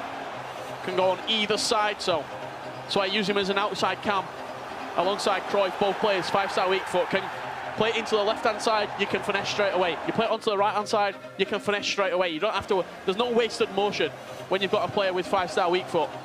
And this was the goal just after half-time. Played obviously to Ronaldo. One more out to Pele. I think another reason, just while we're watching this game, the highlights, another reason the 5-star weak foot is so important. In previous years, I don't think it was as important. This year, with the goalkeeper moving, you've also got to take that shot as soon as it comes to you. You have to be so quick. If you give it a little bit of time against a pro like this, that goalkeeper's getting moved across, and that finesse opportunity has been completely cut out. As we mentioned, Iago created a number of chances. I think it was 9 shots in the end that he did have. He'll be unlucky with this one. Played into the back post, and then just a clearance, that second ball, Ronaldinho couldn't get to it before Mateus, and Thierry Henry slotting into the back of the goal for Mo Aubameyang to give him that 2-goal lead. Let's have a look how the game was won for Mo Aubameyang with a few stats and statistics, Brandon. There you go, as you mentioned, 12 shots for Iago, 9 on target. Mo Alba, everything was perfect from him, as we know. 4 goals and 4 shots on target, as we know. The first one, sorry to repeat myself, it was off the bar and in. And just looking down at those stats as well, the passing accuracy, 92% for Iago. Shot accuracy, not great from both, but 9 shots in a competitive game, Richard, for Iago. He needs to be finishing. Yeah. At least 3 of them, minimum, for a pro. Yeah, I think maybe you're looking for reasons why he wasn't finishing them. Maybe the venue that he's playing in right now, this sort of atmosphere, this sort of occasion that he's playing at in a semi-final against Mo Alba, one of the best players in the German scene at the minute. So you're thinking, could that be a factor? Maybe he peaked yesterday with that great performance against Joksan. That maybe was his best performance. It's hard to replicate such a good performance time and time again. I mean, looking at the Xbox side of things, Emma Sassari against the Royal wasn't able to replicate a performance as good as the one he did against Megabit. Because it's a new day, isn't it? People come into... It's a new day. You've got to get that level straight back up to the top again. You've got to almost forget about what you did yesterday. Just focus on what you're here for today. If you start thinking about yesterday and ruin mistakes that you had, or even leg by leg, if Iago goes into his second leg thinking, I can't believe I had 9 shots on target and only scored 2 goals, it's the wrong mindset completely. Yep. So it'll be interesting to see how this second leg does start. If Mo can get an early lead again, I think it's going to go much of the same. As we know, of course, Nicholas 99 from FC Basel waiting in that console final for one of these two. If Iago somehow pulls this back, goes through, these two have been practicing all morning as well of Nicholas and Iago. They're good friends at home. You know, they would have matched up probably on online qualifiers, FUT Champions. You know, we don't need to say it. These guys would have played together, but we're going to jump into it now. Leg number 2 between both of these two, and 2 goals needed. It's possible. Yeah, I'm just looking as well what Iago's doing here on the team selection. Looks like Ronaldo in behind Ronaldo in a 4-2-3-1. Hullet and Vieira holding. Eusebio on the right and Thierry Henry on the left. I'm also getting potentially a little bit of Gabinho vibe. Thierry Henry on that left wing. Cuts in, finesse shot. We saw it at the V4 Future Gaming Festival last year where he went on to win €40,000. So if he can almost channel his inner Gabinho potentially, maybe Iago can turn this game around. As you can see at the bottom of the screen, Gabinho won €40,000 in that competition, FIFA 18. Whoever wins today will pick up $40,000. And those big, important global series ranking points, 1,500 of them. Iago, get yourself 2 goals back in 19 game minutes. Don't concede any. You'll send us to extra time. Lovely ball early on. Oh, heavy from him. Keep your head. Comes into situations like this, Richard, of, you know, you look at someone that is so composed when they play competitive FIFA, Mo Alba. This is a new surrounding for Iago. Nicholas said, you know, this is his first major tournament that he's played in. And to get to a semi-final, you're thinking, great, congratulations, but you've got to a semi-final. You want to go on and win the thing now. You want to go on and win the tournament. Wonder if Iago was a big Hammers fan. West Ham badge. Been some interesting badge picks throughout the weekend. As we said, playing for that 9Z esports team. Just panicked there, forced it through from Hullet. I think he was waiting for that run from Vieira that he's pointed out and said he's going to be out on that left-hand side. Lovely ball all the way across. Easy for Ferdinand. Mo Alba gets the first goal, though. Good pressing from Aubameyang once again there. Mateus and Hullet in the midfield. Don't actually think he's using Patrick Vieira. Here's Mo Alba, he's gone for Mateus, a little bit more mobility in that midfield over. What a strike. Mo Alba, he loves an unbelievable finish, and he nearly had another one for us there. Yeah, Mateus over Vieira, interesting enough as well for Mo in the midfield. I think that might be the first person we've seen not use Vieira, potentially. If you're wondering, of course, how these guys did get to this stage in the competition, group stage on Thursday went 6-1, and you're looking through to those winners and losers brackets there. Yago had to beat Joksan again in the quarterfinals, or play him again, I mean, in the quarterfinals, and try and get revenge. He won 8-3. He won 8 goals to 3. Shows he's got a little bit of a resilience here as well. Coming from that losers bracket, he can deal with versatility when he's backed against the wall. Can he show it now?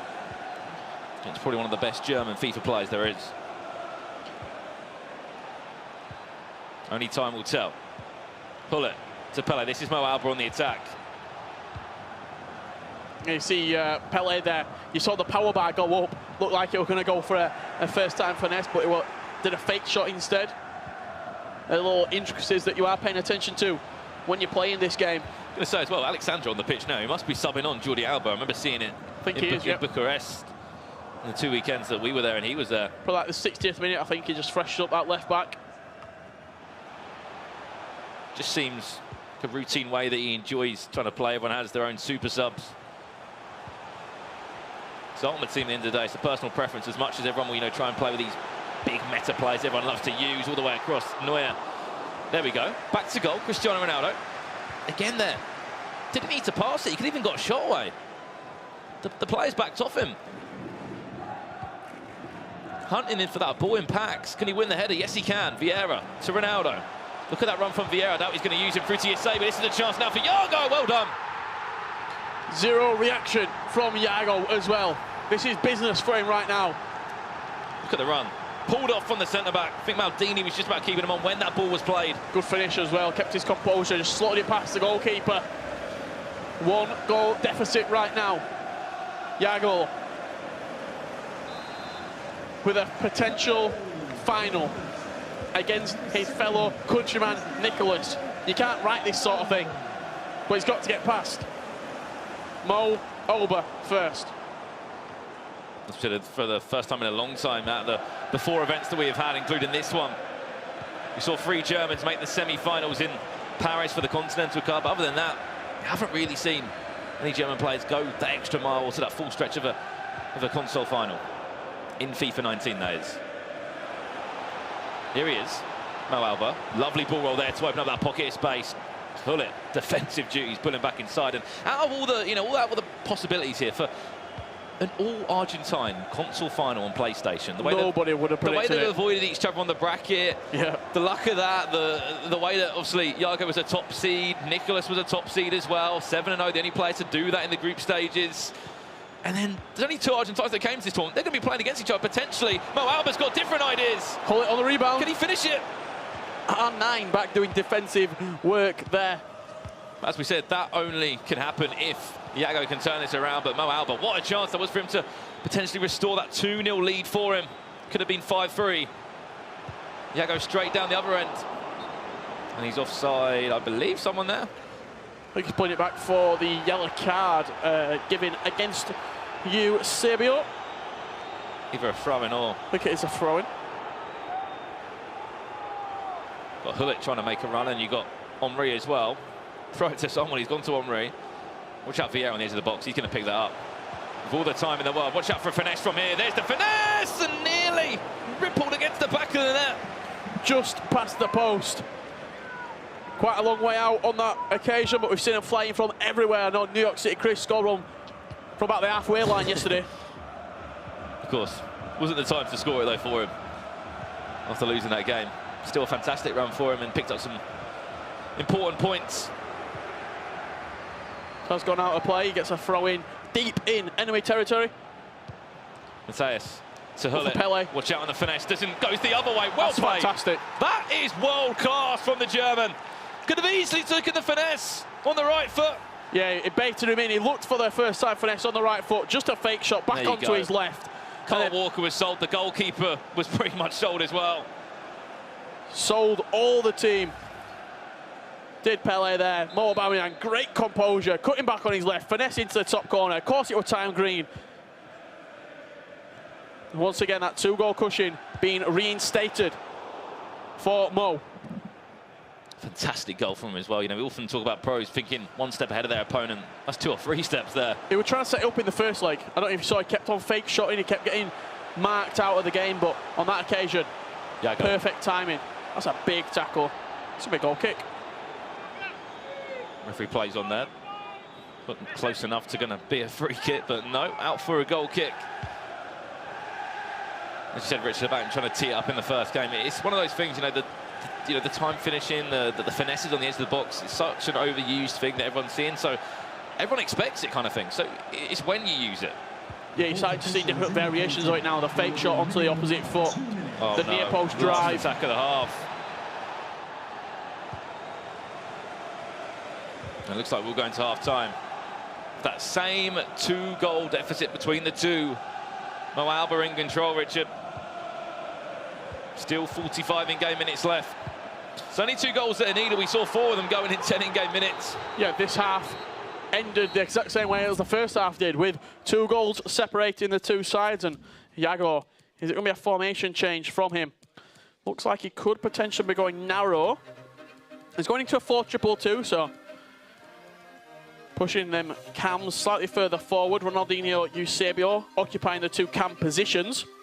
Stay central, get in behind, get into the box for crosses, stay forward on his 2 cams.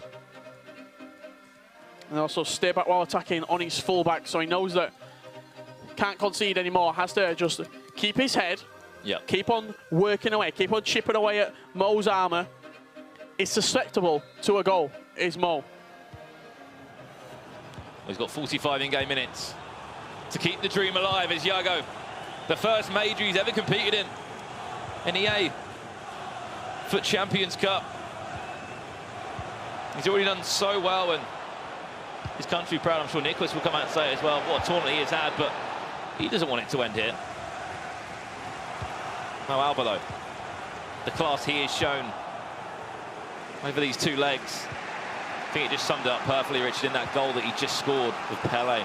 So good. Really nice switch of play there from goalkeeper to fullback and then working your way up the pitch from Mo.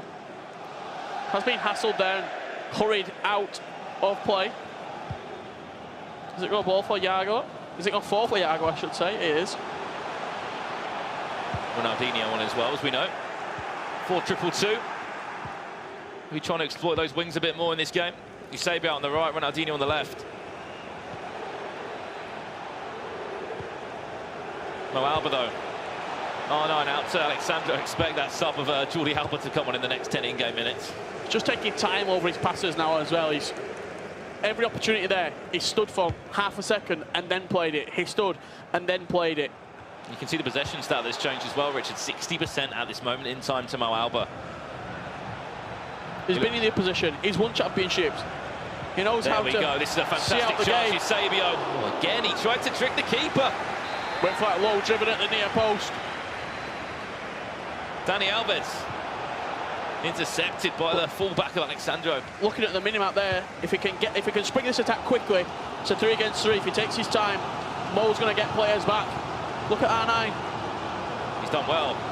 The obvious pass is there. If he can play one more, he's going to play to Hullet instead. No, it goes all the way across in the end. Ronaldinho, great chance. Tried to simplify it. Fantastic. Block from Maldini. Could have easily panicked there, but got anything on it to get it away. That's why you have defenders with super high interceptions. They're the sorts of stats that you don't look about. Interceptions, composure. To get into that sort of area in-game when the AI is controlling it and almost mop it up for you. And there's the pause by Yago. He knows. He needs to come out and attack all the way across as far as the edge of the box. That could be the winner. Ronaldo doing Ronaldo things as always. Cristiano Ronaldo on the volley. From one end to the other, you blink and you miss it. Mo potentially concedes at one end, goes up the other, smashes it in with Ronaldo, and pencils his name in to a final with Nicholas. Iago switching formation again into a 4-1-2-1-2. Who's coming on? Mateus at left centre mid. Ronaldo up top, Ronaldinho in at cam. It's last throw of the dice for Iago. He needs 3 goals in 27 minutes. The best way I would explain Mo Alba is every single player in this team has got stats to score goals from distance, has got stats to score fantastic goals, but not many pros want to risk it because, as we mentioned about, you know, these percentages of scoring these fantastic goals, he knows that these players have got these in-game stats, these in-game fantastic stats, as you mentioned, Richard, all the time throughout these 3 days of the finishing of an R9, the finishing of Cristiano Ronaldo. He tries it, he takes that risk, and no one expects it. Don't get me wrong, that's a fantastic time, and he was obviously fortunate for him to be in the position there, but what a Such finish a good there. strike. Alexandro on the floor as well. Tell you what, if Alexandro had cleared that off the line, I'd have lost my head. Here we go then. 3-goal advantage. Just under in-game of 30 minutes left to play. A few minutes of real-life time, and then we'll be finding out what that PlayStation console final will be. Nicholas at the moment against Mo Alba, if he can hold on. But an attacking change was made by Iago. And we know the goals this guy can score. Won 8-3, as we said, against Joksan in that quarter-final. Over 2 legs. Has he got what it takes to bring this back? If he does, what a comeback it will be. It's when you're questioning, what does he have in his locker? Play it through. Here we go. There's a chance. Oh. No! That was a chance to get back into the game. That was a chance to be a catalyst to the comeback. He can only smile and laugh because if you want to put anyone in that position, Richard, to finish that, you're going to put Ronaldo there every single time. Cristiano Ronaldo, we've seen that a few times, just not timed well, and heartbreak. They will do this time and time again at home, and to come to an event and then miss it up straight to the other end. Mo Alba, the composure to take it down, to take the extra touch, and he's celebrated all the way through to that console final now. I can imagine the Twitch chat is going mad. I can see some of his friends up in the arena as well, giving the same celebration that Mo is doing. The man from Stark Esports, who seems to get better and better every tournament, every year of competitive FIFA, the FIFA World Cup Grand Finalist in London. I'm sure after the points he's going to earn for getting this far, if even losing the console final, he's going to surely cement his place in those playoffs. Looks like he's oh no, he's showed turning on the now. style. 4 goals in front, and sometimes you say, Richard, people play their best games, they play their final before getting to another game in this game. All the way across, Mateus. Yeah, Mo scored 4 goals inside 8 minutes against Houston. Can Iago do something similar? He needs to. Oh, off the post. That's a lovely strike from Lofa Mateus. Left-footed on the edge of the box. Zidane-esque.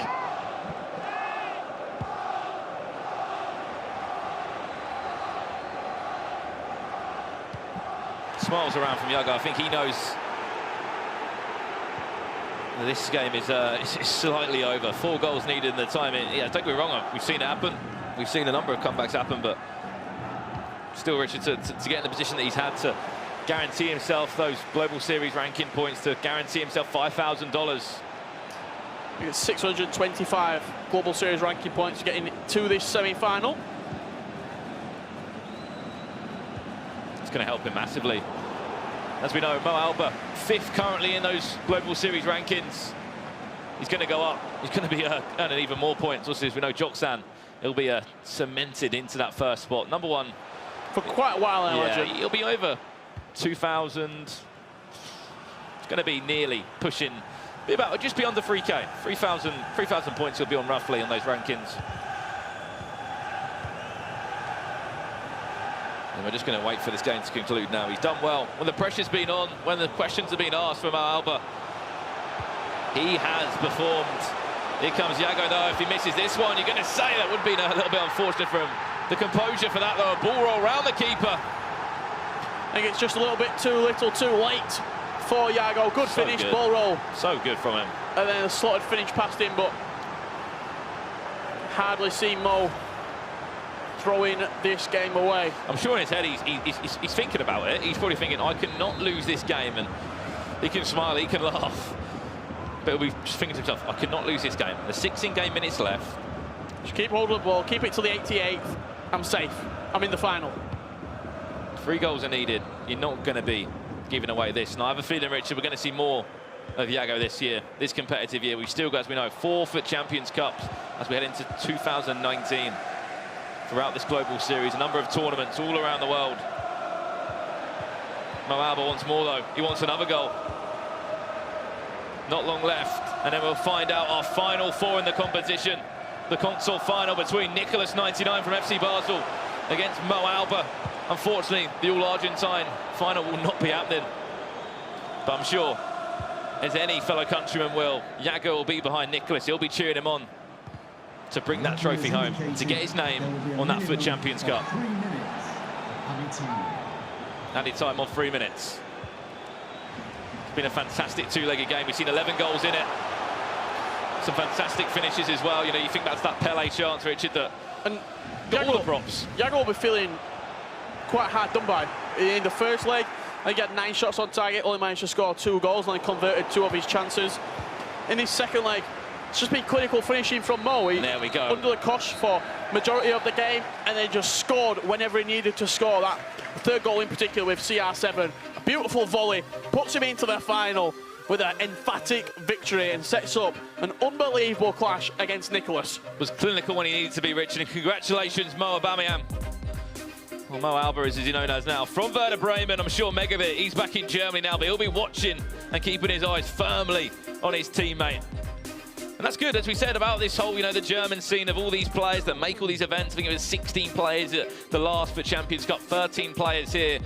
The furthest so far we've seen out of the 2 cups, the German go, and he's going to be in that console final, which shapes up to be a great game. But we have to have a mention to this guy. He's going to be disappointed, Richard. I'll nick the words from your mouth. You don't lose games. You always learn from experiences like this.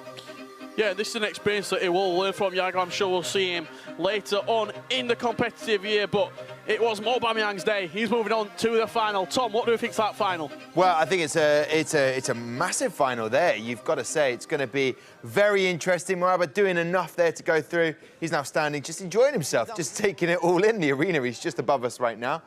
Ton, Wonder Boy, what did you take from that semi-final? I mean, we said every semi-final before that one was pretty cagey, pretty closely contested, apart from the Tex one early on in the day. That had goals, and that's kind of what we expected. These 2 goal-scoring machines going up against each other, they didn't disappoint, and they did not disappoint whatsoever. It was a fun game to watch. First leg, 4-2. Looking at the highlights now, this is the second leg highlights we're looking at. But that 4-2, I mean, Iago must have been infuriated. That 12 shots, 9 on target in that first leg. And then he had to come into this one knowing his 2 goals down and got off to a good start, but wasn't able to maintain it. Yeah, here's the thing. Sorry to cut you off, Chris, but... You did cut him off there, didn't you? I did. We all noticed it. Honestly, that's why, you know, at least I apologise for it. Noted. The thing about Mo Alba is he doesn't need 12 shots a game to get 4 goals. He's so good at that green time finish. I feel like almost every finish I saw, apart from the one he scored with CR7 in the second leg, was a green time finish. I'm telling you, this guy is probably the best time finisher in the game right now, and I love watching him play. He doesn't need so many chances. You give him a chance, he's going to take it every single time. And one of the things that I spotted, especially in his 5th goal, was the composure. You're expecting the time finesse to come in on Pele's right-hand side, and he just shifted straight to his left. And it's, again, when you see the best players who are attacking, they have many different things in their arsenal. It's not just the time finesse. They can bluff you with that and then use it against you because you're expecting it so much. You start to overthink it, and then people start to overthink what they're doing in their attack. They switch into something different and cause different problems. Yeah, did you mention Arsenal? You did say Arsenal, didn't you? They lost to Southampton today, 3-2. Yeah, I did hear about that. Listen, gentlemen, and Wonderboy, I don't know if you heard the time, he kept mentioning, he says, every time there was a finish, the lovely little roll past the keeper there, but every time there was a finish from Maraba, Wonderboy would turn to me, look at me and go, time finish. He's the best in the world, even a finger wag as well. And we're seeing what that means. And what I like in any competitive sport, you see a moment where you have gone through to the final, Maraba, and he goes over and looks, make sure the Iago's okay, because he'll be feeling a bit crushed. You said he was 425 in the world. Yeah, he's outside the top 400 in global series points. Obviously, this guy in his home region, you know, will be doing bits, as people say, in the weekend league. You know, he's going to be one of those guys online who is putting up great records. But to come outside of the top 400 global series ranking points and then put on a show, that'll change now, obviously, with the global series points that he gets from this tournament in London. But to come from outside the 400 and put on a performance like that, make it to a semi-final at all, tremendous achievement. I never know when he's going to finish either. Really I genuinely don't know. I just want to jump in. He's stopping. Well, we're going to have to work on it. Yeah, sorry. But for me, I think what the guys on the commentary desk said is very, very right. Losing is learning. It's his first opportunity in a tournament, this sort of setting, this sort of. I don't know, it's just a huge tournament for him to be in, and you don't find yourself in these scenarios very, very often, especially a player who's down that far in the rankings. So he'll take a lot from this, hopefully, and move on in further tournaments and potentially do better. Yeah, there he is now. Maraba goes through to take on Nicholas. You look at the stats from that match. What do you pick up from him, and how is Maraba going to be able to move on from here and learn and hopefully end up in the cross-console final? 9 shots on target with 7 goals across 2 games. It just shows how he takes his opportunities when he gets them, doesn't he? Absolutely. Every single time. And it comes back to his time finishing. I mean, when you have just 9 shots and you're converting, you know, 7 of them, that's that time to finish again. I mean, he had less passes over the two legs. Less passes, less shots on target, but there he is. The result. It's all about being clinical. Is that sort of about moving the keeper? Is that something Iago's going to have to go away and go, I had 11 shots on target, I could have won that? Even if he did, though, like, a lot of the goals that Maraba did were, as said, specifically that 5th one. I mean, he sent the whole team on a holiday when he went to go on the right-hand side and he switches it to his left and just bangs it at the top left corner instead of that time finesse. If Iago had moved your keeper in that typical way that you would to stop that goal, it would have been even easier for Iago, for Albert to score. It's a fast-paced world out there, gentlemen, and it's important to keep everybody up to speed. So here's the bracket at the moment for where we stand. Any surprises there, or as it is expected it to be? Xbox on the left, F2 Tex and MS Tesario waiting patiently to get into that final. And on the right-hand side, PS4, Nicholas taking on Maraba. I think maybe the only surprise in there really is not seeing Stefano Pina in this final. I mean, you think about his accolades recently. I mean, you know, last year in FIFA 18, obviously this is a different FIFA, but, you know, he won the PS4 side of the entire FIFA World Cup. So, interesting to see that he's not there, but again, you look at his opposition, Nicholas, you know, the Argentinian, Mo Alba, who we just saw play, is going to have a tough test in that PlayStation Finals. I think the PlayStation side, if you put Nicholas or Stefano Pina up against Iago or Mo Alba, I think they probably win it. I think whoever won that game going into that PlayStation final will be the favourite. Obviously, Nicholas goes on to win it. So I think Stefano Pina up against somebody else may have actually been able to make that final. He's a very, very good player, but Nicholas has looked very good this weekend. Gentlemen, I don't know about you, but I fancy just a little breather, a little break. You fancy one of those? Because we should have... No, I know you're undecided, because to be fair, we're going to have an Xbox final, then we're going to have a PS4 final, then we're going to have the grand final. Next match up is going to be F2 Tex taking on MS Desari. Is happening after a little bit of an extended break. See you in a second.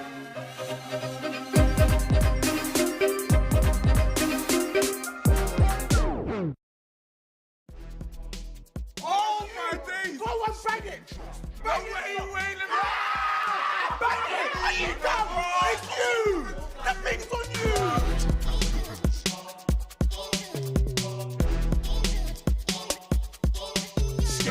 We beat England. Yeah, beat England. We want to beat England, yeah. Looking at Jesse poster boy, all right. Let's get it cracking. Remember, just foul them, just foul them. There's no rules. Smack him! Let him go one! Ooh, sorry. You can't swear. Play me in. You're in. I'm in. No, I'm in. I'm in. Oh my days. What was that? Oh my days. That was a good touch, guys. I like that. Go on. To me. That was dead. To me. No, do you know, I'm getting used to it. Man, I'm sweating over there. Hey, what are you doing, man? Come here, elbow. Foul them. How'd you punch? Punch. Kick it in behind. Clam. Wait for me. Right, wait for me. I'm waiting. Finish it. No, wait for me. Aye. That was dead. It was you as well. Flipping it.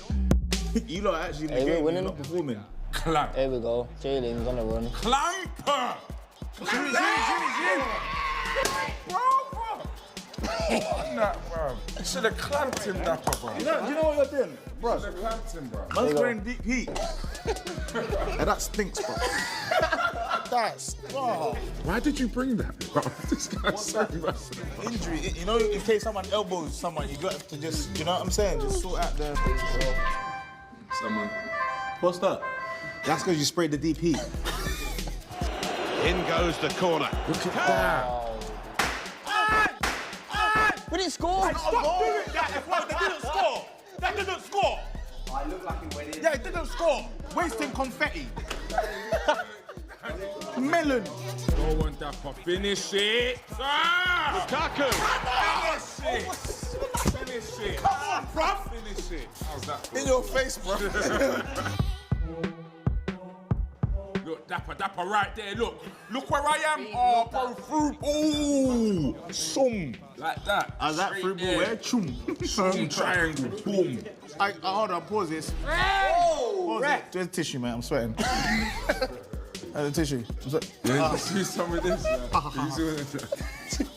Where's the headband? Show no more. Ready, boys? Ready, come on, it's on. Storms. Pay attention to what's going on. This is real life. This is real life. Sterling. Shoot him. Love that, bean. Pop that. Love that. What just happened? Bruv, I was rubbing my eyes and I've come back That's to the this problem, goal. bro. Why would you rub in your eyes when these lot are in the box? Look at that ball. Running. Look at that ball. Go on, Dapper. Bad boy, team that. Bang that. Bang. Did you see that? Oh, and I scored with you. Pressed high here. Play. Look, grab him, look. You were standing in front of him, bro. What are you doing? You're moving nuts. We got to bring this back, bro. Yeah, 71 minutes. We can do this, bro. Turn. Go on, thank you. Finish up. Yeah! That's scaring me every time. You scored that. That was alright still. Every time. That was alright still. They're not playing. What's it? What you lot laughing? Why is he laughing so much? No. What you laughing? Cut this. I don't know what these lot have done. Why are you lot laughing so much? Oh, my brother just scored, bro. They just scored, bro. No. No. When did the game even start back, bro? That's dumb. That is dumb. Daps, come chase them down with, man. Go on, Storms. Oh, go on that ball. Oh, why did you just... I said don't. I didn't think I'd get the ball, did I? You've lost, man. Look at him go. Ah, jarring. He's in. I was gonna score. Well done, lads. Good game. Why do you not keep doing that? No one scored. What was the point of that?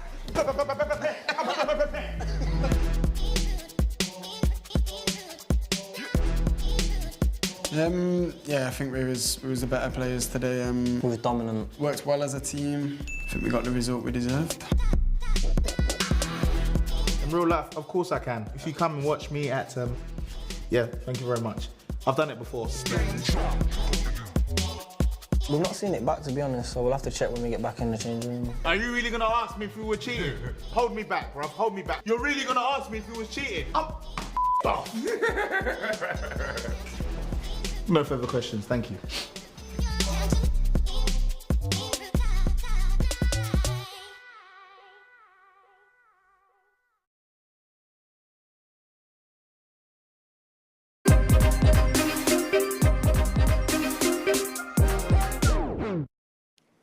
Welcome back to the FUT Champs Cup. December, so much has been going on at the Gfinity Arena. So much to talk about. We have had 2 semi-finals on the Xbox, 2 semi-finals on the PS4. Let's bring you up to speed. That's the indication that we should see the footage. There it is. That is what I'm talking about. I'm excited. I'm getting into this now. I am so ready for this. We started off with F2 Techs taking on PSG Dax.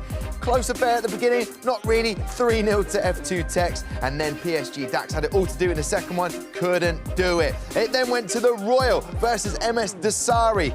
Friendship broken, potentially, maybe, not really. They just progress as MS Dasari does through to the final. We then saw the PS4 match between Stefano Pina versus Nicholas. A cagey affair, finishing 2-1 in the end. And then Moaba versus Iago. Now that was a juicy contest. 7 goals to 4. All done and dusted, and there it is. Gentlemen, what do you make of those 2 semi-finals that we've pretty much had in both consoles? Because we now look at F2 Techs taking on MS Dasari. Yeah, it's going to be an interesting one. I think all the results that we did see were probably, for the most part, expected, maybe outside of Pina losing it against Nicholas, of course. But one of them, like, you could toss up either way. Yeah. But the rest of the games have been pretty much what we scripted, I suppose, isn't it? Yeah, I think this Xbox final, it's going to be so saucy. It's going to be so good. Like, this could potentially be Game of the Year from 2018. I'm going out on a limb and saying it. You're throwing yourself in there, aren't you? I know I am. I do it all the time. Throw it straight into the deep end. Richard Buckley is on the desk right now. That is the only change that's happened, Ton. We've got to weigh him down because literally he'll go off if he's allowed to. When you look at this match, I think we need to let him loose. We need to let him loose. All right, let's do it. What we want to let loose is these 2 guys on the Xbox. This is the Xbox final right now. F2 Techs going for back tournament wins. And MS Dasari stands in his way. What do we say about this one? I mean, Tex is making history every single time he comes into a tournament. He's just winning and winning and winning. Almost reminds me a little bit, Tex is a little bit like he's the outlaw, almost. And Dasari's the old sheriff. He's come back in town and he wants to get his land back. It's his land, MS Dasari, and he's looking to take it back off F2 Techs. It's like some young upstarts come in and just take this crown, and he's like, I want to get it back. I like it. I like that. Surely there's got to be a gold reference there. Surely if you're going cowboy, Western, Jeff. Somewhere. You're the brains of this operation, mate. Come on. Yeah, I'll think of something. I just never know with Richard Buckley where it's going. What do you reckon for this Ton? MS Dasari is going to stop that F2 Techs run? Nah. No, no, he's not. I'm sorry. Why? Because Tex has everything. We see him going forward, and we know that's one of his biggest accolades. But how good his defending is as well. I mean, Dax didn't get a sniff. Not a single thing in that semi-final. He looked so good. Tex was on about how Dax might have been his hardest challenge so far, and he made it look bloody easy, to be honest with you. And it's going to be so difficult for MS Dasari. We know he's a good player, but Tex is on another planet at the moment. Could it be the commentator's curse from Ton there? What do you say, Buckley? I mean, imagine this is the package that Tex has got. It looks pretty complete to me. I don't see him losing. I just do not see him losing. But if anyone's going to do it, it will be Dasari. Well, there you go, gentlemen. OK, if anyone's going to do it, obviously, it's only MS Dasari that stands in his way. So much going on. We'll also have the PS4 final after we have sorted out the Xbox final. I don't know who to call on this one. What are you guys saying? We've got a Twitter at Gfinity. Let us know. In the meantime, Mike LaBelle and Trout are at the touchscreen. The 2 sassiest men in the building. Thanks, Tom. I'm in my cagoule. I learned a new word today. You guys can let me know if I've used that properly. I like that word too. But this squad on screen is Tech Squad. It's definitely not a cagoule squad. And we're starting to see in the 4-2-3-1 this meta defense and meta midfield, where you're seeing the same players over and over again. In Bucharest, we saw players interchanging, but it's starting to become Kyle Walker, Maldini, Rio Ferdinand, Alexandro, and then Hullet and Vieira breaking up the midfield. And we're starting to see people differentiate their squads, or with the goalkeeper choices, and then also in the attack, where it does come down to, do you cross more? Are you looking for more of the long shots? And that's where we're going to see the Pele preference. And we're going to look at MS Dasari's squad as well. It's relatively similar to the F2 Techs team, and it's just a couple different preference choices. Like I said, very similar. He likes Courtois over using De Gea or Neuer. He thinks he's better in the air, better on set pieces, maybe a corner kick. He's going to come out and grab it. But other than that, very similar. And in the attacking area of the pitch, like I said, he's gone with Cruyff for the 5-star weak foot. And that's more if you're looking to shoot from distance versus if you're whipping in crosses, Pele is much more athletic.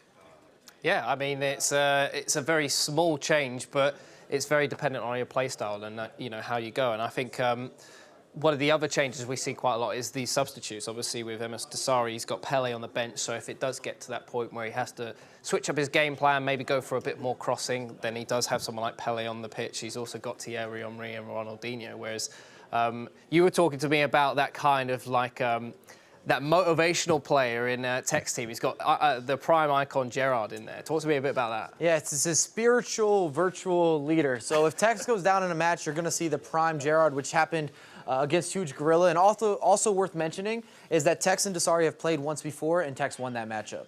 Yeah, I mean, in this competition so far, there's not much difference between the two players. I think that Emas Dasari has scored 3 more goals than Tex in the competition, both conceding only 23 goals, and that is a mighty, mighty stat. That's what we were talking about with the pedigree of a champion. Those are the kind of stats you want as a champion. And both of these players are extremely balanced. Yeah, I mean, both of them, gameplay-wise, they just have such a knack for finding goals and extremely rock-solid defenses. And I think that shows in the stats and reflects just overall in their gameplay. But that's it from us on the touchscreen. We'll throw it down to the desk. Tom, what do you think about this matchup? I think it's going to be a great contest, and I'm sure everybody around the world is going to be watching this now intently. And thank you very much for the breakdown of the 2 squads there that we have at our disposal. They're very sassy, aren't they, the pair of them? I love that Kagol. It is a lovely Kagol. It's not technically a Kagol, and I don't know why you've wound him up like that, telling him the wrong name for something. It's just a nice waterproof jacket. That's all it is. Listen, ladies and gentlemen, on the desk, we're excited. I know you are as well, so let's get to it. For our Xbox final, we have got F2 Tex versus Emas Dasari.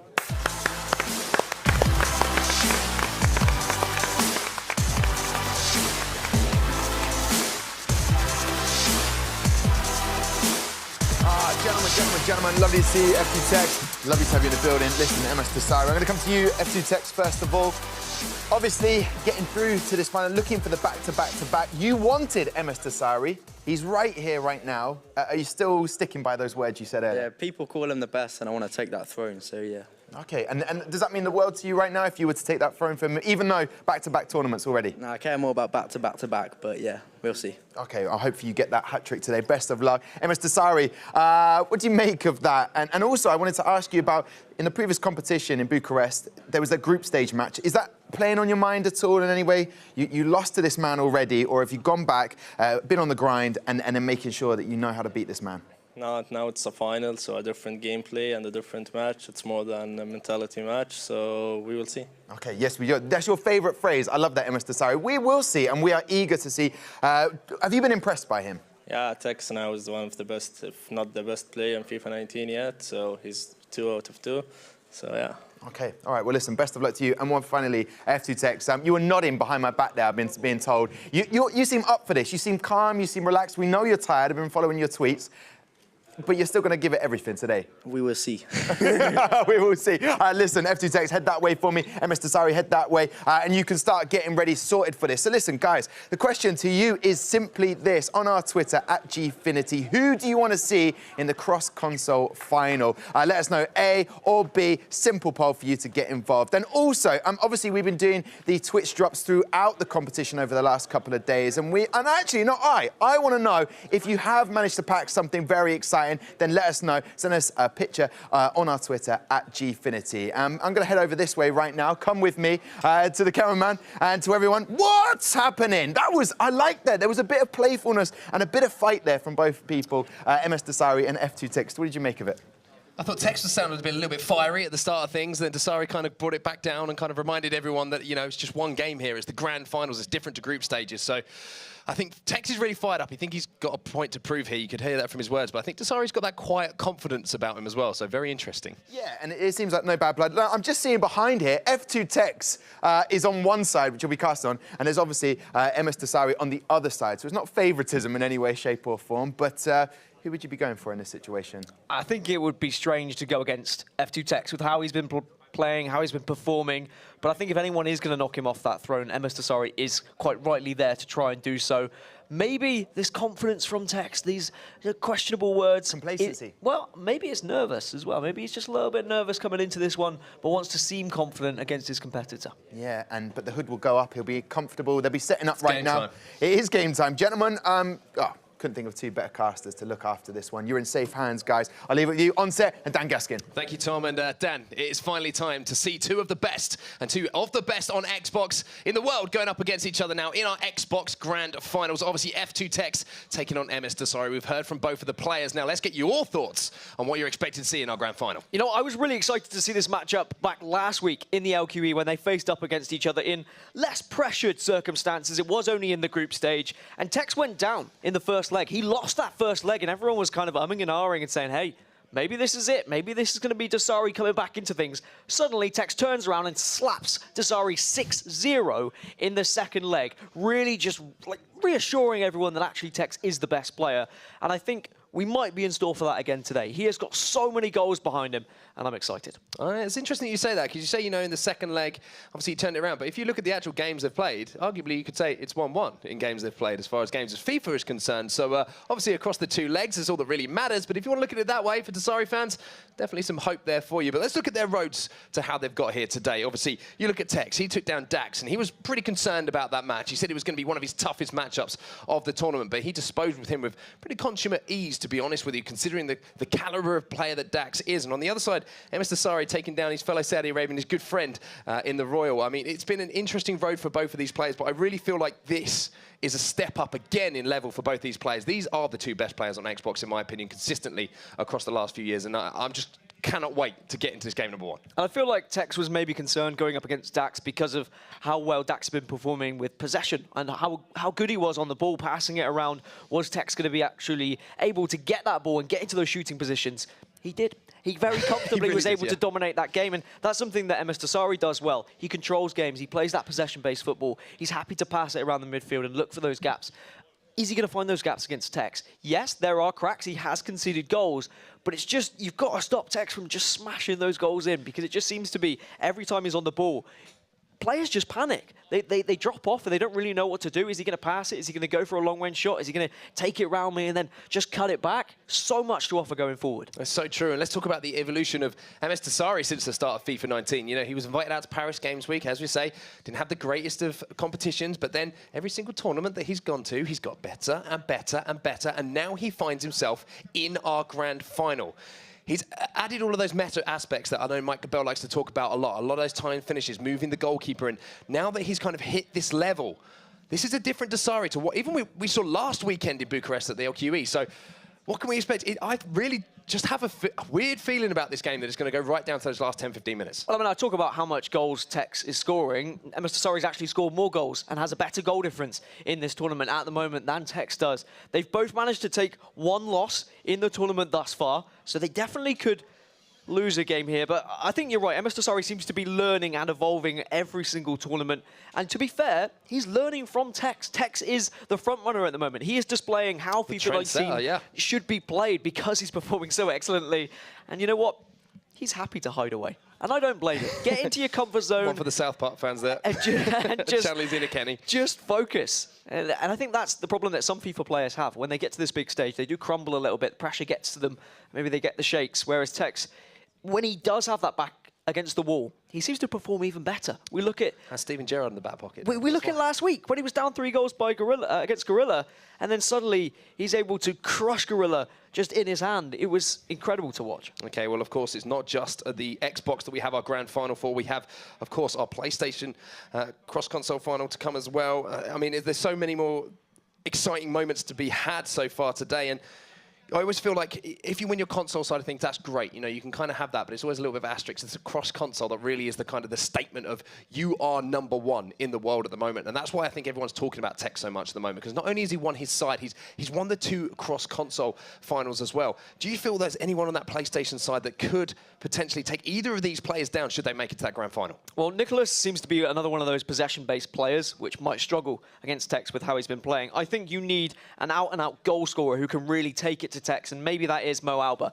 Mo Alba has that in his locker. He's able to just smash goals in as well. So if Tex gets to the final and if Mo Alba gets to the final, that certainly would be a mouth-watering one. Well, here we go, ladies and gentlemen at home. It's time to get into our Xbox Grand Finals.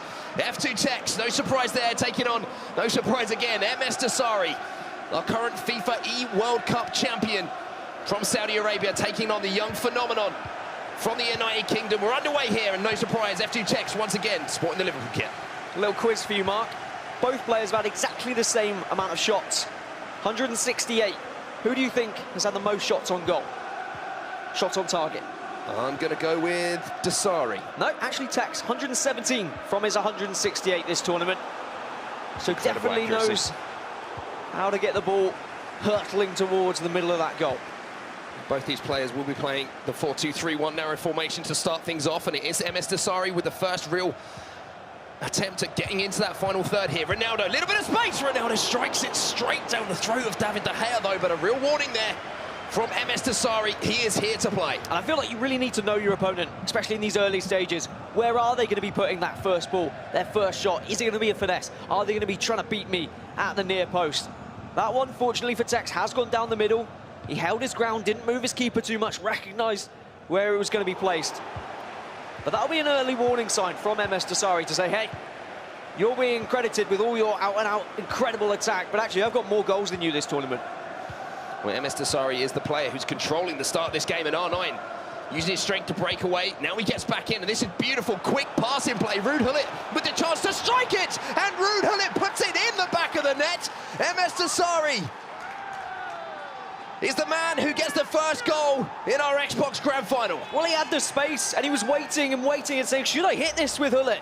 You don't usually hit them from that far with Gullit. You want your Eusebio, your Pele. But instead, he says, actually, screw it, I'm just going to go for it. And he's rewarded with taking that chance. Even moving the keeper to one side, wasn't able to stop that one. And what a perfect way to start this grand final for MS Dasari. One way to keep Tex quiet after the comments he made before that game.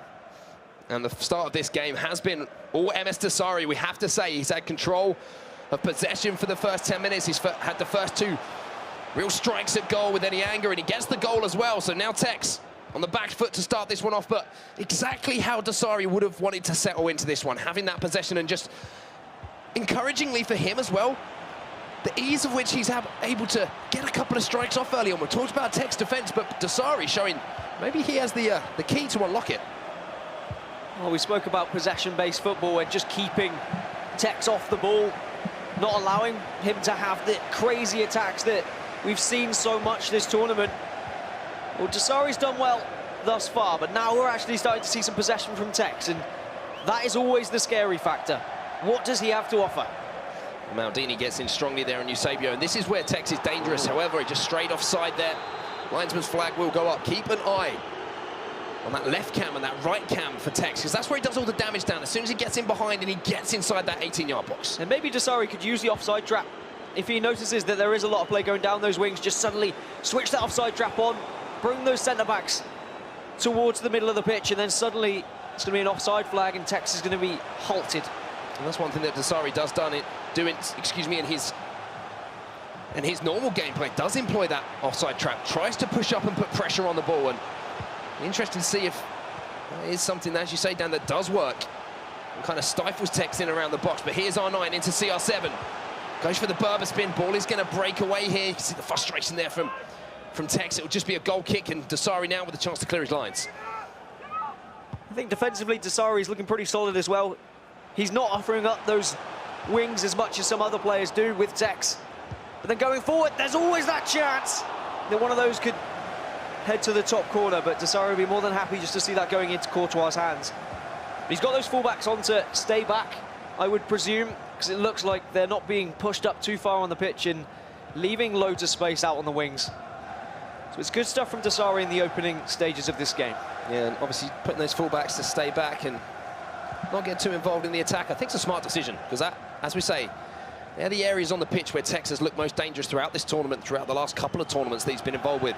Getting Pele in the action, getting Eusebio in the action, but let's talk about this attack from MS Dasari that just gets broken up as something started to develop for the Saudi Arabian. Cruyff then back on defence. Vieira snaps into the tackle though. Eusebio now back to Vieira, and again, this is where the battle's going to be. Dasari's going to have to be so careful with Kyle Walker and Alexandra in those fullback positions. Vieira coming forward now, Gullit in the tackle. Alexandro is going to be the player to win it and get it back for Dasari. It's exactly what Dasari needs to do. Keep the ball in the middle of the pitch. Keep the ball with Vieira, with Gullit. They're not going to be as good with the skill moves. And now he's trying to exploit wings himself here, Dasari. One thing that Tex is very good at is using his fullbacks to defend. He pushes them up the pitch, he gets aggressive, he brings them central as well. Especially Kyle Walker, he likes to bring him into the middle to defend with him. Sandro gets beaten to the ball here, but the strength of Alexandro, the 87 rated inform, enough to get the ball back. Dasari then, controlling the pace after a little bit of pressure here from Tex. Gives away the free kick there. Soft one. Decides that there was a little bit too much physicality in that challenge for his liking. And now Dasari can build again. Those are the little things that Dasari does need to be careful with. If I take you back to last week, Mark, there was several times where Dasari was just a little bit quick to throw the ball out with the keeper, perhaps. They did leave him vulnerable. He did make those mistakes where typically he wouldn't have last year. And there is a chance from this free kick, potentially. 3 players stand over the ball then. Will this be a short routine like we've seen from a lot of players so far this weekend? Ball rolled off to Hullet. Hullet with a step over, goes inside, Dasari doubles the lead. Beautiful stuff. He knew exactly what he wanted to try and do from that free kick. And that's 2 for 2 now with Hullet. Showing why this man is such an important factor in any team with unlocked accounts. Important factors including that 5-star weak foot of Ruud Hullet. Gets it on that left, no problem shooting with either foot. He's found the top right-hand corner with his right foot, and now he's found the bottom left-hand corner with that left foot as well. The pros' favourite, and at the moment, MS Dasari's favourite. I don't want to get ahead of ourselves. We have seen Tex in these situations before, whether it was last week against Gorilla or whether it was last week against MS Dasari. MS Dasari won the first leg 3-1 last time. Well, here is CR7, but that's a loose pass there from Tex. Gives the ball back to Dasari, and you can see the pause being cued here by Tex as well. Maybe thinking about a change. Well, he needs it. He just needs more possession. It's looked really comfortable for Dasari. He's been able to pass it around. Quick passing movement, which doesn't favour Tex, who likes to get aggressive with his defenders, try and get stuck in, but he's not getting time to actually approach them and try and steal the ball away. That's one of the things with the custom tactics that Tex does do. Always has that drop back on, and we can see now. Eusebio's pushing forward, Walker now into Hullet again. He's on a hat-trick at the moment. R9 round the corner, Cruyff with the Cruyff turn, strikes it down low to De Gea's near post. And again, all this pressure here is coming in from MS Dasari. And it's a look at the tactics, I think. A look at the settings from Tex's side. So clearly, his head isn't there at the moment. No, he's thinking something's not quite right. It's not going how I planned. But notice how much one-touch football there is from MS Dasari at the moment. As he swings this one in, De Gea grabs it comfortably, and okay, I've been saying I want people to cross it in, but I'll go back and I'll allow people to pass it. Now that's the one, that's all I needed. As the first half does come to a conclusion, and it has been all MS Dasari so far. Really answering back to what Tex had to say beforehand, and Tex only having 1 shot on goal, Mark. That's not the Tex we're used to seeing. So MS Dasari looking so good in that first half. Everything he could have wanted to happen pretty much happened in that one. He had his opportunities, he's got a couple of goals on the board, but also kept that clean sheet and kept the chances for Tex down to almost nothing, to be honest with you. The 2 chances that Dasari had, obviously the strike with Hullet and the set piece, very well worked as well. You just wonder, Tex can find a way back into this one, or if Dasari's going to extend this lead and make the second leg all the more interesting for everyone. I think the answer to that question is yes. Tex can always find a way. He will adapt and he will change how he's playing, whether it's formation or whether it's just his approach. At the moment, he's struggling because he's having most possession with his CDMs, with Vieira, with Hullet. And he hasn't really got much to offer in terms of skill moves from either of those players. They're not as quick as his wingers, and that's when he usually looks dangerous. So maybe he might switch formation, maybe a 4-2-2 to try and encourage a little bit more central play from some of these 5-star skillers to allow him to try and beat a man.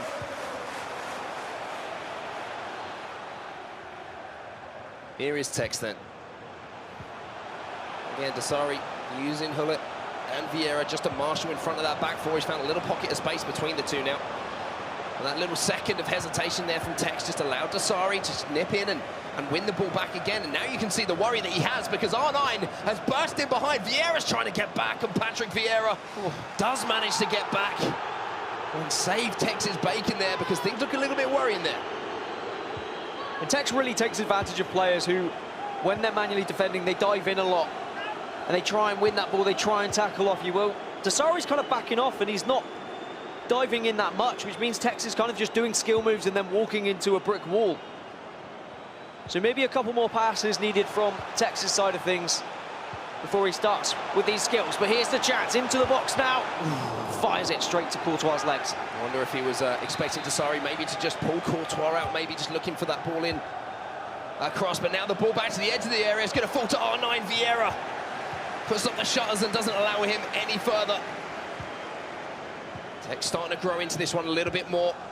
Well, as we approach the last half hour in our first leg here, he's going to need a little bit more because even though he's had a strike on goal now, they haven't been the clearest cut chances.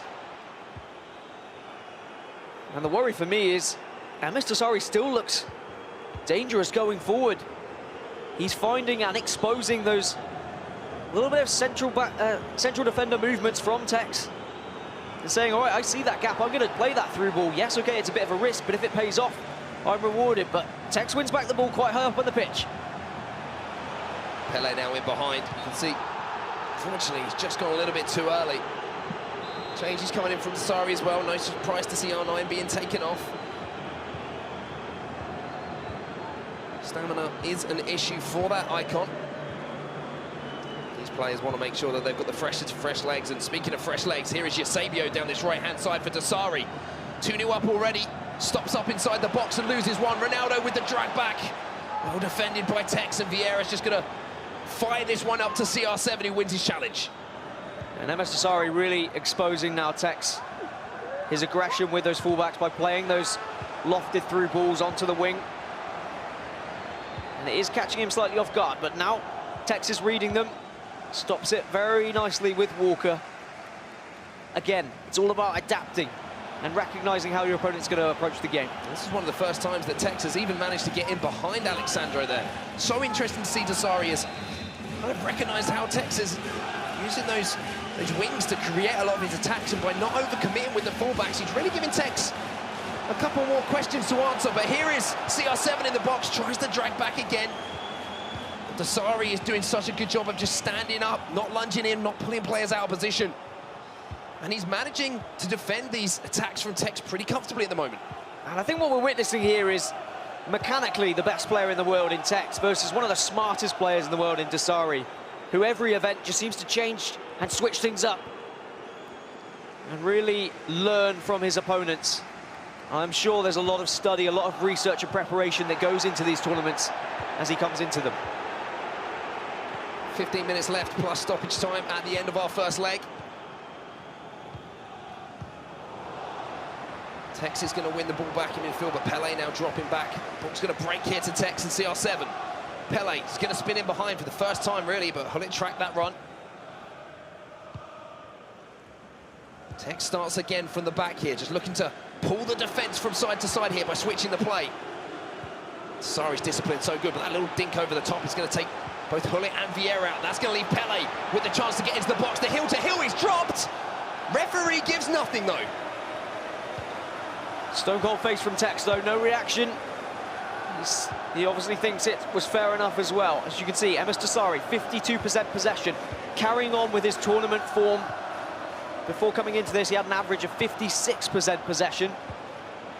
And to do that against Tex as well is quite the feat. Carl Walker then going to be pushing forward here for Dasari. Now, like what I'm seeing from Dasari here, recognising the situation and thinking, I can finish this right here with a third, goes near post. Flabbergasted look on the face of Emis Dasari as David De Gea makes the save. Corner now. Ronaldinho inside the box. Dinks it in. Ferdinand will clear, and now there's a chance towards the end of the game here for Tex to counter-attack. And I really feel like Tex just needs that one goal just to settle his nerves a little bit, just to reassure himself that he is still in this. There's Ronaldinho out on the right. He's going to try and twist and turn, work his way into the box. Eusebio back to the edge now. Vieira is waiting. Manages to poke it around the corner to Hullet. Strike from Ronaldinho! Tex is back into this one. The strike from the Brazilian icon, fresh on the pitch, beats Dasari's goalkeeper. And now it's just a one-goal game. Vintage Tex, that. Just patiently waiting on the edge of the box, watching the goalkeeper movement, looking for that one player just to wait on the edge of the D.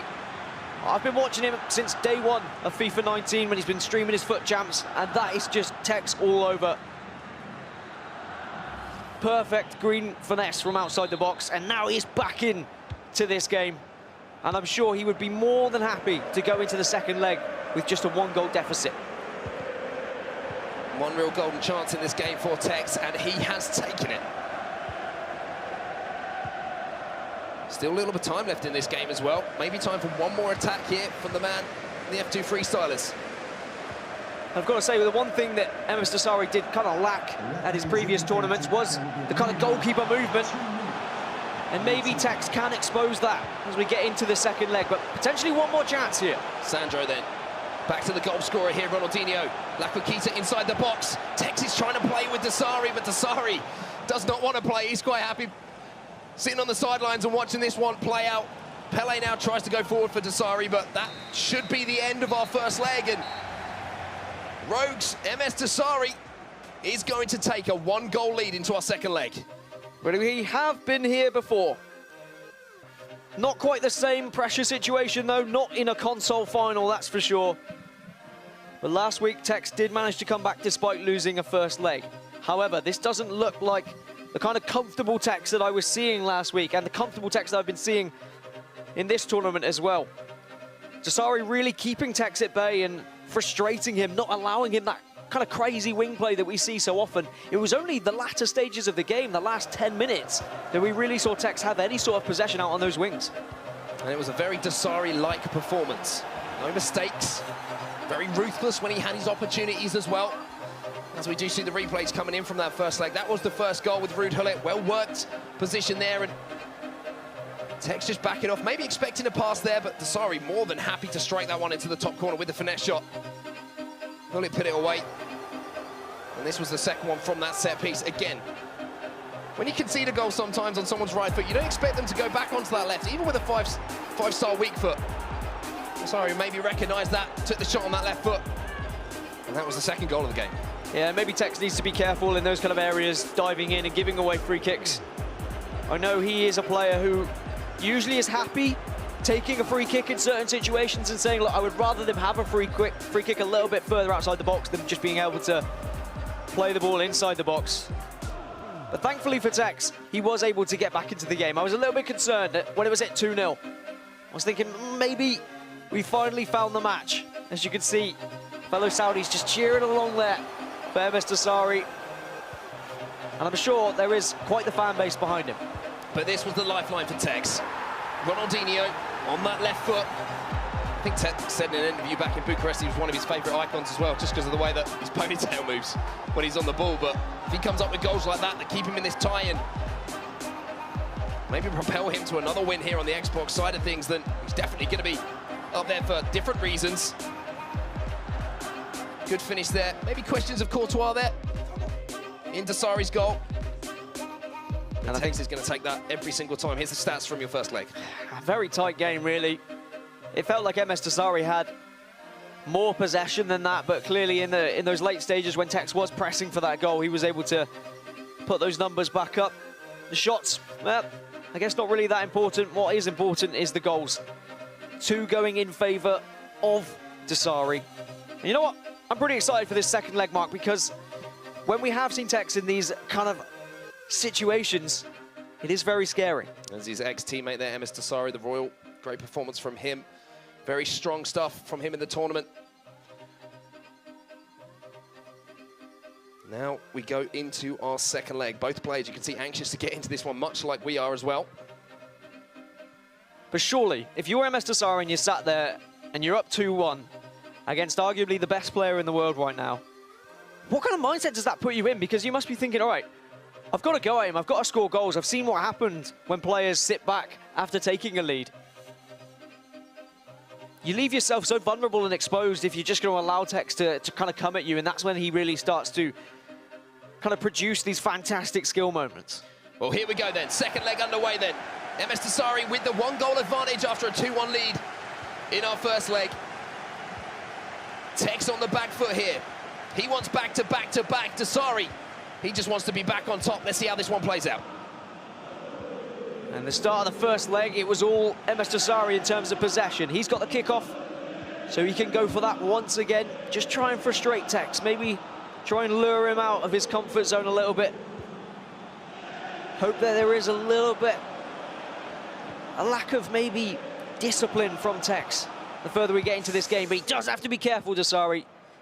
We have seen mistakes before, we don't want to see him again. That's one thing that Dasari has let creep into his game a little bit, some defensive errors that we just didn't see quite simply in FIFA 18. Little lackluster throws out from the goalkeeper, little passes, maybe just taking your eye off the ball for 1 second, and in a final, you can't afford to do that because that's where goals come from. And very rare you'll see blowouts, Dan. It usually is a mistake or a moment of brilliance. I wonder if that is just habits creeping in from FIFA 18 as well.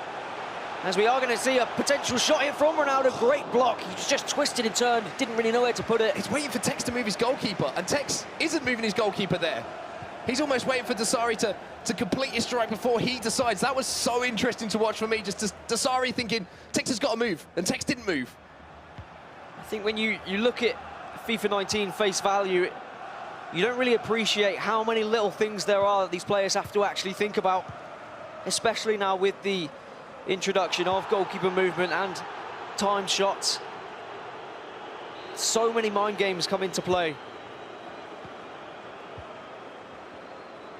Tex gives the ball away there. Vieira with good pressure onto R9 in the middle, and Dasari. It's a very similar pattern to what we saw at the start of the first leg here, Dan, and that is a fantastic ball back to CR7. Wow. Now that might look like a basic save, but Tex has moved his goalkeeper right into the way of that one. Yeah, he offered up the finesse into the top corner, and I think he tried to... I think MS Dasari was hoping it was going to be a double bluff, and he was going to move it across and then move it back, which we see so many players do. Just kind of dancing on the line.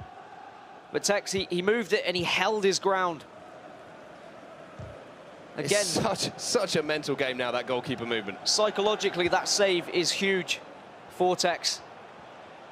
That's two big chances at the start of this game from MS Dasari. Tex has managed to use his goalkeeper to give him a chance in the game. 2 heel-to-heels here from R9. Creates a bit of space on it in the box. Eusebio! Defender's got a piece of that and made Courtois' life a little bit easier. First time we've seen Tex sort of roar forward, to be honest, in this second leg. And it was those skill moves inside the box, the heel-to-heel there, that created that opportunity again, Dan. But he was slightly off balance there, Eusebio. You saw the way he struck the ball. It kind of fluffed it along the floor. It wasn't flying towards the corner. Tex maybe didn't really have time to even think about taking a touch, though. Eusebio almost got round the edge of Maldini there. Maldini powered back, though. Quickest centre-backs on the game, when you can see why there. And we talk about Tex's versatility and what he's got in his locker when it comes to attacking. Like, is he going to go for those skill moves? Is he going to go for the finesse? Might just go for goal! Oh, he does go for goal! And I think he's caught MS Dasari off guard a little bit there. Maybe not expecting the shot. And suddenly F2 Tex is right back into this one. And that's where things really start to get worrying now. CR7 lays it off to R9, and R9 just leathers it in the top corner.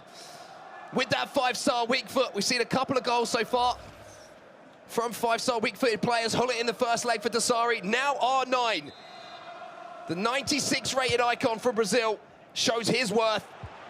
Firing Tex back into this final with that left foot from distance. And you can see how it's developed for Tex across these 2 legs as well. He started off by going for a traditional down-the-wing route. Then he was looking for those finesse shots, just like that one. And then he said, all right, well, I'll go back to just trying to beat my man. Wasn't working, so he's gone, all right, well, I'm just going to start having some pop shots from outside the box, and it's paid off for him, just switching and trying a variety of different things. Tex is dangerous here, ball roll, little combination there. With the chop in there as well. Oh, he sold Dasari here. Tex is looking to flex his muscles. Dasari again holds firm, though. And he needs to. Those are really the times that Tex looks at his most dangerous. And it's what MS Dasari has been trying to keep out of Tex's game for these 2 legs. He's been trying to force him into the middle rather than allowing that space. Space, though. You mentioned it for Eusebio. Doesn't make the most of that situation, though. Dasari tried to whip it into the box, but Tex with a slightly risky pass there. Dasari nearly made him pay by stealing possession back. Tex survives here, and Tex now can orchestrate an attack of his own. And people keep saying, I mean, surely fatigue's going to come into it. Tex can't win 3 in a row. But every time we question him, every time we doubt him, every time we think someone's going to match him, he turns up the dial just that one number a little bit extra. But has he got any more here? As we're still all tied up. Or is MS Dasari going to be able to use his magic and his brilliance? There's that little mistake. There's that little mistake from Dasari we talk about. Giving the ball away high up the pitch. R9, Eusebio's over here. Eusebio inside the box, the drag back, the scoop turn. Can't beat Maldini, though. But that's the little mistakes we talk about from Dasari. We didn't see it last year.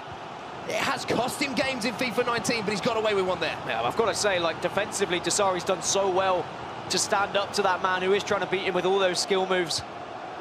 And not diving in, not being baited by any of the drag backs or the lakuketas. Instead, he just waits patiently for a more vulnerable skill move that leaves that ball exposed so he can't nip it off them. It's been great defending from Dasari, despite the scoreline being even here. Here's R9 then, just before this half-time here.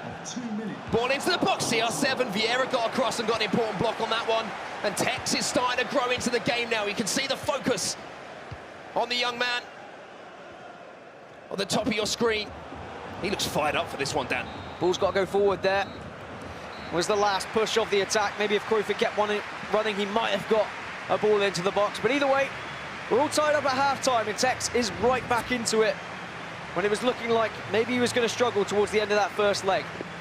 Still more possession for MS Dasari, though. 55% for him. And, you know, I've been so impressed for Tex. He really, really, really has stepped up his game with his back against the wall. Second half is straight underway. Both players just want to get back into the action. No waiting around here. No trying to ice your opponent. We're straight into the last 45 minutes of regular time here in our Xbox final. And Tex straight on the attack down this left-hand side with Pele. And I can't stress enough how huge a goal would be either way here, because it could be that final killing blow with both of these players so incredible at seeing out games, at playing that possession football, passing it around, not giving their opponent chances. It could be that goal that secures them the Xbox winner and get them into that console versus console final. Well defended there by Tex, using Ferdinand's strength, and now he's going to release Carl Walker. Interesting to see if he's got runners ahead of him. Sandro's going to have to fight back, and he does so brilliantly. The Brazilian there to take the ball off of that Portuguese icon. Now it's Tex having to defend. In his fullback position, Dasari back on the attack. I don't think we really appreciated just how good this Alexandro foot item was when it came out. And it has just kind of dominated the left-back position in these unlocked tournaments. Great play from Dasari. Carl Walker gets back in there. Just sold his man, but it's given away here. Vieira gets back in for Tex. Every single tackle now, you can almost feel the nerves in every single button push. I think nerves being a very key word there. I think both players, regardless of how well they've performed in the past, how many tournament finals they've been in now, nerves are always going to be a thing. Your heart is still going to be racing, the blood's going to be pumping, but it's MS Dasari going forward at the moment. Hullet gives away a free kick, and now we saw Dasari in that first leg take advantage of this free kick situation. Hullet runs over this one. Laid off here, Eusebio, back to Pele. Hullet comes back in and slightly more fair that time. Wins the ball back for Tex, as Vieira is going to give one away here on the breakaway. With a free kick now to Tex. Notice how Tex brought all 3 men out of that wall just to make sure that he could chase down any sort of pass that was going to go into the box, and he could also close down quickly to the layoff. Again, it's about knowing your opponent and being able to read them, what they're going to do from that free kick. It did mean he left him vulnerable to maybe a direct shot on goal, but it was a good prediction and it paid off for him. Here comes Tex, then you can see the run. CR7 pointed where he wanted that ball. Eusebio's trying to make a run in behind as well. Eusebio will get to that ball. Ronaldo now. Tex inside the box. This is where he's dangerous. Pele around the outside of Walker, but Walker with an important block there for Dasari inside the last half an hour now. Tex with the corner. Oh, great defending from MS Dasari as well. He notices that Tex tries to pass it to the edge of the box and he blocked it, but Tex still has possession. Hullet now has a chance to potentially shoot, but another great challenge from MS Dasari. Might be given there, but it was not given by the referee. MS Dasari, as you say, Dan, great challenge from him. And now they're spacing behind. Cristiano Ronaldo just slows this one down a little bit. Maybe giving Dasari just a little bit of breathing room here, realising that match situation, drawing on those years of experience that he's got. And I really feel like both of these players have sussed out their opponent at this point. They're really getting into their groove, exposing the weaknesses, starting to see where the patterns emerge in passing and movement. But who can break that pattern? Who can come up with something a little bit different? Maldini gets the block in. De Gea is going to scoop that one away. Interesting. The corner. And also finds R9 as well. Challenge is going to kind of break 50-50 in the middle of the pitch there, but Dasari's going to pick up the possession. Dasari now surging forward with Vieira into Cristiano Ronaldo, Pele. Johan Cruyff now inside the box. Vieira does so well for Tex though as well, and Tex is defending. Both of these players have been exemplary at the back in those 1v1 situations. And it really is going to come down to who really has the bottle here. Who's going to be able to find that chance? And this is the first time we've really seen Eusebio get in behind Alexandro in this game. It's laid across. Oh, Pele can finish it! Tex is in the lead again! And he lets out a massive roar, does Tex, because he knows what a huge goal it was. And the keeper was moved by Dasari. And Tex just patiently waited. And it was an easy goal at the end of things, just slotting it home as he takes a 2-0 lead in this second leg, giving him that 1-goal advantage with just 15 minutes left, Mark. F2 Tex. Give him any situation, he'll find his way out of it. MS Dasari now on the back foot. Can he find a goal to get back into this one? 15 in-game minutes left, plus stoppage time here. But the composure again shown. We go back to Bucharest. We almost had a carbon copy goal from Pele, the same player in the same situation, waiting for the goalkeeper movement from Dasari and just slotting it in that near post. F2 Tech showing that, as he said himself, sometimes pressure makes diamonds. I think one of the fantastic things about Tex is when you have a back-to-back champion, sometimes people get bored of it. They want to see someone new. But there was a poll put out online. Who do you want to see get into that console versus console final? 62% people said, I want to see Tex there. And he's now rewarding those fans for that support. Whereas Dasari, he needs to find that extra level now. He was ahead. He's dropped a 2-0 lead, and suddenly it's a turnaround. Tex 3-2. It's happening again. It's not quite the same repeat that we saw in the group stages in the LQE last week. Wow. But it's going to feel the same. Dasari has gone for it. 3 at the back. Doesn't have a lot of time to play with, and I think he recognises that one. What have you got then, Dasari? Tex has shown he can come back from behind. Seems to be the making of a champion at the moment. Pele now for Dasari. Hullet wins it back for Dasari here. Ball on the edge of the box. Ronaldinho! Oh, my word. How has Tex survived again? The crossbar's done so much there for Tex, but just going forward, Dasari looks ruthless now. You can see he wants this. He needs this. It's wave after wave from Dasari, but De Gea will gleefully grab that one. No venom behind that shot whatsoever. And we talk about champions and we talk about winning games and seeing out games. Well, Tex has that chance now. Eusebio's in behind, but it's going to be a corner. No, it's goal kick. That's massive for Dasari because it gives him at least one more chance. Courtois sends this one up. CR7 wins the header down for him as well. Rogues MS Dasari then. With 6 in-game minutes left to find a goal. He's found Ronaldinho, and he's found space as well. There's a man at the back post. Pele has done it for Dasari. And he just kept his pressure, and he knew he was going to have that one chance. And he's taken it as well. Pele with acres of space in the middle. And Dasari, he took that risk. He took Patrick Vieira off. He put Ronaldinho on. And now he's been rewarded with it. In the 86th minute, we're all tied up. And what a final this is on the Xbox side of things. Wow, Dasari showing the spirit of a champion here. Both players putting on an absolute show for everyone here in the arena in London. Everyone at home at the moment.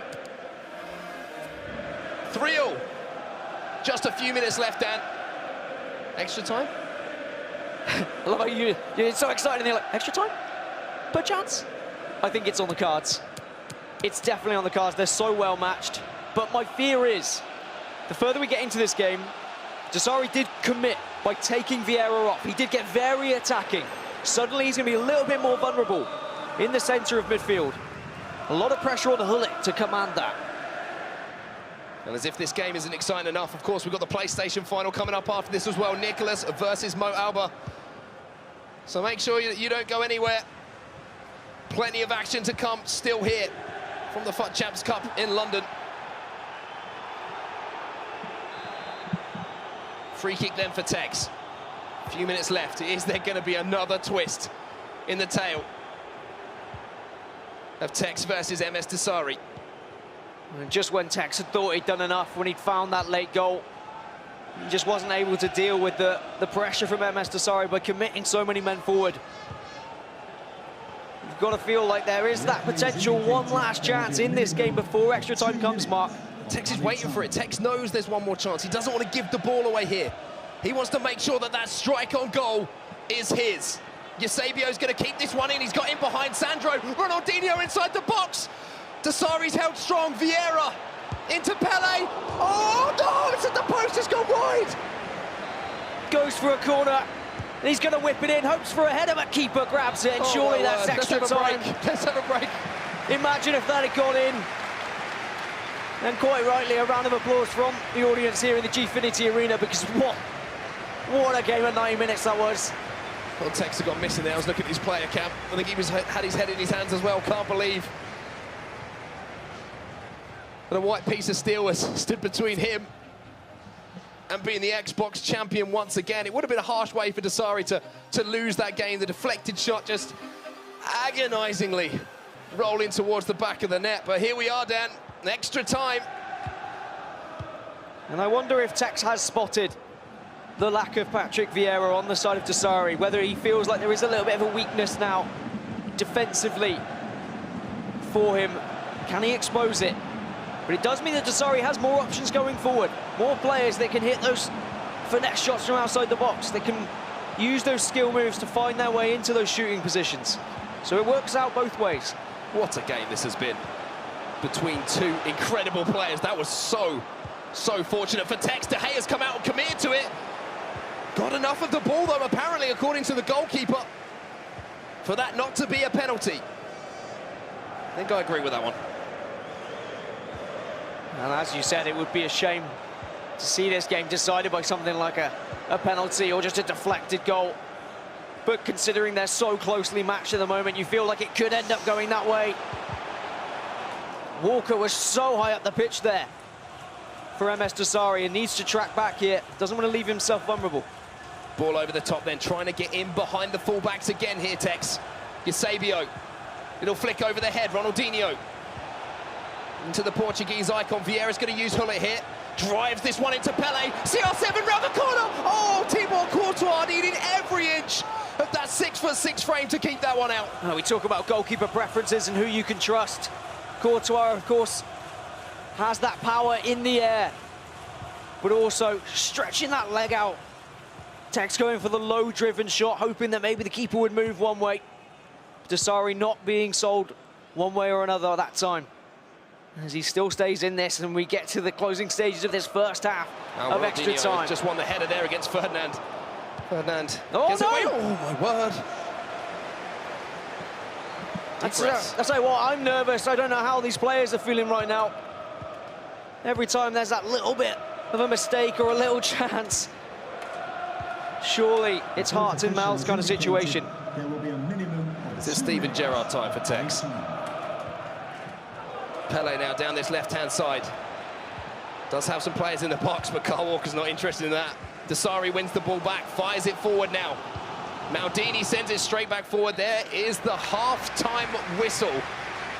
Second half of extra time. And I can tell you now, Mark, neither of these players want penalties. No one wants to get eliminated from a competition on penalties, especially in the console final. But at the moment, that's where it looks like it's going. It's just looming there on the horizon. Will there be a goal then to separate these two players? Both of them have put everything into this Xbox Grand Final. You almost wonder whoever gets through if they're going to have enough for the cross console final. Sandro then for Tex, Ronaldinho. That massive chance that Tex had in that first half of extra time. You wonder if he's going to be thinking that one through. And no time wasted there from Tex as well. Just quickly taking this one, keeping the possession. CR7 with the ball, easily defended by Ferdinand. Got to be careful here, though. That was well read there by Ferdinand and Emes Desari. Seen that before. That was where that chance came from, with that quick scoop turn around the corner. But here comes Desari charging forward now. Pele trying to get inside the box. That's a perfectly timed tackle. Is it? Not sure it's perfect. According to me, but the referee disagrees. All the players out of the wall again. Desari looking for that pass. Pullet whips this one in. Oh, Eusebio might have won it! Eusebio might have won it for Desari! Can you believe it?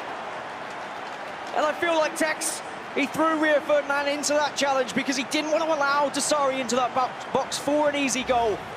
And he's gifted that opportunity now, as Desari takes the lead once again in this grand final. And I don't know if Tex was more with his back against the wall 1 week ago, when he was 3 goals down. There he is. Stevie G's on the pitch. Or whether it's now. Summoning the power. 8 minutes left. Of Istanbul once again. F2 Tex relying on that man to get him back into this game. Just imagine if Steven Gerrard were to be that goal scorer that Tex needs to tie this game. It's not even to win now. Seconds are ticking down here. Desari obviously changing his in-game tactics as well, just to see this one out. Here we go then. Tex has already come back from behind. Desari's done the same. Desari's put himself into the lead. Just Sabio just leaping in front of all of the defenders there and just burying that head. That header into the back of the post, into the back of the post, into the back of the net. I'm getting carried away with things here. Well, here we are. Tex, what is left? As Desari, no messing around. No He's not going to be exposed from the kickoff. He's saying, all right, I'm taking this one for the team. No easy attack for you, Sunshine. Ronaldinho will take that all day. As you say, just breaking up that kickoff attempt from Tex. 7 minutes left in a game for Tex. CR7's up, he wins it. Hullit's gonna put the chance wide though. It was a yellow on the timed. Slightly off balance as well, and now with just 5 minutes left, Desari, all he has to do is keep possession here. That's gonna be hard when Tex is gonna be closing him down from every angle. Here comes Desari then. Maybe looking for the chance to just end this right here. Pele. Ronaldinho really has been a difference maker. Ronaldo now into the box. Desari with a chance to finish it. Maldini keeps him in it. But these seconds just ticking away now, Dan. It's gone for a corner as well, and not only would he be ending this game, but he'd be ending the run of Tex dominating the FIFA scene. We wouldn't see the back-to-back-to-back that he wants. As Desari just plays this one back, plays it smart. He is the world champion after all. He knows how to close out these games. As De Gea's all the way out of the box. Tex trying absolutely everything to get this ball back. Desari saying, this is my game. This is my final, and this is my console. Sandro, agonisingly for Tex. Desari sends it forward, and that is the final whistle. Emes Desari dethrones F2 Tex, and the Saudi Arabian has found his way back on top. Quite fitting, really, if anyone was going to stop Tex from repeating his trophy-lifting prowess, then it is the reigning world champion from that E-World Cup. It is a shame for Tex that he hasn't continued his fine form, but there he is. You've got to give credit to the man, Desari. Emes Desari. because he has earned it. He has played phenomenally at this tournament. Incredible stuff from MS Dasari. We now have the answer to our question, Dan. FIFA 19 launched. Who can stop FDutex? How about the current, reigning, defending FIFA World Cup champion? That man, MS Dasari, has done it, but what a game of FIFA 19 that was. It had everything. Again, you have to give credit to Tex for how far he's come. 2 tournament wins in a row and then still gets to a console final. But it's that man who must be feeling absolutely on top of the world. Back on top for MS Dasari. And now he waits from the PS4 final. Who will he face? Nicholas or Mo Albert? Let's go back to the desk, Tom and the boys. Thank you very much. Incredible casting there from Gaskin and Onset to what was an incredible match. He said, let's see, and we did indeed. And what a game of FIFA. They talk about in the world, you need sustainable energy, you need sustainable this. You can't sustain that quality of FIFA throughout, can you? I'm looking at my notes, Tom, and the biggest thing I've got on here is just high-level FIFA on every single aspect. All in capitals, you were shouting it. Unbelievable. Both players at the top of their game in that game. I mean, attacking chance after attacking chance from them. Fantastic defending, drama. I mean, you couldn't have asked for more. I honestly need to lay down. That were unbelievable. I'm not going to say I got my mystic ball out and predicted it, but I did say it could be one of the best games of 2018, one of the best games of the year. When I say things happen, I deliver. Yes. I'm like a postman. A good postman at that. Yeah. Your beat that you walk is quite long, and I respect that. Talk to me about this, Mr. Buckley, RB, right back. Reigning world champ, and last time he won in the UK, there must be something in the water. He likes London, he likes this area. He likes the UK, should I say, better than that. It's 2 for 2 in England. He won in Manchester, the Spring Cup in 2018. He won the world title here in London at the O2, and he's through to another cross-console final. MS Dasari, he's just really good. Like, at the end of the day, like we said, who's going to beat Tex? Looking on paper, you could have probably said Dasari, one of the best people in the world at FIFA on the Xbox. Yeah, he could probably beat Tex, and he did. In that first leg in particular, it was so good. MS Dasari, he shut him down completely. In that second leg, Tex came back, doing what Tex does really, scoring goals, creating chances, but that set piece at the end talks about it, Tom. And we wanted to talk a little about it because we've said and harped on about Texas defending all weekend. He brought Walker out for the aggressive tackle that left the room in behind. The tackle comes in from Rio Ferdinand, to be fair, and we thought it was actually good, but the ref gives the free kick. And something all week we'll be talking about is free kicks, and everyone seems to just go for the pass. In that moment, he chooses to stick it right in the mixer and see what happens, and he goes, and it bloody wins it. Yeah. Unbelievable.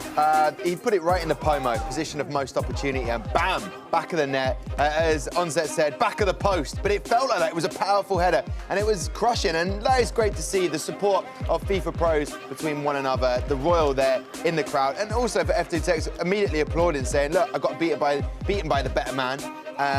It can't be back-to-back-to-back tournaments for FDutex, but he's damn good. And you had a fantastic final there on the Xbox. Yeah, a great example of why FIFA esports, one of the biggest growing esports around at the minute, why we've got so many different tournaments.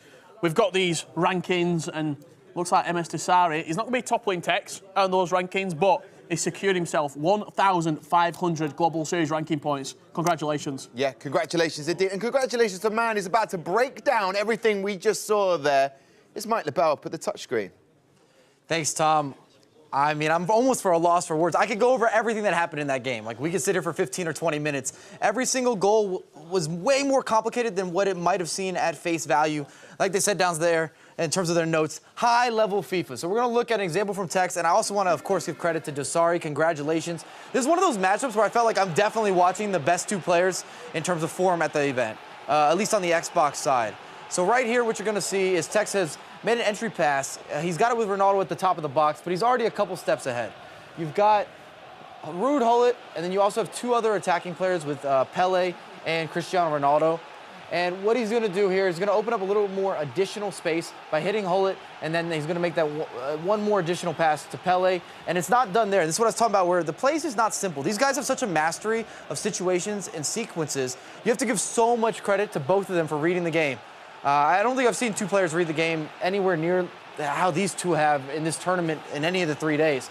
Here with the goalkeeper, what we're seeing is Desari's going to anticipate that he's going to go across the body, and he's going to slightly move just to the left. However, Tex has already seen that that's what's happening. He's going to shoot on the near post, and it ends up being a big-time goal. And it's the go-ahead goal at the moment. And that takes me into the next example with Desari. He made tactical adjustments with the 3 at the back. Super impressive, super comfortable. And that's something I can't stress enough, is being comfortable switching formations and having a late-game plan. And in this freeze frame, we have a 2-for-1, where you have 2 attacking players, and there's only 1 defensive player. It's a money situation. It's because of his tactical adjustments. And he's going to whip in across Ronaldinho, and he's basically putting a lot of pressure on Tex to try to make some sort of defensive clearance. But if the pass is delivered right, then it's all about being able to finish, which is easier said than done. But when you unload like that with Pele, it doesn't matter if you move the goalkeeper. You can't do anything about it. What are you guys saying back over there? Tom, talk to me. Oh, it was emotional. Thank you so much, Mike LaBelle. The way he broke that down was just absolutely beautiful. More from Mike LaBelle in a bit. Right now, though, guys, just to remind you, there is another Twitch drop happening right now where you can get and earn yourself a rare player pack. You know the deal. I don't need to explain. Basically, just link your Twitch account to your EA account. Job's done. I don't need to really explain it. You know the bag right now. I want to go and find out what's happening with Lottie right now. I believe she's with #Harry. I am indeed, Tom. Harry, we were watching that game together and our hearts were just pumping because it was so close. I felt like he almost had it in the bag, and then that's the one thing with FIFA. It just changes so quickly, and especially against an opponent like MS Desari. I mean, it's crazy. How are you feeling watching that game? Obviously a bit gutted at the end. If you're going to lose to one person, it's nice to lose to the world champ, obviously, but I mean, I can't speak enough how much credit he deserves. He's without doubt the best player this year. You literally cannot win every tournament. Sometimes there's going to be some things that go against you, like certain things. I didn't think it was a foul or anything, but yeah, I'm not going to get into that. Desari would be a worthy winner, but yeah, Tex deserves all the credit in the world and more. You think Tex now is going to take it on the chin, learn from it, and come back this season with more fight in him than ever? Do you think he's still got what it takes to be maybe one of the best, if not the best player in the world? Yeah, I mean, his goal is to be the world champion of FAWC at the end of the year. So if he does that, I think he'd be the greatest of all time, in my opinion, because tournaments this year, how hard they are to even qualify for. So for him to win 2 on the run is just absolutely ridiculous. And especially for someone so young, his mentality is amazing. So I've got no doubt he'll come back from this. Amazing stuff. Well, Tex, you've got a friend in #Harry here. He's a big fan and lucky man. GG's, but all the best going forward. And MS Desari, amazing stuff from you, Tom. Let's go on to the next one. Thank you very much. #Harry obviously tweeted today that he won the tournament, which I loved and found very amusing. He's a great lad. Top work from him and from Lottie as well. Listen, guys, you've got to look at this in terms of the update in people on where we look at in terms of the global series points that now have been given to MS Desari. 1,500 have been given to him. And that's going to really help him, pushing him back to potentially making sure he gets his reigning that title that he won, the world champ. Yeah, I think if you look at the Global Series ranking points on how many points projected we're looking at the minute to potentially get into the grand final, get into that World Championship come the end of the year, I'd probably say about the 2,000 mark. So it's pretty much already there as it stands. The playoffs are going to be a big tournament as well, where there's a lot of points up for grabs for Xbox and PlayStation 4 players. But I think 1,800 points is putting him in a very good position to defend his crown come the end of the year. And it was an important one because he didn't have a fantastic start to the year. He hadn't really got himself in and around the mix with the tournament. So the fact that he's went on to get 1,500 this weekend is big for him. And I said it takes a little bit more of the pressure off. There is obviously a lot more events coming up to get qualified for the World Cup final. But of course, right now he's in a good spot. I think a big thing as well, he can also prioritise what events now he wants to actually qualify for. We've had so many qualifiers back to back, almost a little bit draining. You saw Tex on the stage, 3 events in a row. You can't really put your body through that stress every single weekend. So now he's got them points in the bag, pretty much. He's banked them up. He can pretty much prioritise what he wants to qualify for, maybe only look towards the majors, potentially try and rack up the big point events. That's a nice position to be in. As you can see on your screen, guys, the next match is coming up. It's the PS4 final. Nicholas taking on Moaba. We'll have a break right now. When we come back, you better believe we're watching that match.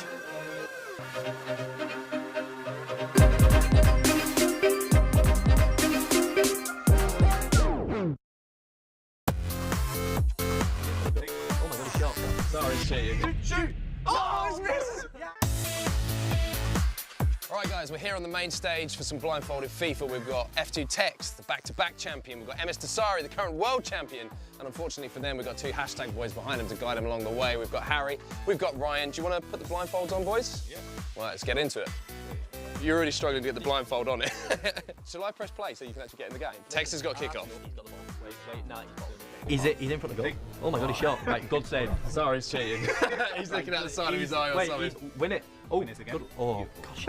These instructions are dreadful from you two. Stay conservative at the minute. Oh my God, I can't believe it. Oh! Why is Dasari tilting his head? Can we do something about this? Right, this is ridiculous. Right, cross it. Shoot. Shoot. Just be. Oh, it's missed! Yeah, what a save! Oh. There's been two huge saves already in this game. Tactical change. Okay, so do that. We're on the attack. Okay, so you're facing the whole go around. It's such a soft analytical approach from Ryan, just to let you know. Salah. Oh, shot on target. No, just run back. Run back. No. Oh, he scored. What? Oh, yes. No. Oh, yeah. Bamiyang's taken it off of him. It's Firmino. Okay, Salah's on the pitch. Salah's not moving. He's crossed it. Ozil. Oh, come on, man. He's 5 at the back. Oh, that's the post. No, it's not Alisson. Come on. Shoot. No, don't shoot. Okay, cross. Oh, shit. Oh, my God. Oh, he's done it. Dasari takes the lead. Instant. Let me watch this. How does he know how to turn his run and cross the ball? It's Ryan's gentle whispering in his ear. That's what it is. Salah's got it. I've got a feeling about this attack. Keep going. Keep going. Oh my God. No. What happened? It's fine. It's a yellow card. It was the most perfect foul you'll ever see. It's like if someone could see, they wouldn't have been able to make that foul. Run. Salah? Right wing. Cross it. Oh, it's just overhit. That's it. MS Dasari with the win. Tex's first loss in a while, to be fair. He thinks everyone's a little bit sceptical on exactly what was going on there. You know, Ryan's taking the credit, but Dasari's your champ.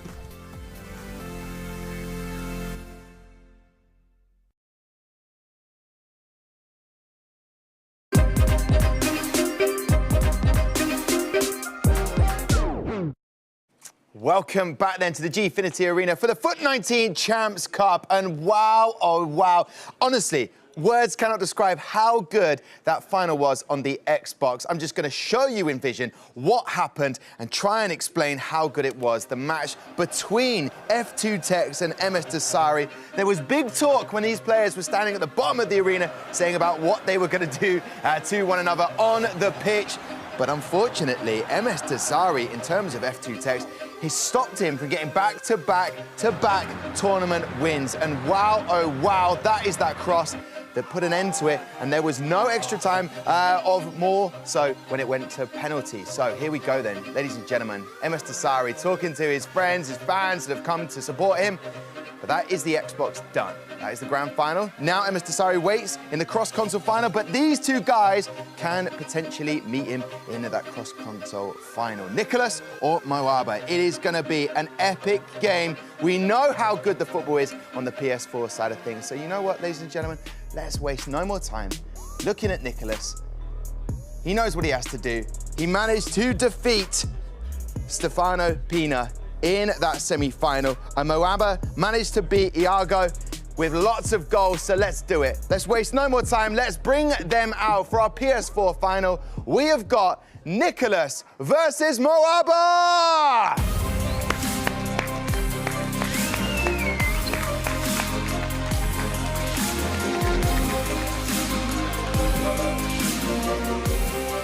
Gentlemen, listen, I'm going to come straight to you, Moaba, because I know what this means to you, getting to play potentially MS Dasari in that cross-console final. What would it mean to you to get there? Yeah, I will love it. So the whole PS4 side will hope that I can win. So I have to carry the PS4 side, and I have to beat this guy first. Yeah, this guy scores so many goals. He likes to score goals. Are you worried about your defence taking on Nicholas? Yes. Okay. And do you worry a little bit? MS Dasari seems to have a lot of fans in the arena. Have you brought a bit of support down for you today? Yeah, they will change his mind when they see my game, so that will be all my fans now. Amazing, Moaba. Best of luck to you. And I know that translation is not going to be great for me and Nicholas, so listen, best of luck to you, buddy. You can head that way for me. Moaba, best of luck going through to the PS4 final. This is what it's all about. That cross-console final, grand final, is waiting for either of these two men. I'm interested and intrigued to know a bit more about their squads, and I know two gentlemen who can break that down. They go by the name of Chris Trout and MLB at the touchscreen. Thanks, Tom. Yep, we're here to look at the squads once again for this PlayStation final. Now, talk to me about this squad. Looks pretty similar to what we've seen quite a bit over the weekend. Yeah, on screen we have Nicholas's squad. It is somewhat standard to the top-level pros, where the defense and the midfield, we're not seeing a change there. However, the attacking side is where you're going to start to see teams change up a little bit, differentiate based on preference. And you see the subs, we've got Eusebio, which is rare for the majority of pros. We've got Messi, we've got Neymar, and all three of them are going to come onto the pitch as super subs later in the game. And sometimes, if Nicholas is losing, you'll see him swap into a 4-2-2, and if that happens, then you're going to have Cristiano Ronaldo and Eusebio up top. So something we've seen before. And I'm setting that up because Mo's setup and what he's doing with his team and his tactics and the game plan, everything is very, very different from the majority of people. It might not look that way when you see it on screen, but let me tell you what's going to go down. And these guys have played twice. There's one win for Mo, one win for Nicolas, and that's definitely worth mentioning because especially last year, no one touched Nicolas. So it's one of the very few pros that has a break-even record against Nicolas. And on screen, you see still the 4-2-3-1. However, on the defensive end, Mo plays 4-2-3-1. On the offensive end, he's going to be in the 4-2-2. He switches constantly throughout the whole match. Interesting. And Mo's able to do that because he lobs the ball forward while he's making the switch, because it takes a little bit of time. I'd say maybe 10 seconds to make that swap and it look somewhat normal on the pitch. Sometimes even a little bit longer depending where players are running. And you're also seeing no Vieira, which is something you never see in FIFA 19 ever. So what happened was Mo got a red card with Vieira early on in the group stage. He plugged in Lothar, and he's like, I like this better. And if you haven't been watching Mo's games, the man scores goals. He's explosive. He's dynamic. He's going to go forward. I've got good energy. He's got good energy on the virtual pitch. You're also going to see Dani Alves, and that's because Mo likes to cross. He's going to whip in constant crosses and apply that pressure. And no surprise, in my opinion at least, you're going to see Pele on the pitch. Pele is going to be someone who you'd rather have over Cruyff or over Eusebio because of his aerial presence. Much more athletic. He's going to get on. Saw him in that last game as well. Exactly. He's going to, yeah, absolutely. He's going to get on the end of a lot of crosses, and he's still an asset. He's still a weapon. And then on the sub, something else that's a little bit different is in the 70th minute every single game, because players make changes, Mo also makes changes. He's going to sub out Alexandro. You've got Jordi Alba on the bench, and that's just to try to combat the pace issue that he's going to have with the substitutions his opposition's making with the attacking players. Whew! That was a mouthful. That was some serious energy there. I mean, I love the tactician part of that whole thing with Mo. It's actually really nice to hear that from some of the players. Sometimes they're a little bit cagey with their tactics, but it's nice to see how he thinks and how he plays in that game. Now, we know Nicholas loves scoring goals. I think he's scored over 70 goals in this competition so far. Not conceded too many. I don't think he's conceded over 30. And funnily enough, in his last game against Stefano Pina, it was the first time we've not seen him score 4 or more goals. He only scored 2 in that one, whereas Mo also loves to score a goal. But in this competition, has conceded at least 40 goals. I think his goal difference is about plus 25 at this point. Do you have any insight on who you think might win this one? I think Nicholas is the favorite, but at the same time, I feel like Mo can score goals at a higher frequency than Nicholas, especially if he's going to play more of a cagey affair. And speaking of Nicholas and Mo, I want to get underway. Let's watch the game. I'm throwing it back to Tom. Let's get some gameplay on display. Indeed. Insight, foresight, the time reads midnight. That is incorrect information. What is correct information is that we are going to go to this PS4 final. I'm going to pass it over to these two gentlemen, Wonderboy and Chris Tunn. Thank you very much. That's the nicest intro I've had all weekend off you, Tom. Thank you. Thank you for that. Yeah, but boys, same here. Yeah, no, he's been bigging everybody else up, calling the best cast and duo in the game, and we just get, oh, these guys are here as well. We'll take it. But what a game we have on our hands. So excited for this one. The PlayStation Grand Final, Moaba going up against Nicholas. First and foremost, let's get the predictions out of the way, because I know it's very, very difficult to do so. But actually, first, I just want to cover something. We did actually have F2 Tex's name behind the boys on the desk last time around, and he went on to lose. Just say nothing. Say nothing. If you're a German fan right now, you're kind of worried. Nothing to do with us. We're gonna get rid of this in a second. But this man right here, Mo Alba, you can't give him any opportunities. If you're Nicholas on the other side, you have to shut him out, because I've been so impressed with how Mo Alba, the German up there on the stage, has converted all his opportunities. I said it on the desk, I've said it in the past, that I honestly think Mo Alba is one of the most dangerous and most precise timed finishers in FIFA 19 at the moment. And if you're Nicholas, you let him in and around the box, you give him any kind of shooting space whatsoever, he's going to hit that green, he's going to test the keeper at the very least. So I think that's the key to victory if you're Nicholas, and you have to watch out. Just keep watching out for every time Mo Alba gets a chance. Yeah, and you've got to stop that the space in the middle of the park, haven't you? Of course. And if you aren't going to stop that, you need to make sure your keeper is on point, make sure your keeper movement is looking good. For me, though, you're looking at in terms of class. We've seen Nicholas last year look very, very good, one of the strongest on the PlayStation. So far this year, nothing really too much to talk about. This is going to be an important win for him in terms of global series points. Absolutely, yeah. I mean, it's done him well, the fact that he beat Stefano Pina earlier on, who is up there in the rankings as well. But yeah, Nicholas at the moment 8th in global series points. Obviously, the points he's going to obtain from this tournament going to propel him up the rankings a little bit, maybe into that top 5 almost definitely now, considering he is here in the PS4 final. But yeah, you're looking at Nicholas as a guy who on paper should be up there in the top 3 on the PS4 100%. Side. He went 7-0 undefeated in his Group B. Here in London, and I believe he was the only undefeated player at this tournament in groups. So that just kind of speaks to his pedigree, how well he's playing here in London. So yeah, Nicholas at the moment, hasn't started off FIFA 19 the way he would have wanted to, but 1,500 global series points with a win against Mo Alba right here by winning the PS4 side here in London will certainly get him up there in the rankings. Well, we're about to get into this one, Harry. The PlayStation Grand Final, and if it's anything like the Xbox One, we are in for a treat. Oh yes. What a game. I was nervous watching that. I really was nervous. Me and Richard were on the desk just going rocking back and forwards in my chair. Anyway, into this one, it is going to be more Alba in the white kit from left to right, and Nicholas, of course, in the Basel kit from right to left.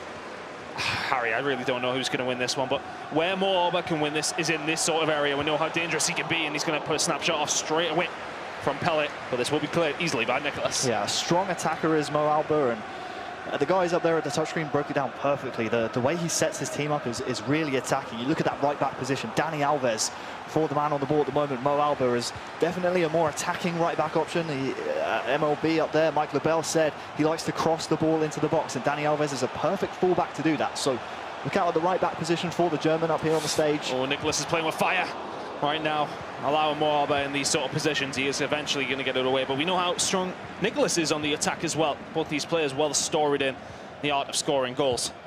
Ferdinand. I mean, absolutely. I mean, look at Nicholas's goal difference. He has a 30 goal difference in the groups alone.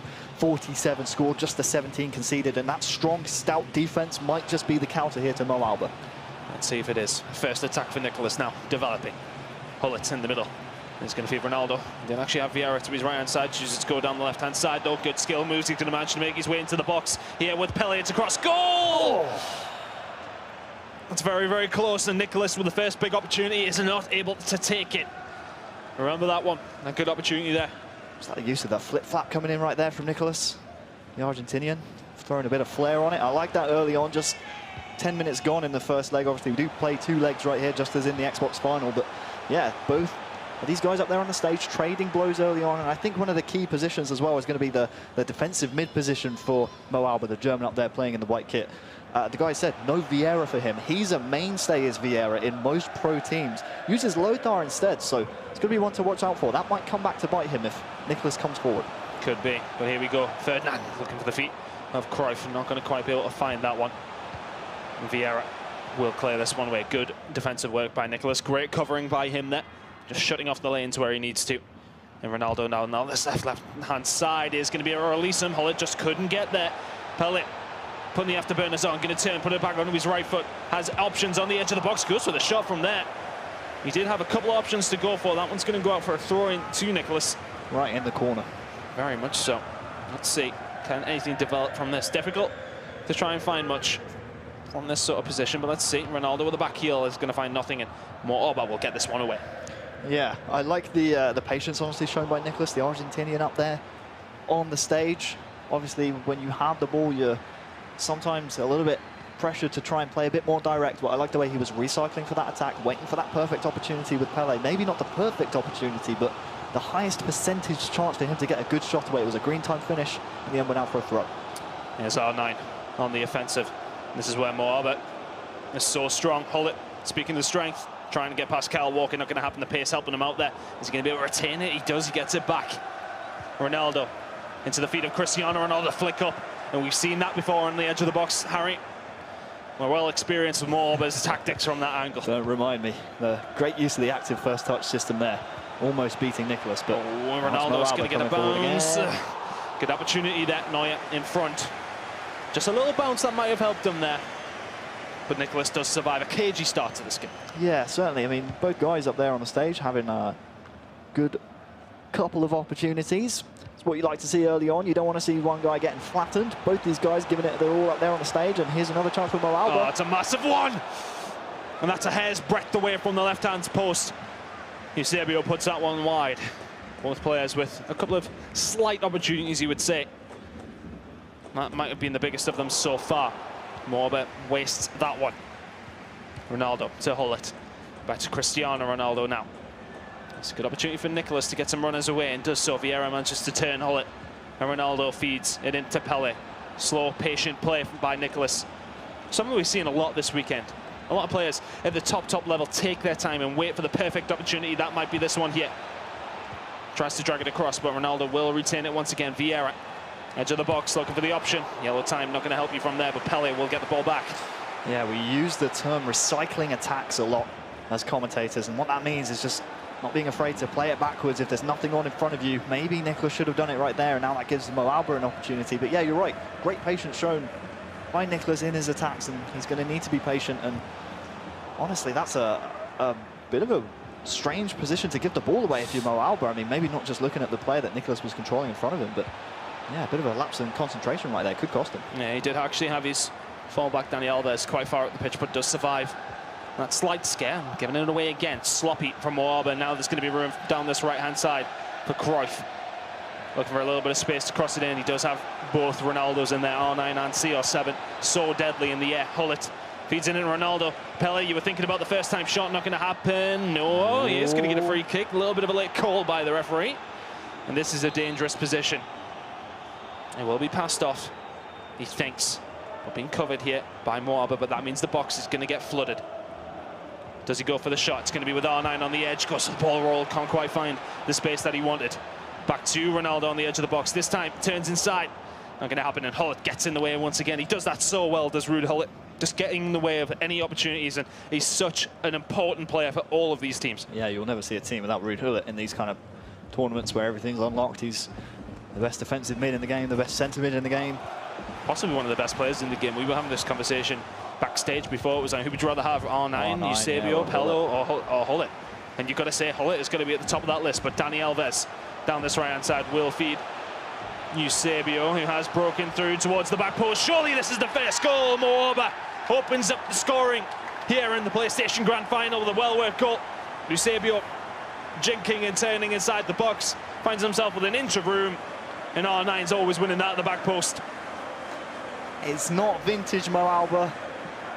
It's not the timed finish we're used to seeing from outside the box from clear-cut opportunities, but you're right, R9 using his jumping right there, heading it into the back of the net, and advantage Mo Alba. I think, honestly, that might be the longest that Mo Alba's gone this tournament without scoring a goal.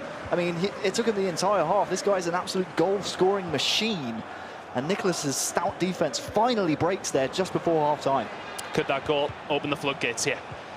Both teams now going into the half in the first leg. And it's 1-0 to Moaba. A cagey first start. Neither really playing flowing football, you would say. The FIFA from these two hasn't necessarily been some of the quality that we see in the Xbox final, but it just seems as if both are just trying to unlock each other, trying to think of a way to get through. Yeah. But neither of them figuring out too much yet, but Moaba did find a lock that he had a key for. Yeah, he broke the deadlock, and you say about these guys trying to figure each other out what the magic formula is. It's actually Lionel Messi onto the pitch on the right-hand side of the attacking mids for Nicholas. So maybe he's looking for his countryman, a fellow Argentinian, to just unlock the German up there on the stage. Ooh, Hullet trying to feed it through for Eusebio there. Not going to be quite able to find it, but Nicholas is going to be able to get the ball back in the middle of the park. Dangerous opportunity here. Still has it, and Dani Alves is out of position. Looking for the quick pass because he knew a couple of defenders were pulled away. Very scrappy. Very, very scrappy. Just going for it, just trying to find the opportune moment, but it wasn't presented to him. Both players very scrappy, as you said, Harry, at the beginning of the second half. And Nicholas's nickname is the Iceman. I'm not sure if that's a self-proclaimed nickname, but he's going to have to be cool as ice up there. Big fan of Top Gun, do you think? Maybe, or is Iceman a superhero? Is he an X-Men? I'm not sure, pal. I can't remember either.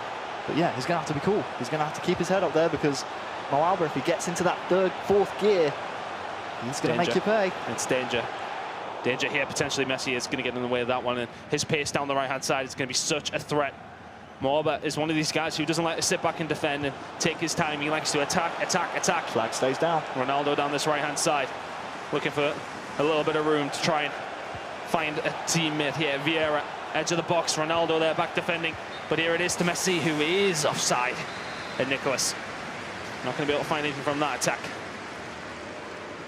Certainly not. And we say, very scrappy affair. And we talk about Mo Alba's third, fourth, fifth gear. If he starts banging in goals, then they come in bundles for him. The plus side for Nicholas at the moment, the goal machine just kept to one here. He's looking for more, but you want to try and keep Mo Alba in that second gear. Don't let him push up the gears, otherwise the tide will quickly move away from you. This could be a quick attack from Nicholas here. Hullet was momentarily out of position, but does manage to get back and keep hold of that midfield. Walker now. Looking for Messi, is onside still. Back inside to Vieira, a little bit of space here. Finds Ronaldo, the pass catches him off guard, but Hullet towards the edge of the box. And the run from Eusebio into the box does not help him out there. I think it might be Pele actually, sorry, Maldini now. Back into Ferdinand, and Mo Alba just seems quite comfortable defending all these chances that Nicholas has had. He's had most of the possession, but he hasn't really done much with it. Every time Mo Alba does go forward, he's looking dangerous. That's a good ball out to Dani Alves. What a pass that is. Pele, one-on-one. Neuer, he moves his keeper perfectly. Nicholas, the chance is still on. Eusebio to Ronaldo. Little flick up, and Maldini's always going to win that one, and he will get this away. He will just about survive. Mo Alba looking the more likely in the PlayStation Grand Final. And Maldini just about gets in the way of that green timed finesse that we've seen go in so many times from Mo Alba. So many times we see him hit that green, and you can see changing to that 4-2-2 as Mike Lobel set up there at the touchscreen. He switches into that kind of formation often. Very fluid in his formation changes. Do you think that's maybe a little bit dangerous at this stage in the game? We're only in the first, like, 65 minutes in. Do you really want to be showing all your cards at this point, or do you just want to start playing your game? The issue for Nicholas is at the moment is that think of how many chances he's had against Mo Alba at the moment. You know, something's clearly not working. If you figure out in the first leg, then maybe that's something you can amend for the second. If he gets another goal, obviously we're all tied up. There's only one down. Oh, big head by Ronaldo. Matthias is going to find himself in acres of space, and once again, he finds the top left corner at his second chance. And we'll put it in. A good goal by Mo Alba, but where was the defenders? Matthias left all alone, and somewhat fortunate to get the second opportunity, but takes it well either way. Mo Alba now looking to put his place in that cross-console grand final.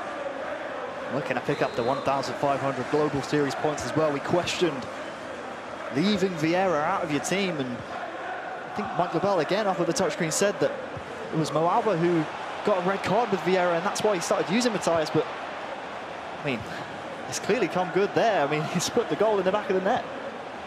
Opportunity here, and what a shot that is. That's going to be Neuer pulling off the save, and Nicholas snapping at that one. I think he missed the time, but here we go. Goal!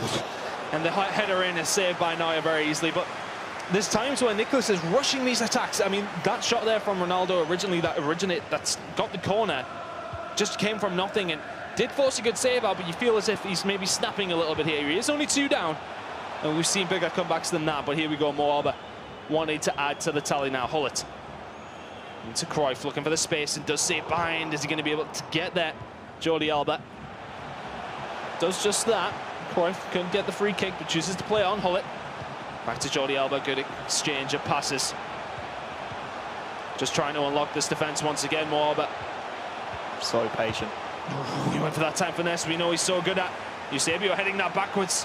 Has to be careful, and Hullet will pick up the pieces and set Messi on his way. Yeah, look out this right-hand side. The last 2 or 3 attacks from Nicholas have come down this right-hand side. He's obviously trying to find Messi. He's using Messi as a catalyst for the rest of his attacks, but it's not working at the moment. Cruyff down this left-hand side. Looking for the cross. He's not going to get a second bite at it either. That one is going to be cleared away. But Nicholas, he feels a little bit flat here. It has to be said. Moaba has been well in control of this game. And that lead does show that. But here we go. We've got Messi on the right-hand side. There's men over here. He's going to put it into the box. Neuer just about gets there. Ahead of Pele. That could have been an opportunity there to get this one back, but he's giving it away. CR7 now has men in front of him, but a good win in the end by Moaba. Eusebio puts it out to Hullet. Back to CR7, a little bit of room in front of him. Don't want to give him this option. Eusebio, second opportunity. Great save by Neuer. Moaba relying on his countryman Neuer to keep him in this one. He's well in the lead still, though. Neymar can't get through. Ferdinand's there. Nicholas starting to loosen up there on the stage, and you can see the drag backs, the skill moves, they're really working out for him. It's a good ball! And a thunderous header. 2-1 now as Nicholas halves the deficit as Cristiano Ronaldo gives him a lifeline in this first leg with an absolute bullet. Absolute bullet it is. And again, it's the skill moves unlocking the goal for Nicholas. Winning the corner thanks to the drag back from CR7.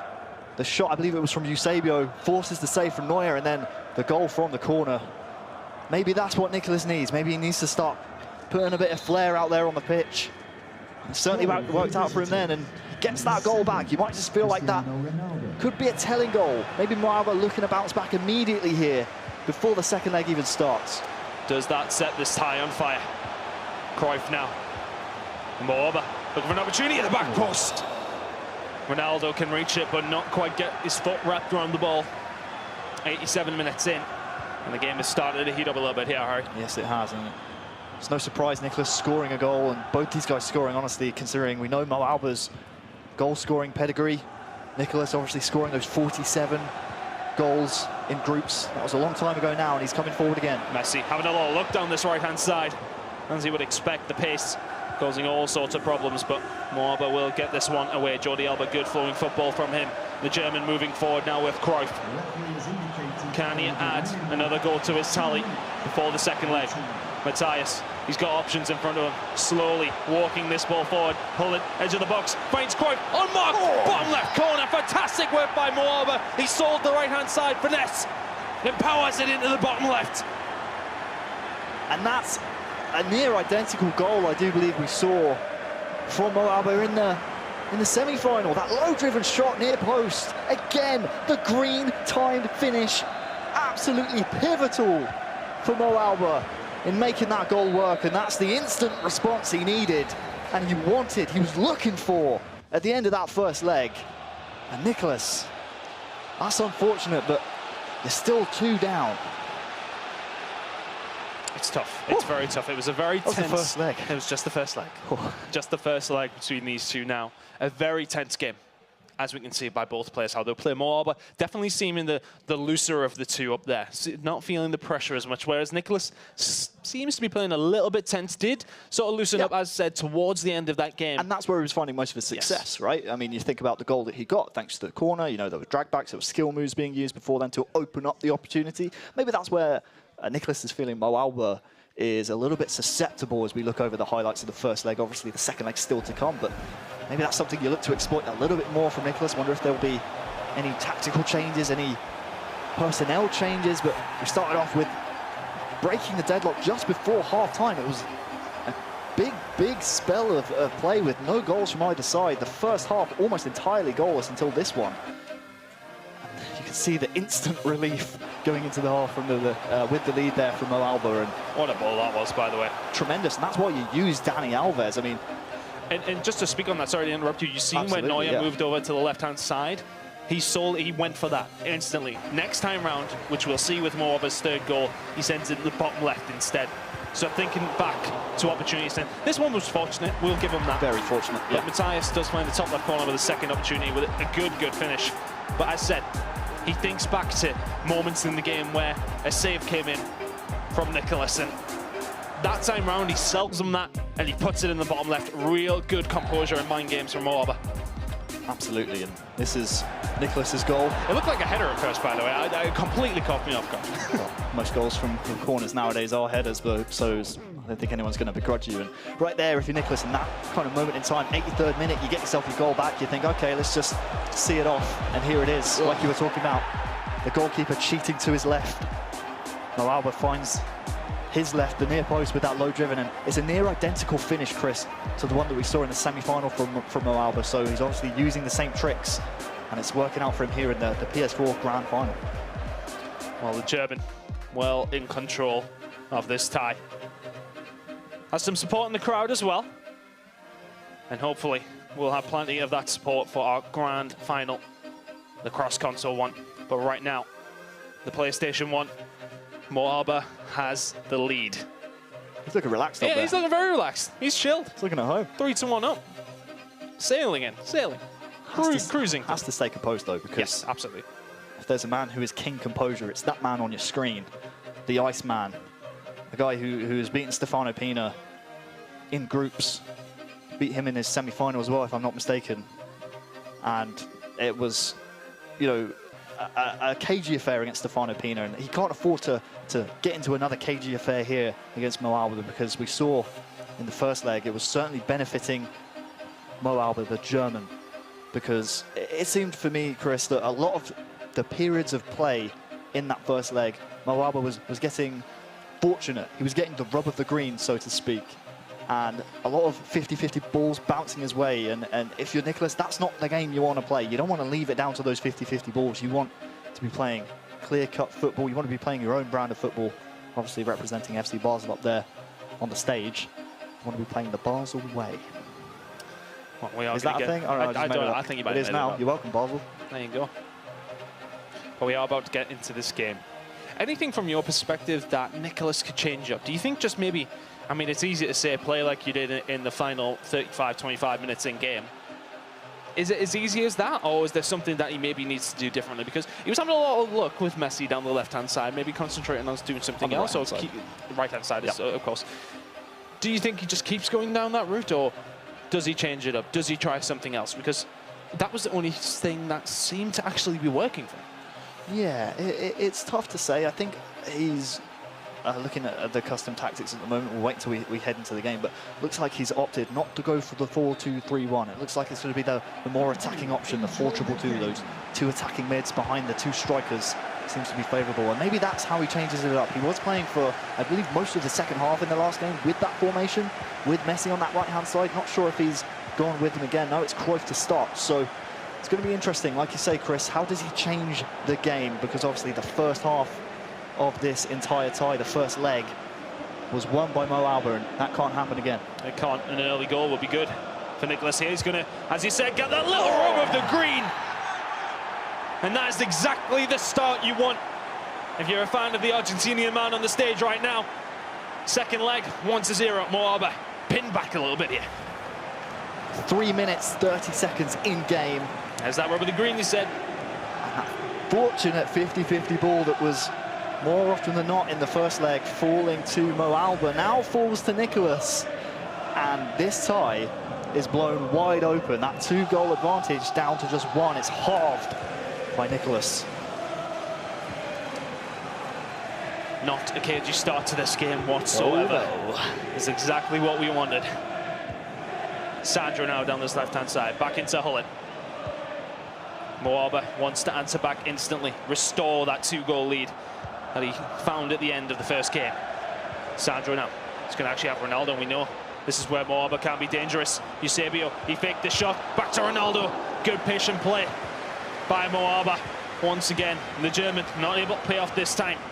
And he's going to give a chance here for Nicholas to counter-attack. Yeah, very, I want to say, fortunate that Mo Alba didn't again get that 50-50 after that shot, but it was good build-up there from Mo Alba. And good to see he's not lacking confidence. Both these guys play attacking football, and I have no doubt we're going to see more goals. Oh, 100%.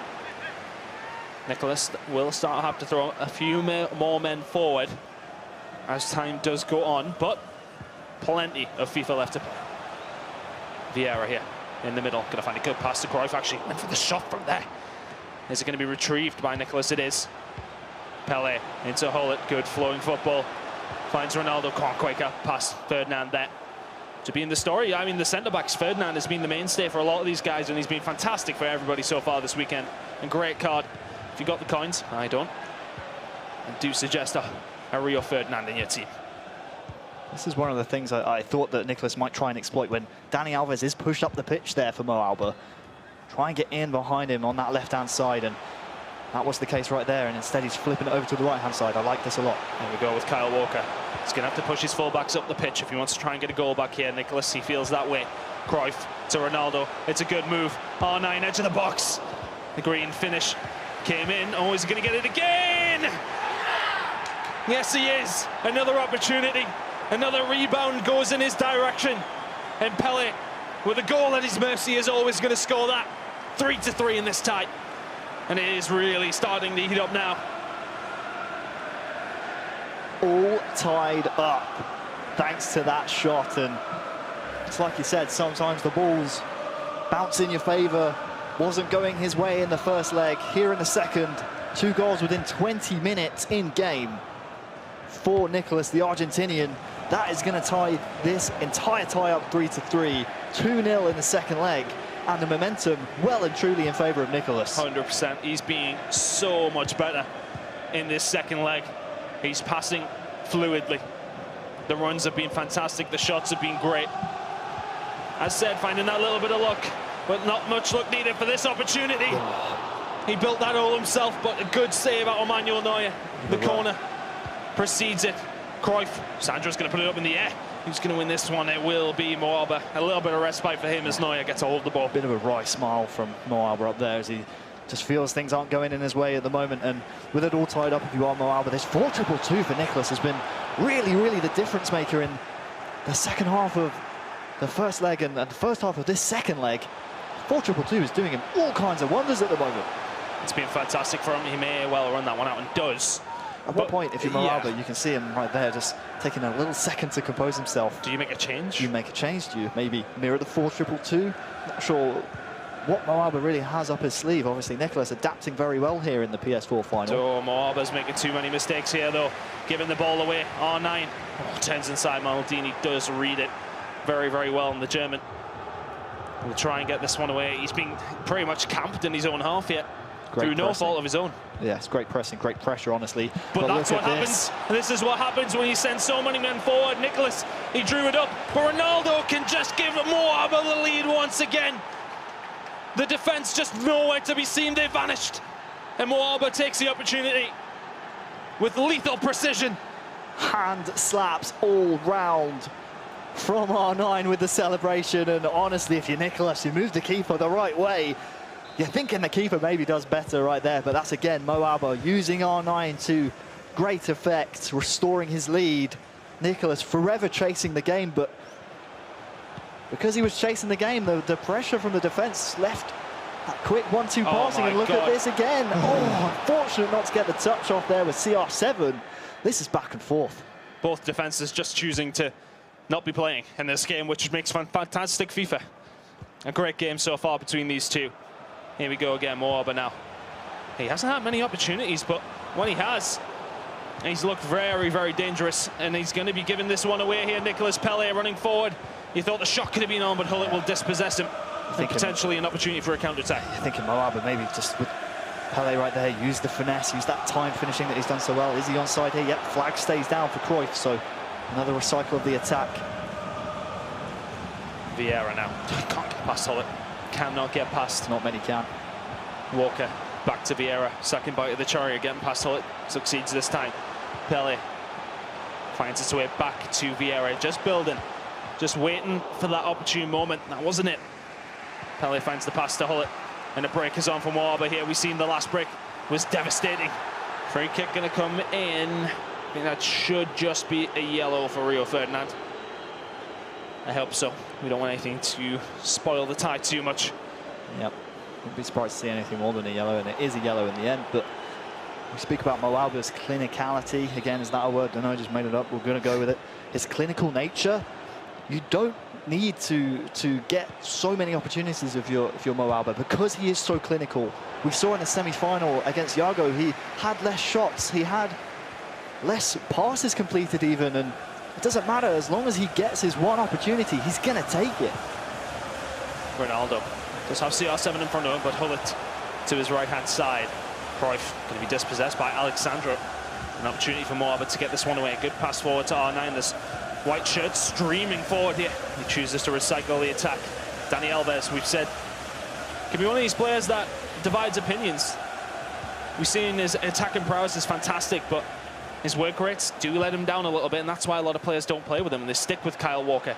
But that attack was started by him, and Ronaldo shrugging off Ferdinand. Sandro finds Matthias on the edge of the box, not the guy you want there, and Hullet. I feel like I'm repeating myself here, but he's shutting it down again. And the pass is on. And does find Ronaldo backwards and forwards here, Harry, and what a pass that is. It's absolutely electric. Pele towards the edge of the box. Ronaldo! Nicholas ties it up, it's magic. 4-4 now, and the break is devastating from the Argentinian. Backwards and forwards, backwards and forwards.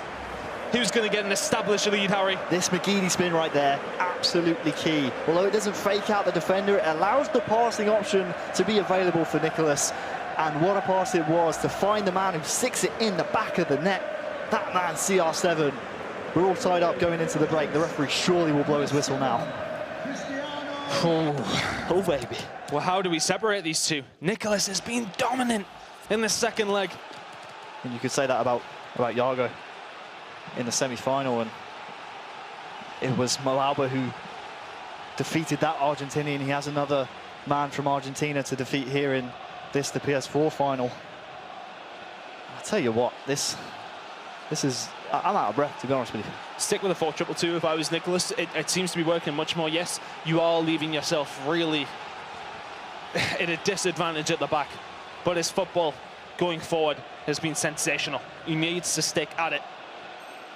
Maybe even call off on the pressing. Maybe switch to some different custom tactics. Maybe just play a bit more possession rather than trying to press for as soon as you lose possession. And maybe that might be the difference maker, because you remember Mo Alba's goal in this second leg all came from the high pressing of the defence from Nicholas. So you've got to watch out for it. Oh, Ronaldo. A little bit of room. Yeah, looking for the pass through to Hullet. Maybe if you want to swap those roles there, could have been an opportunity for a really good chance for the German. Right now, Nicholas pushes forward. We've seen fantastic attacking football from him so far. And Ronaldo has found his way through. Could this be a dagger? And it might just be! Bodies on the line. And Mo Alba survives. A corner coming in though. Messi to the front post to Sandro, who tries to feed it off to an attacker. And Mo Alba will somehow survive, and he'll somehow get it away, and there's potentially a counter-attack on here. He might recycle it now, but Hullet striding forward has Sandro to his left. And not many attacking opportunities coming forward, but we said he doesn't need many of them. He hasn't had many of them, though. No, certainly not. And credit to Mo Alba's defensive capabilities there, bringing the keeper out, shutting down that angle. Very unfortunate if you're Nicholas that two players in front blocked the shot off. Oh, look at this.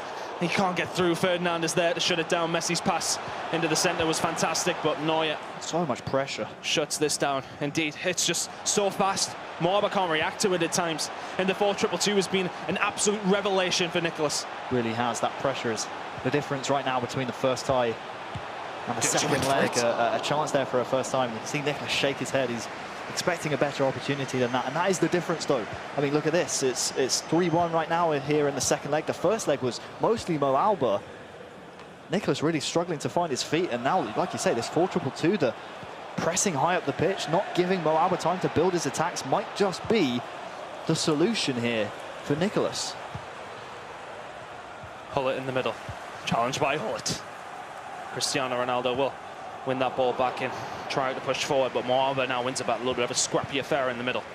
Not much to separate these two. We've got 30 in-game minutes to go, and Dani Alves is on his bike down the right-hand side. Not much energy left. Back to Eusebio, who can't find the pass. Nicholas now. It's his game to lose, do you feel? Because he seems to have been the more active, but you've got to wonder how much energy do some of these players have left. There's been a lot of movement forward. It's looking like a decent amount at least. CR7 will release Pele down the side, who Does look tired, but let's see what he can do here. Oh, it's fantastic. What a drag back. He's done so well. The ball in's good as well. A crucial deflection by Maldini, and Moaba survives once again. To answer your previous question, Chris, you can tell Moaba at the moment playing a dangerous game because of how high Nicholas is pressing up the pitch, but it's a potential 3-on-3 at the back right here. I'll come back to my point. In fact, Mateus is just going to slow this game down, and you can see Moaba's intention. Try and beat the man immediately, but the pressing from Nicholas is so well, playing very aggressive on those interceptions. Maybe a custom tactic coming in right there from Nicholas to make that happen, and Moaba trying to beat a man. That's not his game. His game is those clear-cut chances around the box, and finally we see the pause come in. What changes? He's been very direct, Moaba. Very direct. So potentially a change in the middle, but it just does seem to be a change coming from Nicholas there. Moaba maybe not necessarily thinking of anything, but Nicholas, look at the stats, has dominated this game. 3 goals, 9 shots, 8 on target. Whereas Moaba still a 50% conversion rate from Moaba in terms of shots is good, but he just needs more of them. That's the thing. All it takes is one, though. All it takes is one for Moaba. Again, I have to keep coming back to it. That semi-final versus Jago, he was down in almost every single statistics after those 2 legs that they played, and still came out a clear-cut victor. I think it was 7 goals from 9 shots on target. That's a hell of a conversion rate, and that's something that Moaba is famous for, those timed finishes. He might, again, be the best timed finisher in FIFA 19, so Nicholas has to be careful. Hold it. With the chip ball forward, is Nicholas going to be able to get there? Manuel Neuer. Classic Neuer. Comes flying out with a Superman punch. This one will get away from Moaba. Good attacking play, has a little bit of room down this left-hand side. He's going to have a room for Cruyff. The goalkeeper's coming. Oh my God! What? Hold on. Has he saved that? How's that allowed? That's a red card, surely, ref. What's going on there? Anyway, we'll ignore that happened. The free kick coming in. I don't think that he's went for it. I don't think the shot, honestly, in that one-on-one situation is the right route to take if you're Moaba. Why not ball roll it around the Russian goalkeeper, take it around and use a skill move, something? Did he save that with his hand? It certainly looked like it. Anyway, we'll get back into it. A fantastic move by Moaba. Controversy here in London, Chris. Controversy. I love it. It's Controversy. spicy. Neymar down this left-hand side. Nicholas now an opportunity to take the lead. And he does so for the first time in this game. It's 5-4. And Eusebio is accurate. Nicholas now has the lead, and Moaba has it all to do with 15 in-game minutes to go. Couldn't have put it anywhere else that Neuer couldn't have reached it. It's a great header from Eusebio, a great finish. Just the finish that Nicholas needed. 15 in-game minutes. Plus added time is all Moaba has. You can see immediately switching from that ultra-attacking to the defensive for Nicholas. We are watching through Nicholas's console, so... I mean, the fact that he's been playing ultra-attacking when it was 4-4... That would just be for custom tactics, I believe, Chris. I suppose so, I suppose. Hold it, edge of the box for Moaba now. Can he tie this one up? Henry! Oh, that's a rare time finish miss from Moaba. Corner ball does come in, though. The deflection sends it out. Pull it into the mixer towards Cruyff. Ronaldo's going to find it there. Eventually bundles it over the line, and the German ties things up. 10 in-game minutes to go, and we cannot separate these two in the PlayStation Grand Final. Moaba just... It was just bodies, just throw bodies at it, see what happens. Look at the player cam. He knows he's so fortunate to get that goal. Again, it's not vintage Moaba. He misses the timed finish. We were speaking and bigging him up so much about his timed finishing. That right there, that's just fortunate, you want to say? Amazing. What a game. What a game indeed. Well, we asked if this one could live up to the Xbox Grand Final. Still a little bit of a way to go, though. Neymar, ball in once again.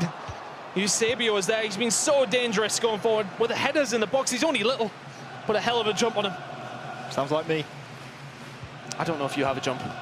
Do you? Are you that athletic? I'll show you after this. Oh, okay, excellent. Alves down this right-hand side to Hullet. I have no idea which way this one's going. Moaba has had very little opportunity in this game, but every time he's made it count. But speaking of opportunities, here goes Nicholas down this left-hand side. Eusebio's unmarked in the middle. Emmanuel Neuer pounces on it.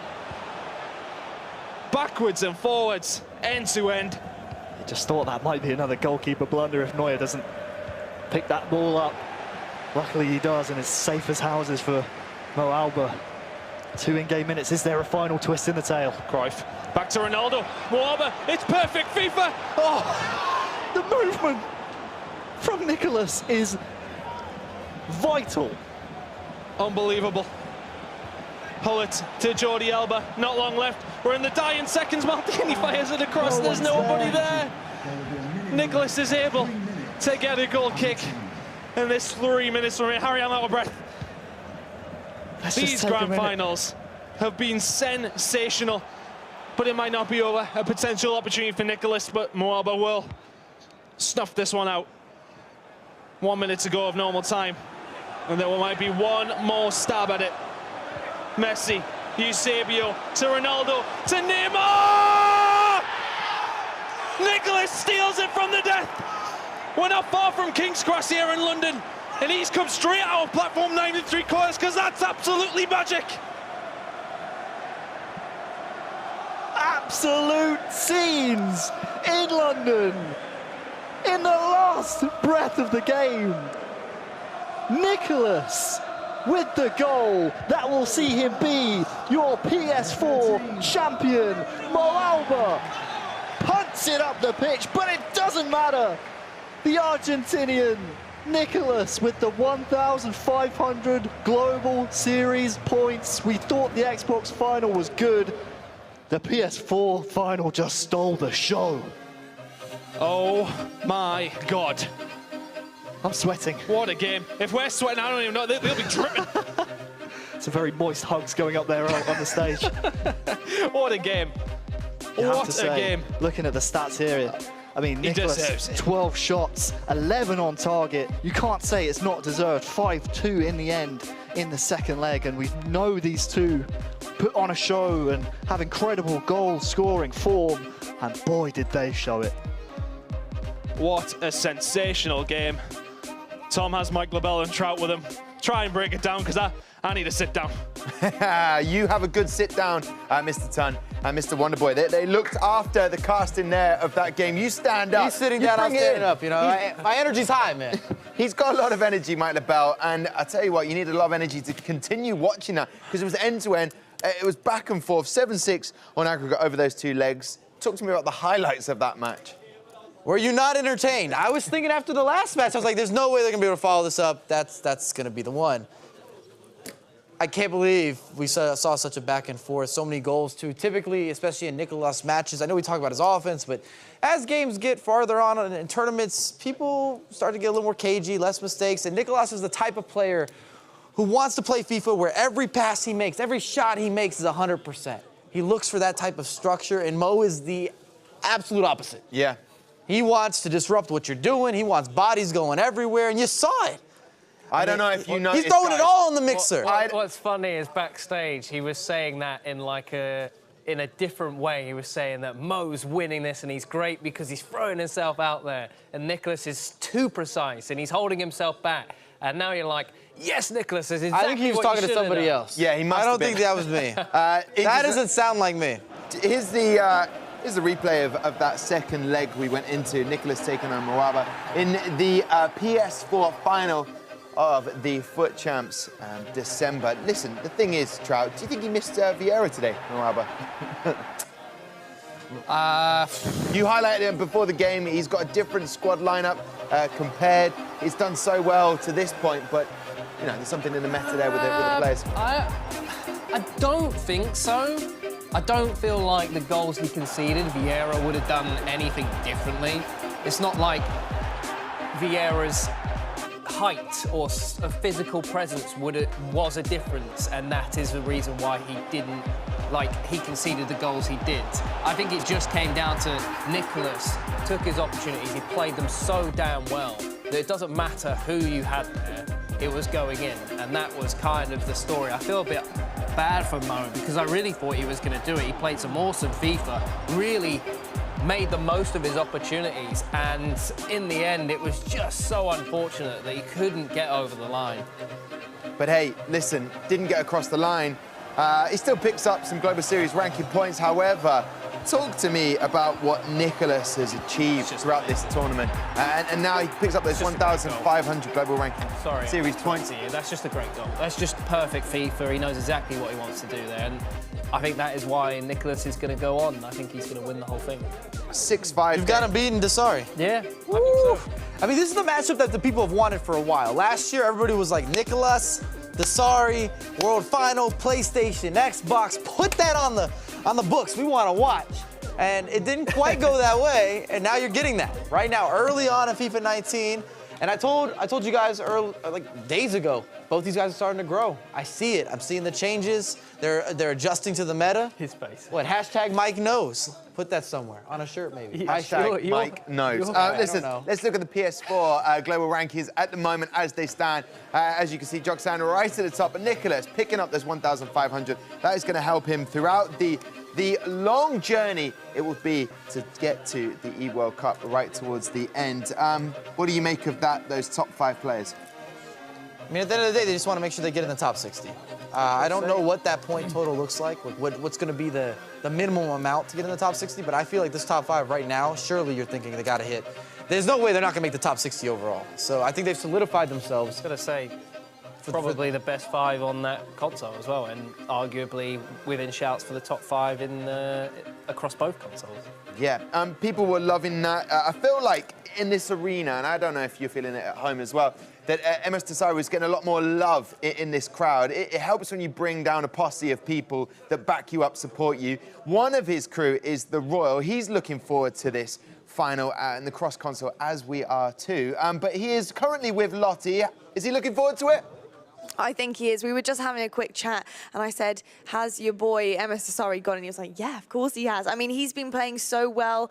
You faced him earlier on, but you guys exchanged some nice things afterwards. Has he got this in the bag for you, the Royal? Yeah, I think he will win for sure. I said it yesterday. He's the best player in the world, and he's now the best player in the world.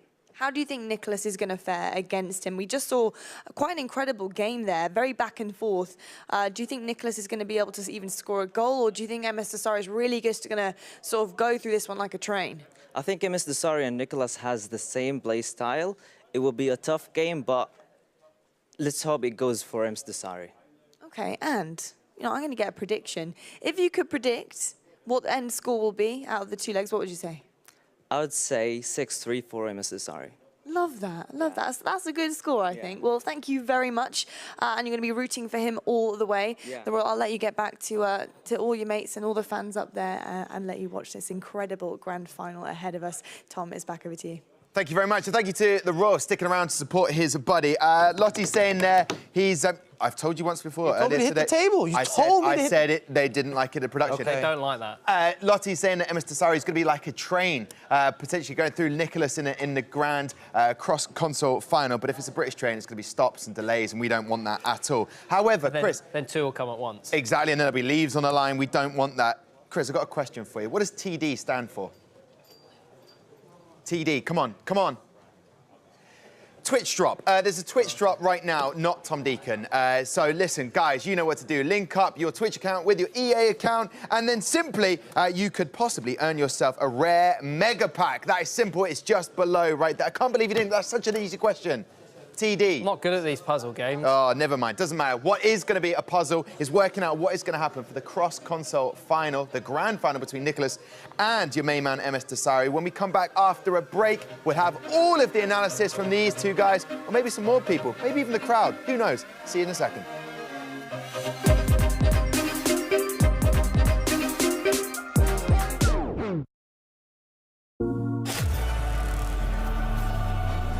We all know champions rise early. Yeah? Well, this one stays up late.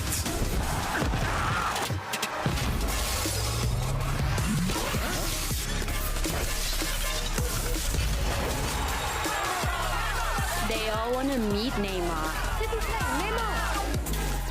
But me, I am Neymar. I'm De Bruyne. I'm Dybala.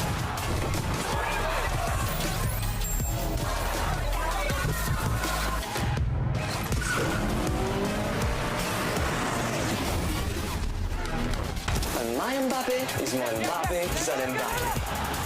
What an incredible Please, Mbappé, que moi. This icon played for years without winning the Champions League.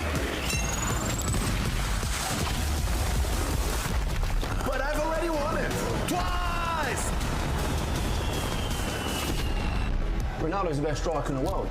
But on my team, I play centre-back. Whoa, whoa, whoa. Not that way. Come on. What? You can do that. Okay, okay. Run him. Run that baby. They say Pep's a genius. Pero yo le gano. My escoria exterior. Can you reach the final in Madrid? Madrid? It's right here in LA.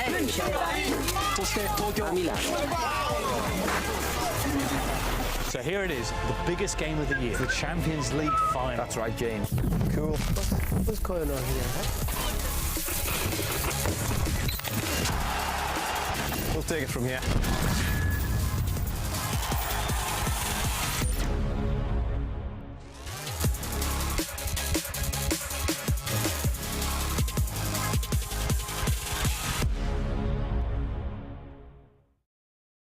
For the players.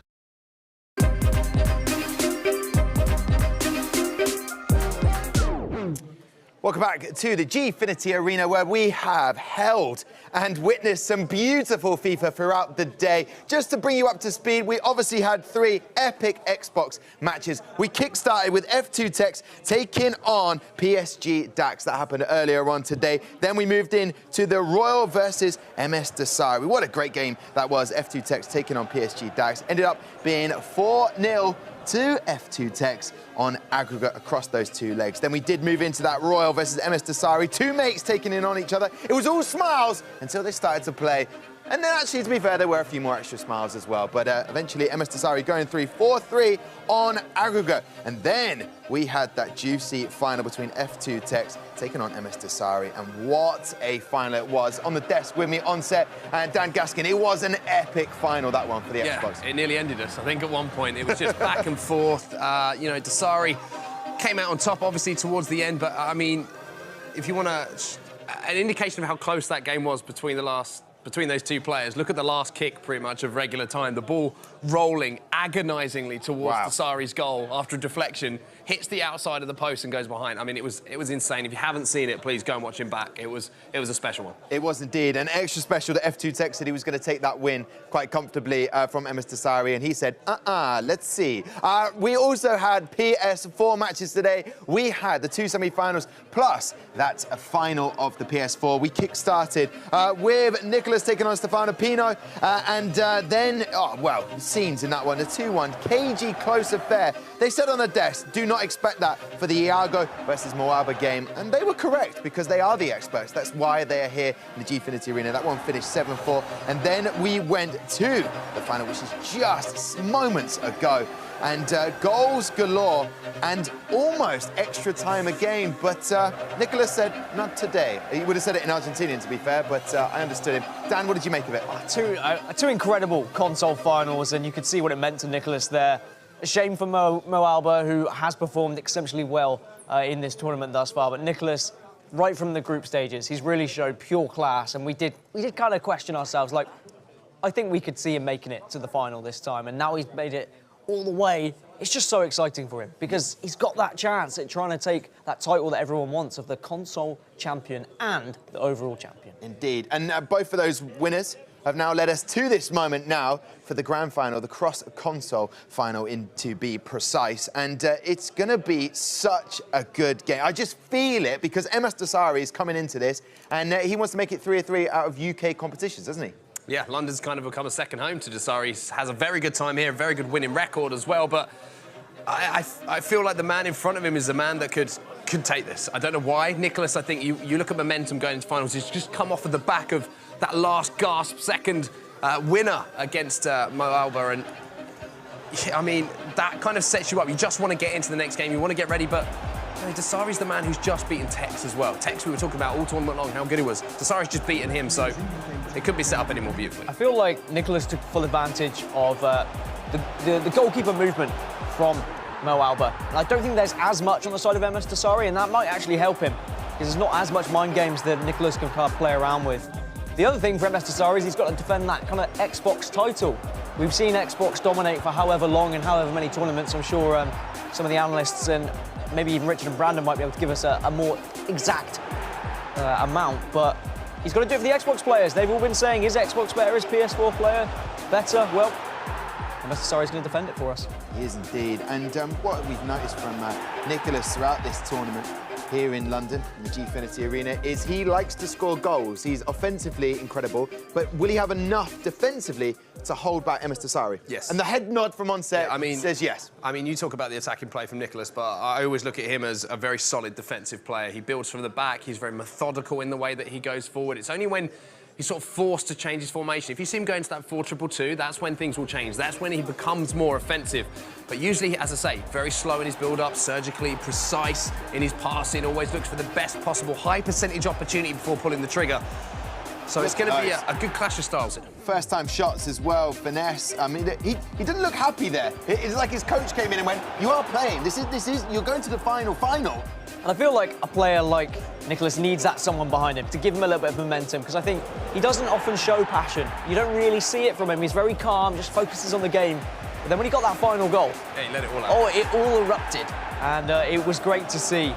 But like a book, the front cover is misleading. You think, there's nothing in this book, but honestly, underneath, I'm sure he's going through all the different emotions. And he's going to want to flick to that last page, I'm sure, and try and lift that trophy. That's a spoiler. Oh yes. Spoiler alert. Oh, it is. I mean, defensively, his record, I think, is actually the best in the tournament from everyone available. His goal difference is absolutely insane. He scored so many goals. And that's where MS Dasari is going to be looking at Nicholas and saying, well, where can I actually expose him here? Because he's looked good at the back and defensively. He's scored so many goals, so he might struggle. The thing that was impressive for me, sorry to quickly just add another point, is the way that Dasari took on Tex and sort of evaluated the way that Tex attacks. He kind of counteracted that. I'll be interested to see if he's come up with something here while watching Nicholas play that can kind of help him tactically going into this final. Yeah, and obviously in terms of their squad differences and who they have up front, there's not much of a difference between the two guys. Does it come down to the goalkeeper, perhaps? And we saw some fabulous saves from Courtois. I think it was you, Gaskin. It was like, he could just put a foot out, and that's what we like about him. Does it come down to the minute details of players that they're using?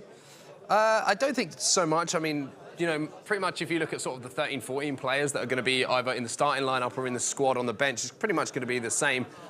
We have seen, you know, Mateus used a little bit instead of Vieira at some points, but I think you're going to see very similar squads here. The one thing that I always keep an eye on is how often Nicholas makes those subs, how early on in the game that he likes to have those players with full stamina. He likes to keep them as close. Like I mentioned when I was casting last year, he'd take off both of his central midfielders and change them at half-time just to make sure they had the stamina. So it'd be interesting to keep an eye on when he brings those players on and when he needs those fresh legs and wants them on the pitch. I want to ask you a question, Dan. While we're waiting for the grand final to get going on this, I want to ask you, how will F2 Tex be feeling right now and Mwamba? Like, how will they be feeling? Mwaba's going to be feeling particularly hard done by, I think. He was through on goal, he had a chance, keeper came out, wiped him out, and it's a free kick. And it's a goal-scoring opportunity. Like, it's kind of dirty play, some might say, but you've got to do what you've got to do. It wasn't only that chance. You've got to remember that Nicholas pretty much went straight up the other end to score the winner after Aubameyang had a clear shot on goal that Neuer somehow got a knee to or something to send it over the bar. So he's going to be devastated. I think Tex is going to be reflecting and thinking, he'll probably be a bit more like, OK, I can't win them all, you know, but he still got to the console final, still the second best player on Xbox. He's still got 2 trophies, he'll be all right. But of course, and the thing is, Dan, you said not complacency, but he did have a lot of bravado, and I mean that in the nicest possible way. He's entertaining, I love the guy. However, he did say, yeah, I'm going to get this win, and then went upstairs. Do you think there might be a more humble F2 Tex that comes out just to make sure he doesn't say something that he might regret after that match? I hope not. No. I want to see the same Tex. I want to see the confident young man, because he is still the best player in my eyes. Regardless if he did lose today, it was bound to happen that eventually something wouldn't go his way. He will look back at it. He will be disappointed, but at the same time, he'll say, look, I've won so many tournaments. He can have a fantastic Christmas now, and then just look on to the next few tournaments he's got coming up. Because, remember, he has qualified for those LQEs. He has qualified for those FUT Champs Cups because he is insane. Yes. Right then, gentlemen, we go to the cross-console grand final, and to everybody watching right now, there's a small matter that we have to sort out. Which console are we going to start on? So let's bring them out for our grand final. We have got MS Dasari versus Nicholas.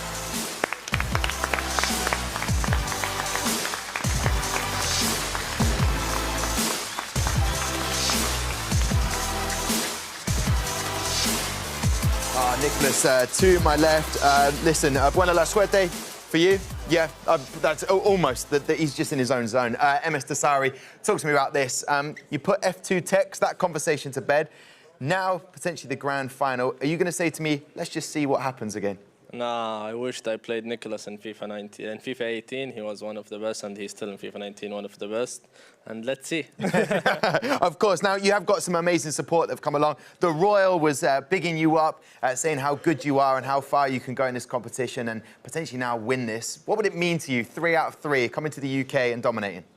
It's really huge. If I win it, I'll be the first guy to win a major in 17 and 18 and 19. Okay, well, listen, you're taking on Nicholas. No translators, so I'm going to just leave this man. I'm just going to give him the nod, which means best of luck to you, sir. What we are going to do is find out which console we are going to play on first. So I'm going to bring in the adjudicator for me, and we are going to flip this coin. I'm going to do it, and Ali's going to make sure this is correct, because if it is a heads, that means we will go to the PS4 player who will decide which console we will start on. That will be Nicholas, my man to the left. If it's tails, it will go to the Xbox, which will be to my right, and MS Dasari will decide which console we go for. So I feel this is a nerve-wracking moment, but I'm just going to flip it up like that. Perfect coin flip. It is tails. So that means the main man over here, MS Dasari, you decide which console we start with. What are we going for? I'm playing PlayStation first. Okay, PlayStation first. A smile from Nicholas. All right, gentlemen, there you go. Job's done on that. I'll let you head off, MS Dasari. Ali, the adjudicator, administrator, did nothing there. He's a rocket scientist. He's so overqualified to look at a coin and say, yeah, that's done.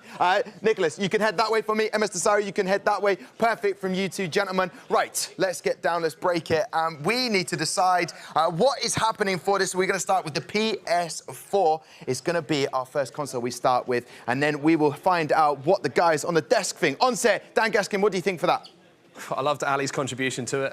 Is he actually a rocket scientist? Yeah, I believe so, yeah. 100%, yeah. 100% qualified. So he just said, yeah, all my qualifications say last tails. Down to this moment. Anyway, obviously starting on the PlayStation is going to be a bit of an, it depends how you look at it, isn't it? Nicholas has got the chance to obviously play on his preferred console to start off with, but I always think it's the advantage to go maybe second on your console, knowing the game situation. It's a little bit like playing at home in the Champions League. When you go away, you try and get a result, and then you come back home and you feel a little bit more comfortable when you're trying to get that win. So you sort of know what you got to do, how you got to perform. It's, yeah. Well, and extra time penalties, it's going to be on your preferred console for MS Dasari. He's going to be playing on Xbox second, so that's certainly why he's picked it, and that gives him a little edge.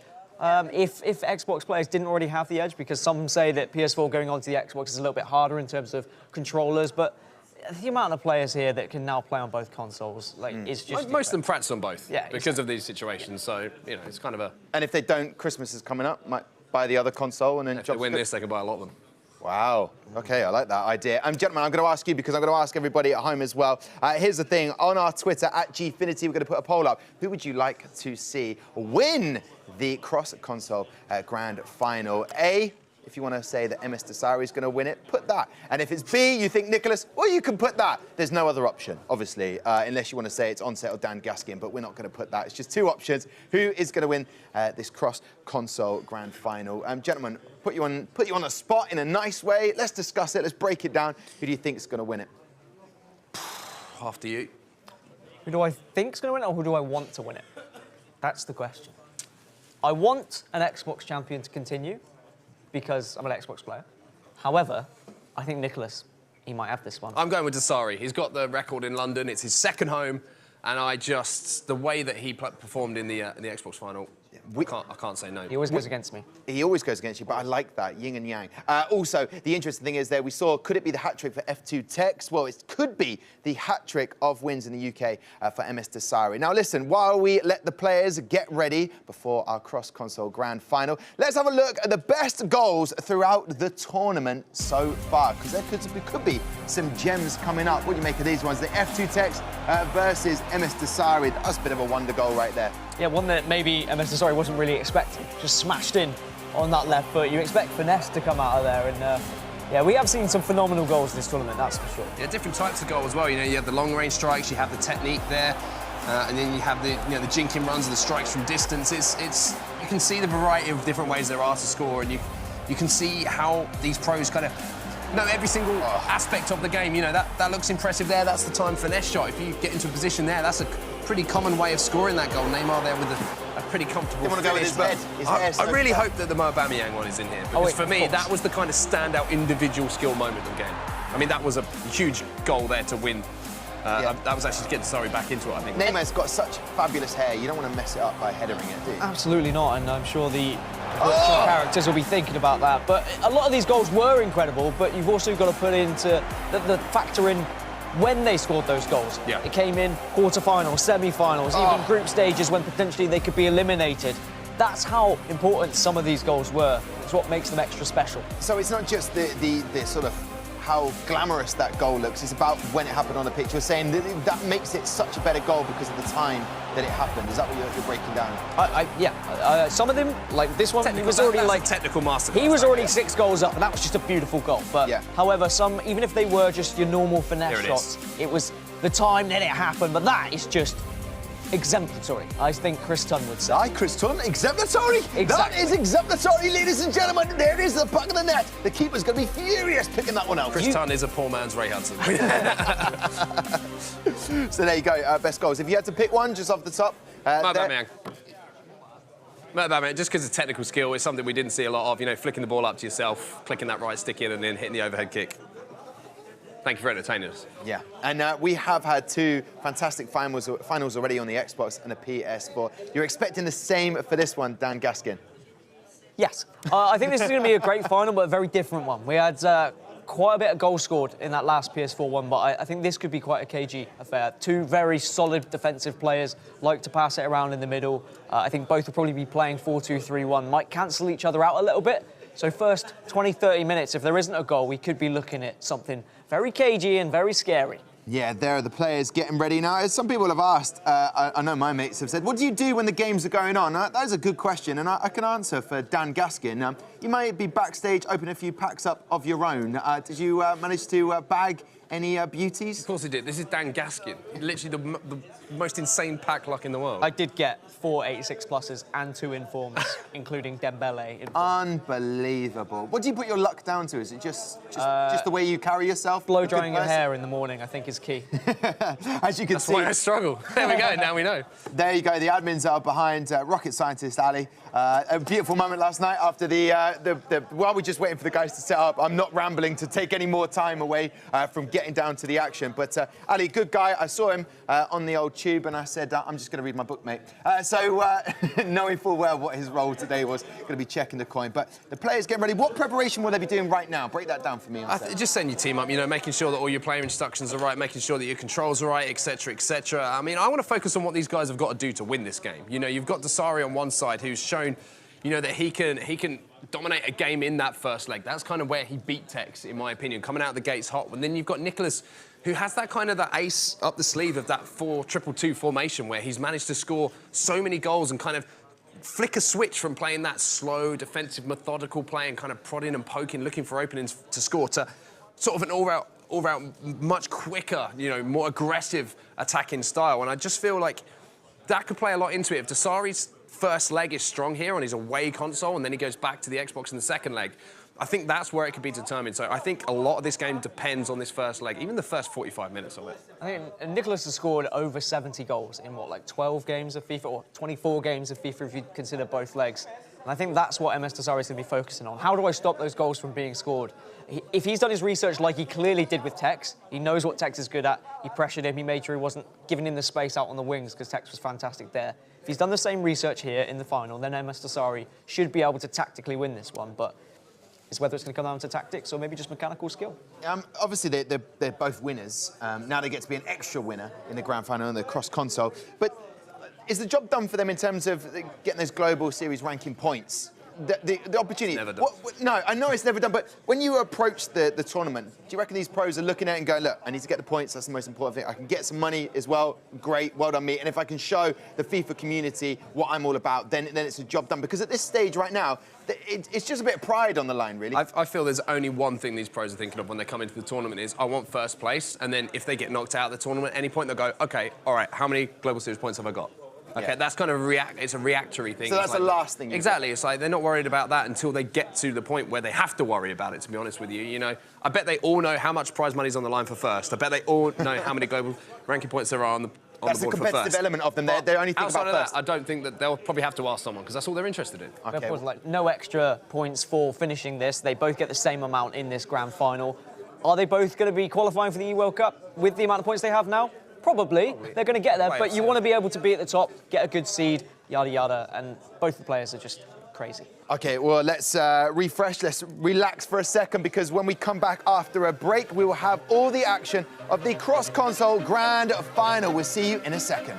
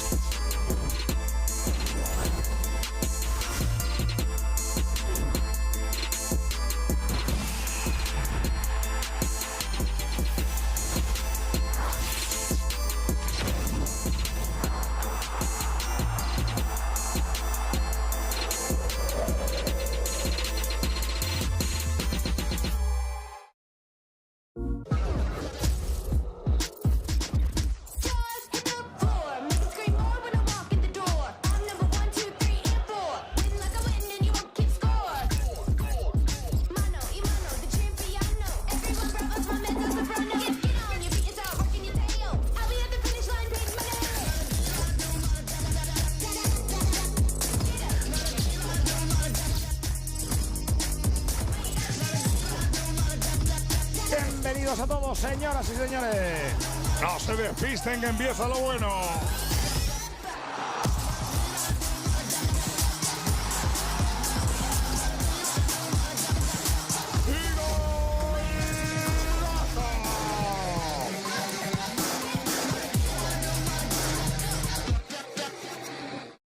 For the players.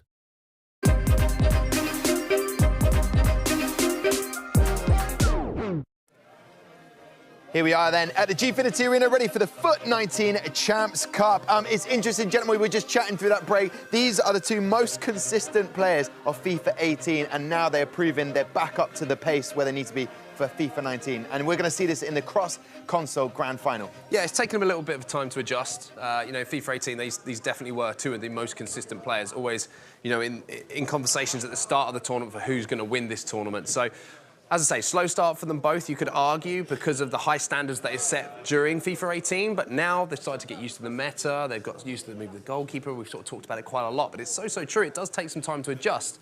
And now they are sat here in our cross-console final, and it just shows the talent and that natural raw ability both have when it comes to FIFA esports. Beautiful. Dan Gaskin on set. Let's get to it. We are ready to go, ladies and gentlemen. I'm going to throw it over to the casters. Brandon and Richard, take it away. Thank you very much, Tom. Well, here we go. This is the big one. This is what everybody at home would have watched, you know, for the whole weekend. Yes, you've had some rewards, but, you know, the big reward is watching this huge cross-console final. As we know, $40,000 for the winner. Both players have already secured 1,500 Global Series ranking points each, and we've seen how that's affected the rankings already. But we're playing now, not just for that prize money. It's for the trophy, the reputation of being the champion, the FUT Champions Cup champion here in London and of the month of December. This is what we live for. We live for cross-console finals. We live for drama.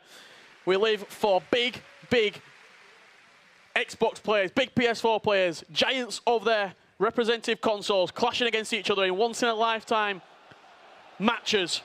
MS Desari from Saudi Arabia against Nicholas from Argentina. It's like it's been coming, this tie for both players. You know, we've seen them at different events throughout the Global Series so far in FIFA 19. Of course, we saw MS Desari at that Continental Cup, did not have a good tournament there. Nicholas couldn't compete at that one because obviously there wasn't a spot allocated for his country. Then MS Desari didn't make the first FUT Champions Cup. He was in that LQE, he made it to the knockouts and got knocked out by Gorilla there. And on the other side of that, Nicholas played in the first cup, lost to Tor in the knockouts, played in the LQE, lost to Kurta Dilo in such a tough game for him to take. And now it seems like everything's just falling into place for him. If you are just joining us for this cross-console final, both of these players already secured 1,500 Global Series ranking points on the rankings. It bumps them up into the top 5. Which is what everybody is playing for. And if you have joined, we're playing on PlayStation first. MS Desari won the coin flip. Yeah. And you know, here's a little stat for you, Richard. The last two cross-console finals that have started on the away console, the away players won. 2-1 for Tex, against Joksan and 3-0 against Stefano Pina. Is it still a debate, the away console? You use the same players now. Once it was the icons and the debate. Now it's just the controller sides and moving the goalkeeper. I won't even say this is an away console. MS Desire competed in an event this year on PlayStation 4. It competed at the Continental Cup on PlayStation. So can you say it's even an away console? It's just a different console. I think that's a better way to put it. Whereas for Nicholas, the only time we've seen him on that Xbox, he got humbled by Tex, DH Tex it was then, around 12 months ago in Barcelona. Has he improved? As we know, both these players enjoyed a bit of success last year. It was the playoff win for Nicholas in Amsterdam. You have to say it was a long time coming as well, after making the latter stages in tournaments for so long for Nicholas, and it was kind of like a realisation for him. Yes, I am a very, very good FIFA player. Yeah, second biggest event of the year last year, the playoffs, next to the FIFA Interactive FIFA E-World Cup Grand Final, in which the man he's facing right now went on to lift. MS Desari. The world champion from last year, FIFA 18. You heard him say it as well. Won a major in FIFA 17. Of course, he won that Manchester FUT Champions Cup in FIFA 18. Can he do it in FIFA 19 now? The first player, as he said, to win 3 consecutive majors in different years, different game cycles as such, as he comes forward now on this away console, as we're saying. The cross-console final, as we know, $40,000 for first place, $20,000 for second place. Aggregate scoreline, no away goals. This drawing at the end will continue to extra time on the console that is played on second. So if they are all square on the Xbox side of things, you know, when we hit the 90th minute there, we'll continue extra time on that console. Both of these players had late drama to get to this stage. On the console final, on the PlayStation side of things, Nicholas with a 93rd minute winner against Mo Aubameyang. Here he goes. This is Nicholas on the finesse. It's time to perfection. It's a long, long old road, this grand final. It's all about staying calm right now, not letting yourself get excited. Think about what you're going to spend, maybe the extra $20,000 if you win this game on. Just about keeping your head. And Nicholas, one of those players, rarely, never shows emotion. We saw it in that last game. They called him the Iceman. I've seen on Twitter, you've heard it from the other casters as well, that done a fantastic job this weekend of just... This guy does not give us emotion until what we just saw then against Mo Aubameyang. 5-4 win. It's mechanical. Last minute goal. It's mechanical for Nicholas, just the way that he moves through the motions. Everything done for a purpose. There's nothing out of time. There's nothing out of position. Everything he does, he wants to have an effect on the game. There's no wasted motion, no wasted skill moves, no wasted shots. I saw the shooting stats from the last game. He had 11 shots on target out of 12. Everything. He only shoots when he's got a good opportunity to score. Speaking of someone else that likes to enjoy a goal or two, MS Desari replies straight away. We didn't know what to expect coming into this cross-console final. Both of the players that can shut out a game. If they wanted this to be a 0-0, I definitely think they could. But they've come out inside 21 minutes, and we've seen 2 really nice finesses into the back of the net. Are we in for an early Christmas present, Brandon? Well, it looks like we could have one in our hands at the moment. As we know as well, both of these players have tasted a defeat here. It was Nicholas losing to the hands of Maestro and having to play him again later on in the competition. And winning there.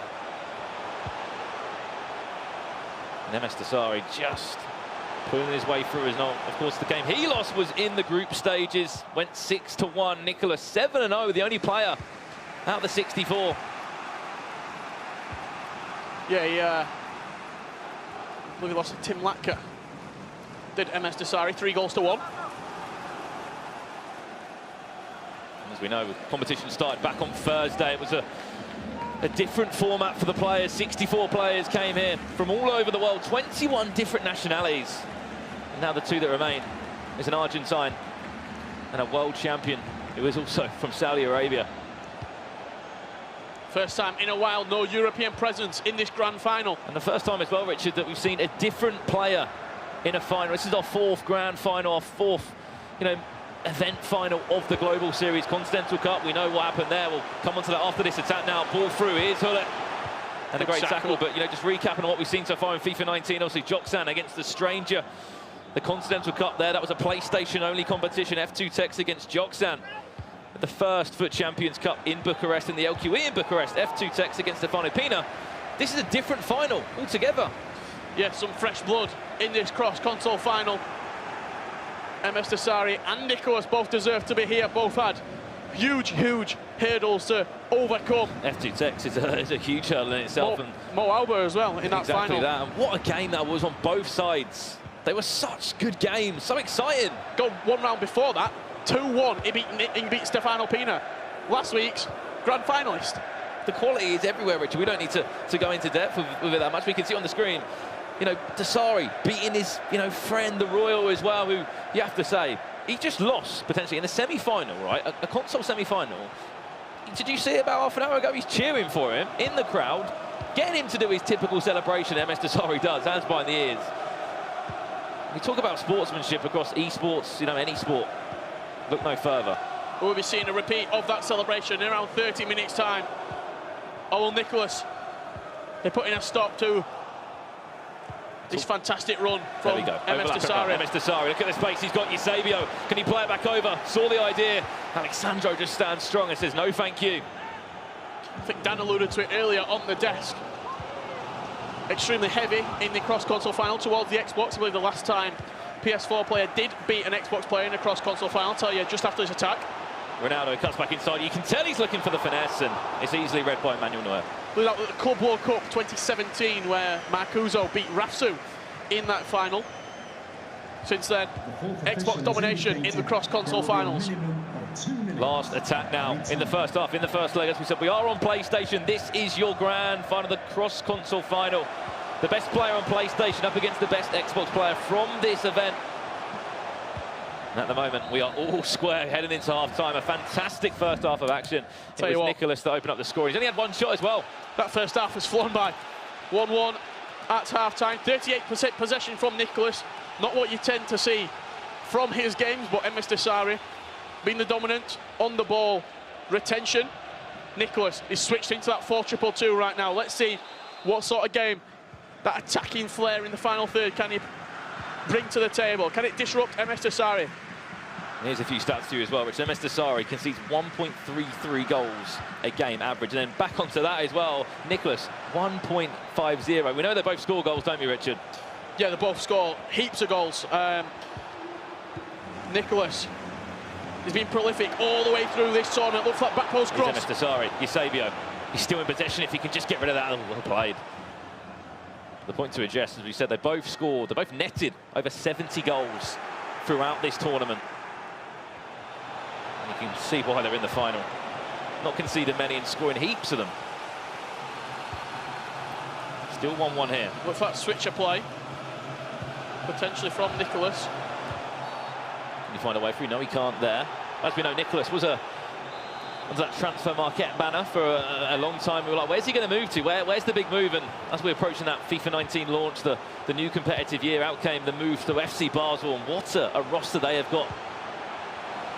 Vieira cuts back inside, keeping everyone guessing. It's the French CDM. There's the finesse. That one's blocked. It was timed as well. Hey, talk about rosters. Look at that rogue team at the minute in Razek, Goal Machine, and MS Desari. One of the most stacked teams in FIFA esports. Lovely ball down the line.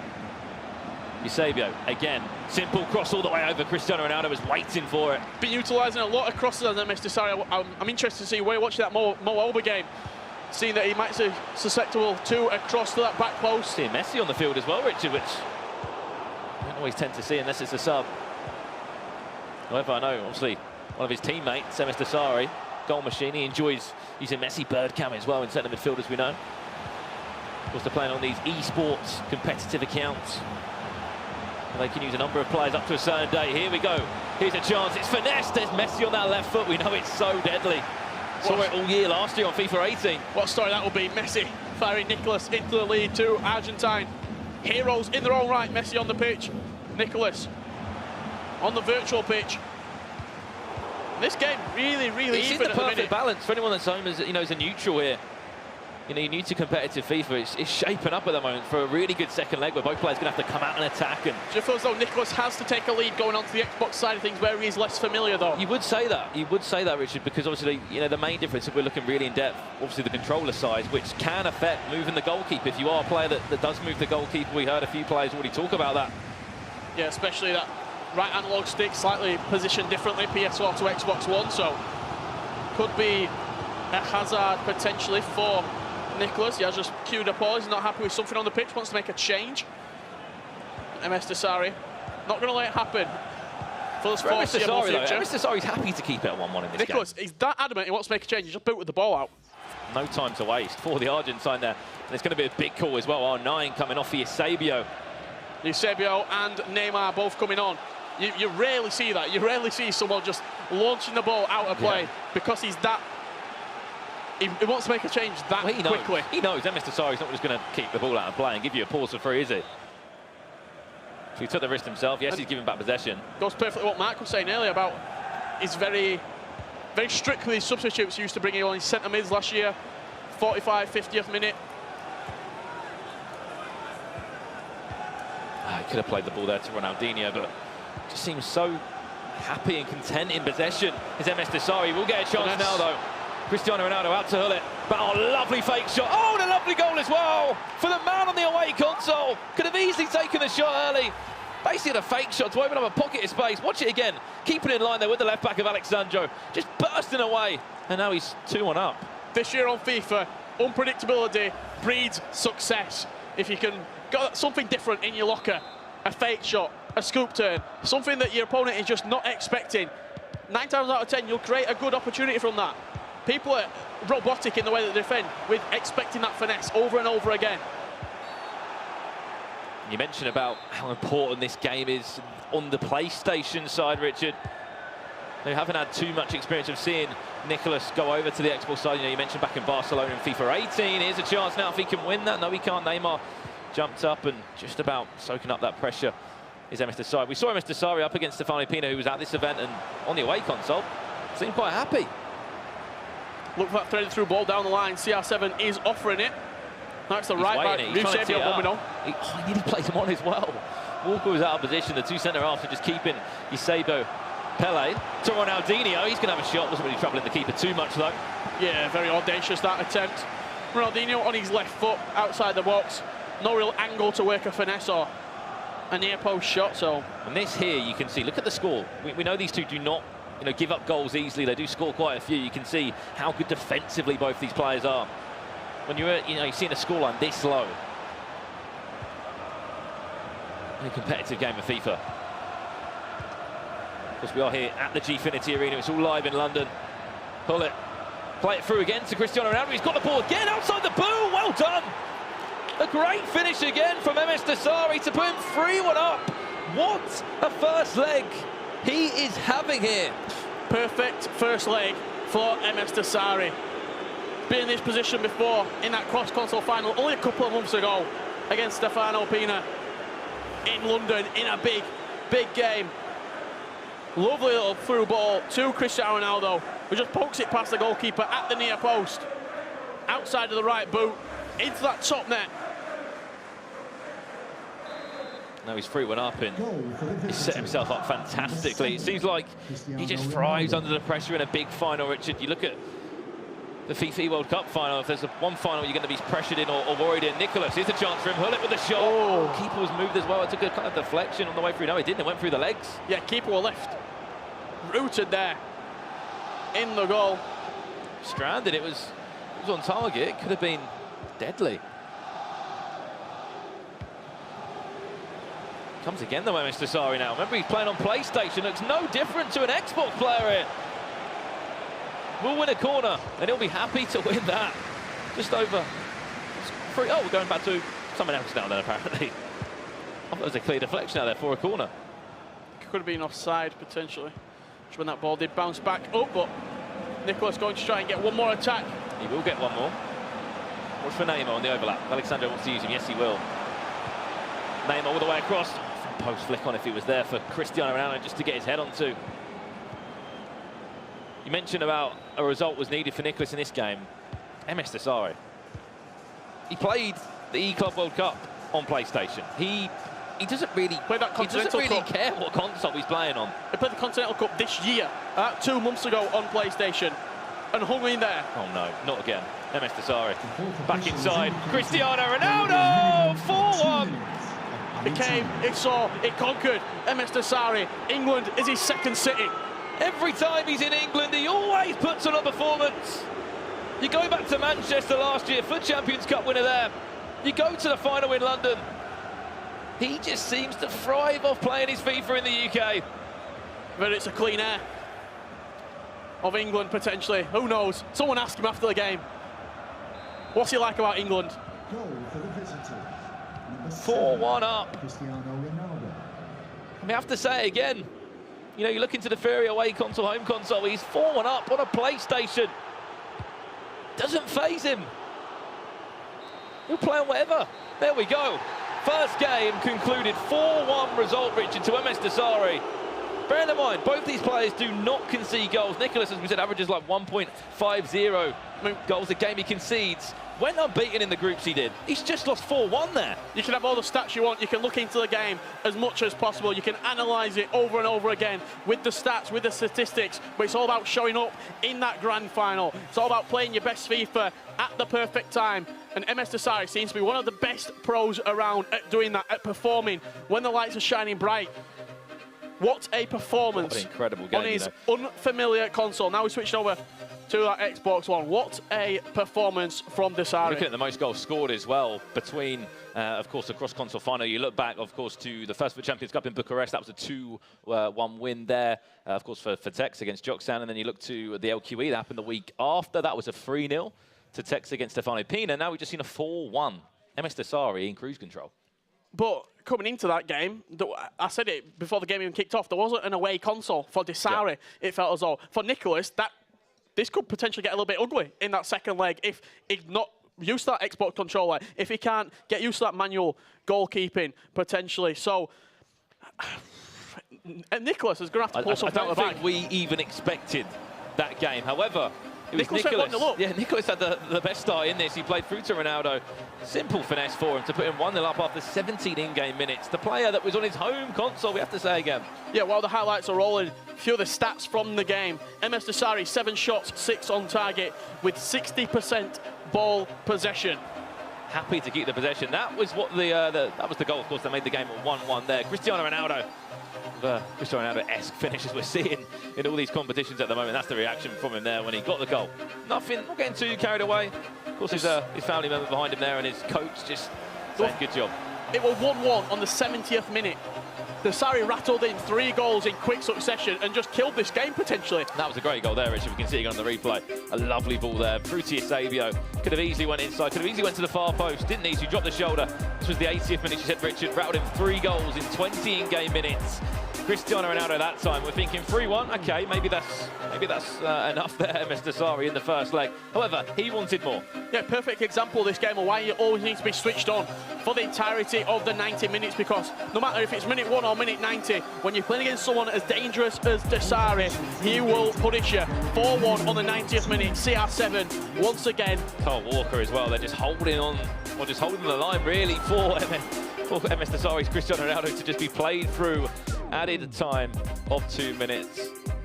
And of course, a fantastic game there. First leg of action, 4-1 win on the away console of MS Desari. However, there's one man that loves talking about FIFA, loves breaking it down. And we're going to throw over to that board right now.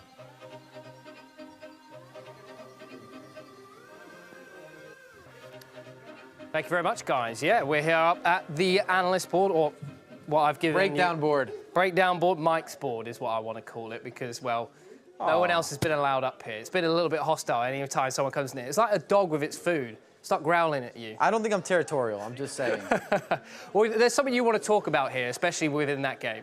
Yeah, I want to talk about key touches, because something that makes MS Desari so special is he makes the simple plays, he just adds a little bit of extra flair, and it's in the right moment at the right time, and it's not easy to do. So in this example here, you've got one of these classic 50-50s. Nicolas is stepping, Desari, he's trying to receive that pass. He could just turn here. However, he's going to use a fake shot. And by using the fake shot, he's going to attack this space. which gives him a little bit of some additional time to make a decision if the goalkeeper's going to shift left, if he's going to shift right, and he can decide if he wants to go on the near post or the far post. And that little extra bit of time increases your percentage of converting this opportunity.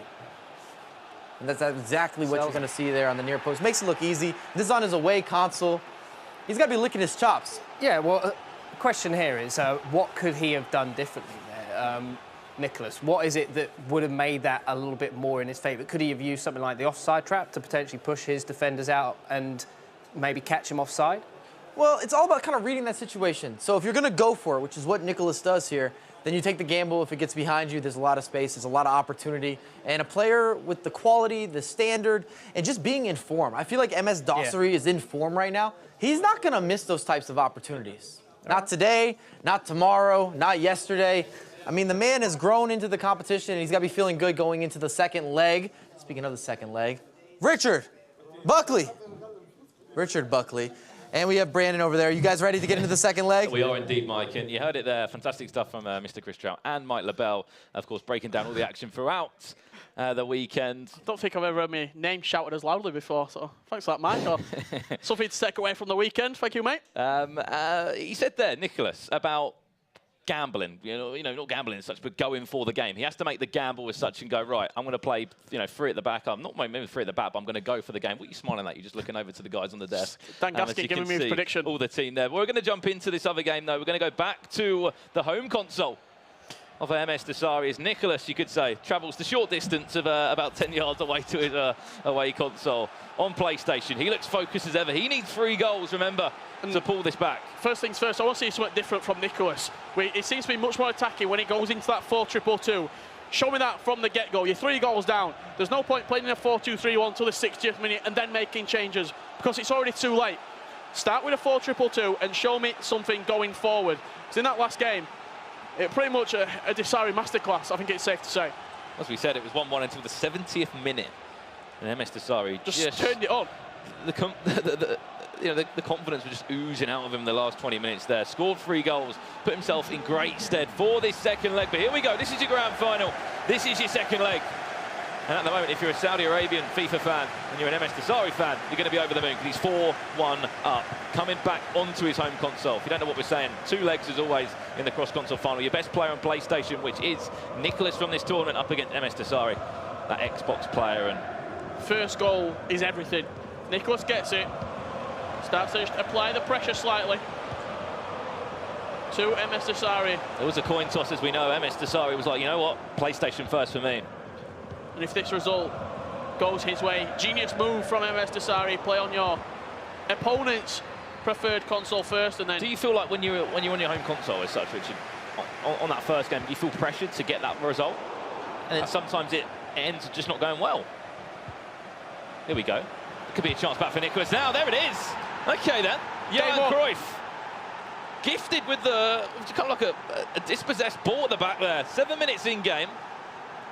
Game on, 4-2. That was a perfect start to this game for the neutral or for an Argentina or a PS4 fan.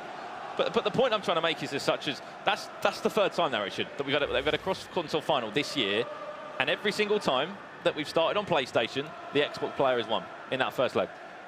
Is it time to break the mold? Is it time to break the curse? Let's see then. 1-0. Is it time for a PlayStation cross-console winner? We've not had one for a very, very long time. FIFA 17, it sounds. It's over 18 months ago. In London, Xbox has been dominating for 18 months in the cross-console finals.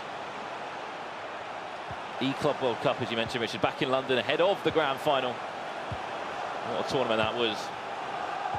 Eusebio tried to force it through. Aldini was in the way. If you didn't know already, Nicholas kicking from right to left in that white strip of FC Basel. And then from left to right, it is Rogue's kit. Of course, in the game, a number of esports kits in FIFA 19 Ultimate Team now. Tell you what, Nicholas seems looking pretty confident right now. It looks like he's picked up this Xbox controller a couple more times since Barcelona. Looks more familiar. He's moving it really well, isn't he? 7 minutes in, he scored the goal. He got an unfortunate touch there with R9. Didn't just lock onto the ball as he wanted to. Yeah, and look at that run down the line. Number 19 for MS decide to recycle, keep it calm, keep it cool under pressure. As we said, this is where... Well, a few risky passes from Desari, a few passes not going his way at the minute. I'm saying this is where potentially history could be made for both players. It would be Nicholas's first FUT Champions Cup win. It'll be MS Desari's third time in England, 3 trophies. Yeah, remarkable record for MS Desari. And the first player to win a trophy on FIFA 17, FIFA 18 and FIFA 19. At a FUT Champions Cup, as we said. Ronaldo tried to feed it through, but defensively, a lot better from Nicholas. Those CDMs just sitting in deep, doing the job they need to. Ronaldo, nearly to Ronaldo. Didn't expect that time. He could have drove forward. Argue that Desai would, with the victory here, cement himself as the best FIFA player of the current era since FUT Champions was implemented into the game. You've got to say, world champion, multiple major champion. It's a different story again because we said it earlier. He had such a slow start in FIFA 18. It took him to what? The game came out in September. Here he comes now. This is a chance to go in front again. He just made the keeper guess. 1-1 in this game. 5-2 up in aggregate. 3 goals ahead once again is MS Desari, and what a finish it was. The magic word, patience, right there. Watch the chance back. He plays it into Drew Hullett and he just stands for a couple of seconds. He makes the goalkeeper move before he shoots. Where are you moving your keeper? Once Nicholas had moved, he found the space, slotted it in, and once again re-establishes that 3-goal lead coming in to this second leg. And time slowly going through that egg timer for Nicholas. It's running away from him, the game. But the point I'm trying to make is, you know, for FIFA 18, our first event, event of that global series was in January. As such, this year it's been, straight off the back in October with that Continental Cup when the game was released in September. MS Desari, a slow year. It took him to like April last year for us to really see him at an event and perform. And he obviously won the tournament in Manchester. Now he's starting well from the word go. If he holds on as well, Richard, for another 68 game minutes, he will be a champion here. Johan Cruyff, he'll tilt of a shot as well. Save there by Thibaut Courtois. Risky tackle as well there from Desari. He did actually slide in with Maldini. We know this year you can get penalised once a shot has been taken if you fall over a couple of legs. There we go. Pull it with all the time in the world once again. Could it be worse for Nicholas? Can he play one more all the way across? Oh, you say it'd be off. He's going to whip it back over. Yeah, really unlucky there from Desari. Good play to get into the opportunity, but just one pass too far. But this final shaping up nicely at the minute. Nicholas can get another goal potentially before half-time. It's definitely possible. He doesn't need us to tell him that. After that 5-4 thriller against Mo Alba. Ooh, that's a risky tackle. Referee enjoying it though. Likes the feistiness. He's playing it on. He's playing it on, of course. As we approach half-time slowly. Was part of the FIFA 19 Global Series. Basically, the Global Series points are everything. It's all about those rankings this year. Trying to rank in that certain position for the playoffs as we go throughout the competitive year. Oh, there we go. Could have been risky there. He picked it up though. Did Walker off R9. Here we go. This is Nicholas. Oh, good reading. Intercepted by Walker straight down the other end. Yeah, really good defending there from MS Desari, stepping up with Walker, and now what's Cristiano Ronaldo? He's going to make that run. He's going to come all the way across the box, this. More than likely. Look at the space in the middle if he wants to use it. Vieira of all people to just maybe. So the one thing there that's jumping out to me straight away, the goalkeeper movement on 2 goals from this game from Nicholas has been very subpar. Is that because of the controller? You're talking, he's not used to playing on that Xbox. It's the right stick, it's a different position. Look, where's he going? Is De Gea going on his holidays? Has he booked off early leave? Just moved completely to the right. I was about to say there, Vieira kind of saying, right, should we start writing this name on the trophy now? Because it's like it's getting closer and closer. It's Manuel Neuer, not De Gea. But still. Doesn't matter either way. He's currently 4 goals down on aggregate. The great point you meant, Richard, about these controllers with that. The stick a little bit higher. We didn't see that on PS4. We didn't see any issues with the goalkeeper. We didn't see poor goalkeeper on the PS4 from Nicholas. Oh no, not again there from Nicholas. A harsh tackle as well. 4 goals up, MS Desari. There's not many people that get better throughout the competition or better as they go into the finals. The 2 people I've seen do this so far, throughout the whole, of competitive FIFA that we've been involved with. Is a shot for Nicholas. Is probably F2 Tech and MS Desari, who just seem to get better day by day throughout the competition. Some people start well, then fall off. Yeah, I think Gorilla has that in him. Yeah, definitely. We've just not seen it this year in particular, but Desari and Tex both have got that ability just to go one step further, it feels like. You see Desari, he'll beat that game against Tex. Late goal in that game, extra time. It's going to take a lot out of you. It's going to drain you. What's he do? He comes into the cross-console final, full of energy, currently leading.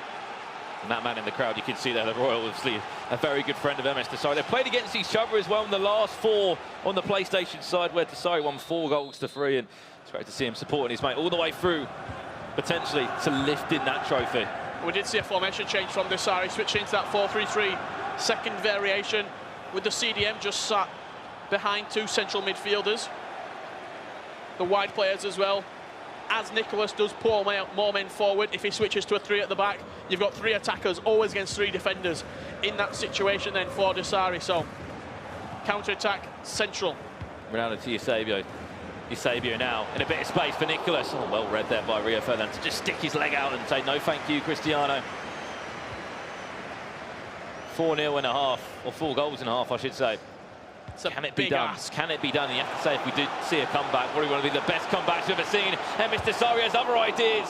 What a tackle. So does Maldini. He had to make it. He had to make that tackle.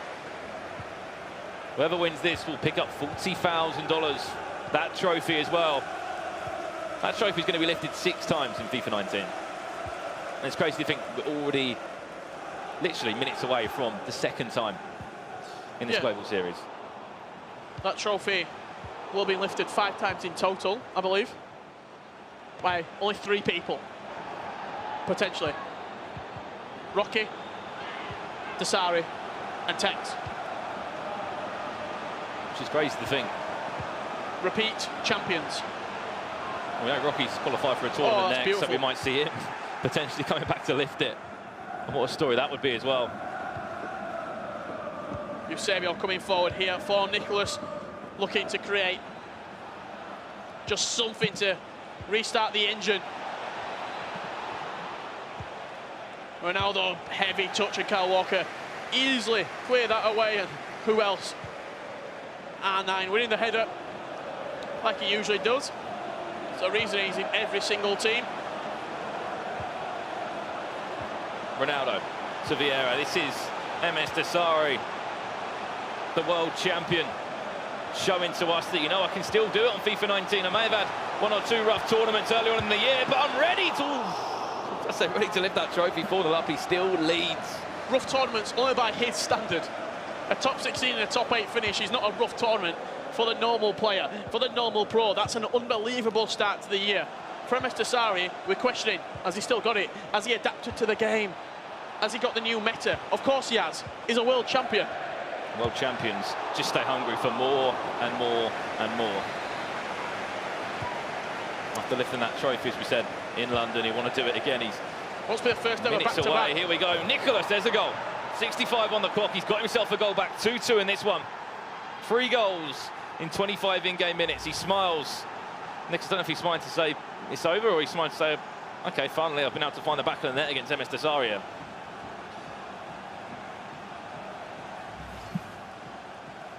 Maybe see a sub or just something a bit more attacking from Nicholas. I'm just trying to look at the formation he's playing. I think he's still stuck with 4 at the back at the moment. Cristiano Ronaldo. Heard Mike and Chris Trout just saying, I'm going to be interested to see if Nicholas goes for the game. If he, says, right, I'm going to go out for it. Because we always talk about it, saying you'd rather go out for it and say, I've given it my all. MS Desari, though, he's just going to keep on pressing, keep on knocking on Nicholas' door, saying, you know what, I'm coming back in again, until I find that trophy somewhere in that house. Henry to Vieira. The pressure is still on for the Argentine, even at 3 goals up for MS Desari. You don't see him holding the ball, you don't see any game management from him yet, you just see a FIFA player that's so hungry just to continue scoring goals. Nicholas, 3 goals. In 15 minutes. If we could see this. It's possible. It definitely is possible. as he comes forward now. If he scores from this attack. To Ronaldo with a fake shot. Eusebio again. Oh, not no. a chance. I thought he just tucked it in to that post, inside that right-hand post. Eusebio on his weak foot. You're expecting that to go in on a 5-star weak foot. I thought he was setting us up there for something incredible. I thought we were going to see something special. He's got 15 minutes left. He has to score from this attack. You've got to think. Look at all the men going forward. He's got Neymar on this left-hand side. I believe he's fresh, just on as a sub. You can see they're full of energy. Ball roll or two from him. Neymar again, out to Hullet. Really well done there from Nicholas. Oh, and there Alexandro standing strong again, who's been so efficient for all the players throughout this tournament. It's going to be interesting, though, Rich, as we head into that new year in 2019 with the next FUT Champions Cup and the LQEs, how the teams may differ. Here's MS Desari again. There we go. Game, set, and match. You might as well get the name on the trophy now with just over 10 in-game minutes to go. He leads 7 goals to 3. And looks like history will be made again from a FUT Champions Cup. Last time it was Tex. 2 trophies. This time it's going to be MS Desari. 3 trophies in England. First ever champion on FIFA 17, FIFA 18 and FIFA 19. And he's done it on FIFA 19 inside 10 weeks of the game being released. The man is on a different level. He loves playing his FIFA in England, as we said, and says it in interviews. Something about when I come up here and play FIFA in the UK, it just seems to play a lot better. Of course, he's miles from where he originally lives in Saudi Arabia, but seems to just thrive on the pressure. And what a final this has been. 7-3. You know, Nicholas, he's played well. You can't really put your finger on it and say, you know, what he's done wrong other than, what, 2 goalkeeper movements. MS Desari again. There we go. Bearing in mind, this is a grand final. This is a cross-console final. 8-3 he leads. He can win 4-1 on an away console. He's 4-2 up on his own one. What a performance from MS Desari. Running out of superlatives to describe this man during this weekend. He's done it again. An MS Desari-esque performance. This isn't anyone, this is Nicholas. And he deserves all the plaudits as well in the world. Make it 9. To put himself. Oh no, not again. MS Desari with Omri off the post. Are we going to go as far as saying highest scoring final yet, or? Potentially so, yeah. Both these players. Just adding time to come. MS Desari, you're going to be a champion again. The FUT Champions Cup champion in the month of December in London. $40,000 to your name. Your name back on that trophy once again. Both these players walking away from this final with 1,500 Global Series ranking points. And the point we have to remember as well that Nicholas can take away from this game. He is still, first of all, got those points. He is the best PlayStation player from this tournament. Seconds remain. MS Desari. He's going to do it again. 5 names will be on that FUT Champions Cup. PSG Rocky now. DH Tex. F2 Tex. MS Desari. And MS Desari once again. Congratulations to the Saudi Arabian. Coming out through 8-3 on aggregate. Started on the away console on PS4. Won that 4-1. Then went back home as such. And you know, we questioned him at the Continental Cup. He still made, as you said, you know, round of 16, still got himself through the groups. Then we saw him again at the next LQE. Didn't make the first FUT Champions Cup. LQE got to the top 8 again, and now we're seeing him in the first, you know, major of the year. We have to say one of the 6 FUT Champions Cups. Of course, they are all majors. I think you're coming into this tournament. MS Desari felt a little bit disrespected. People not saying he's one of the favourites. People not saying, I expect him to go far in the tournament. What did he do in the group stages? He finished top. Every single hurdle that he's come up against, he smashed it. That big game, that console final against F2 Tex, he showed what he had. He showed that he's still got that passion, that desire. We often question when people win large sums of money. When he win $200,000, $250,000. Do you give up? Do you say no more? Do you just go off for a year? Do you say, you know what, I've got the money, I can sit back a little bit, I can take the sponsorship, the endorsement deals? Or Do you continue to play for the passion of the game, to lift trophies, to do your celebration on the stage? Tom Deacon, what a final. Incredible final. Thank you very much, gentlemen, to Brandon and to Richard and to the two guys on this desk, Onset and Dan Gaskin. Listen, what an incredible grand final that was. The name is in the background. It was, and now it's just the champion. That is how people will refer to him. Ladies and gentlemen, should we welcome him out? I'm asking the audience. Should we welcome the grand champion out? Yeah, we will do it. Please welcome your grand champion for FUT 19 in December. It's MS Dasari.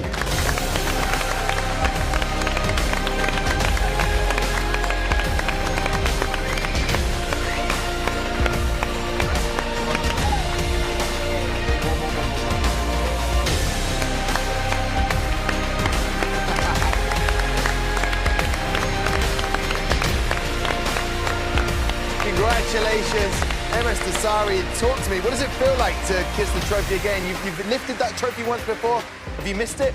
Yeah, I do. I want one for my collection more. There's my name already here. It's already there. What does it feel like? It's going to be engraved now. I couldn't do it quick enough while you were playing. No, it's already once there, so this is the second trophy that I won on the FUT Champions Cup. I'm really happy.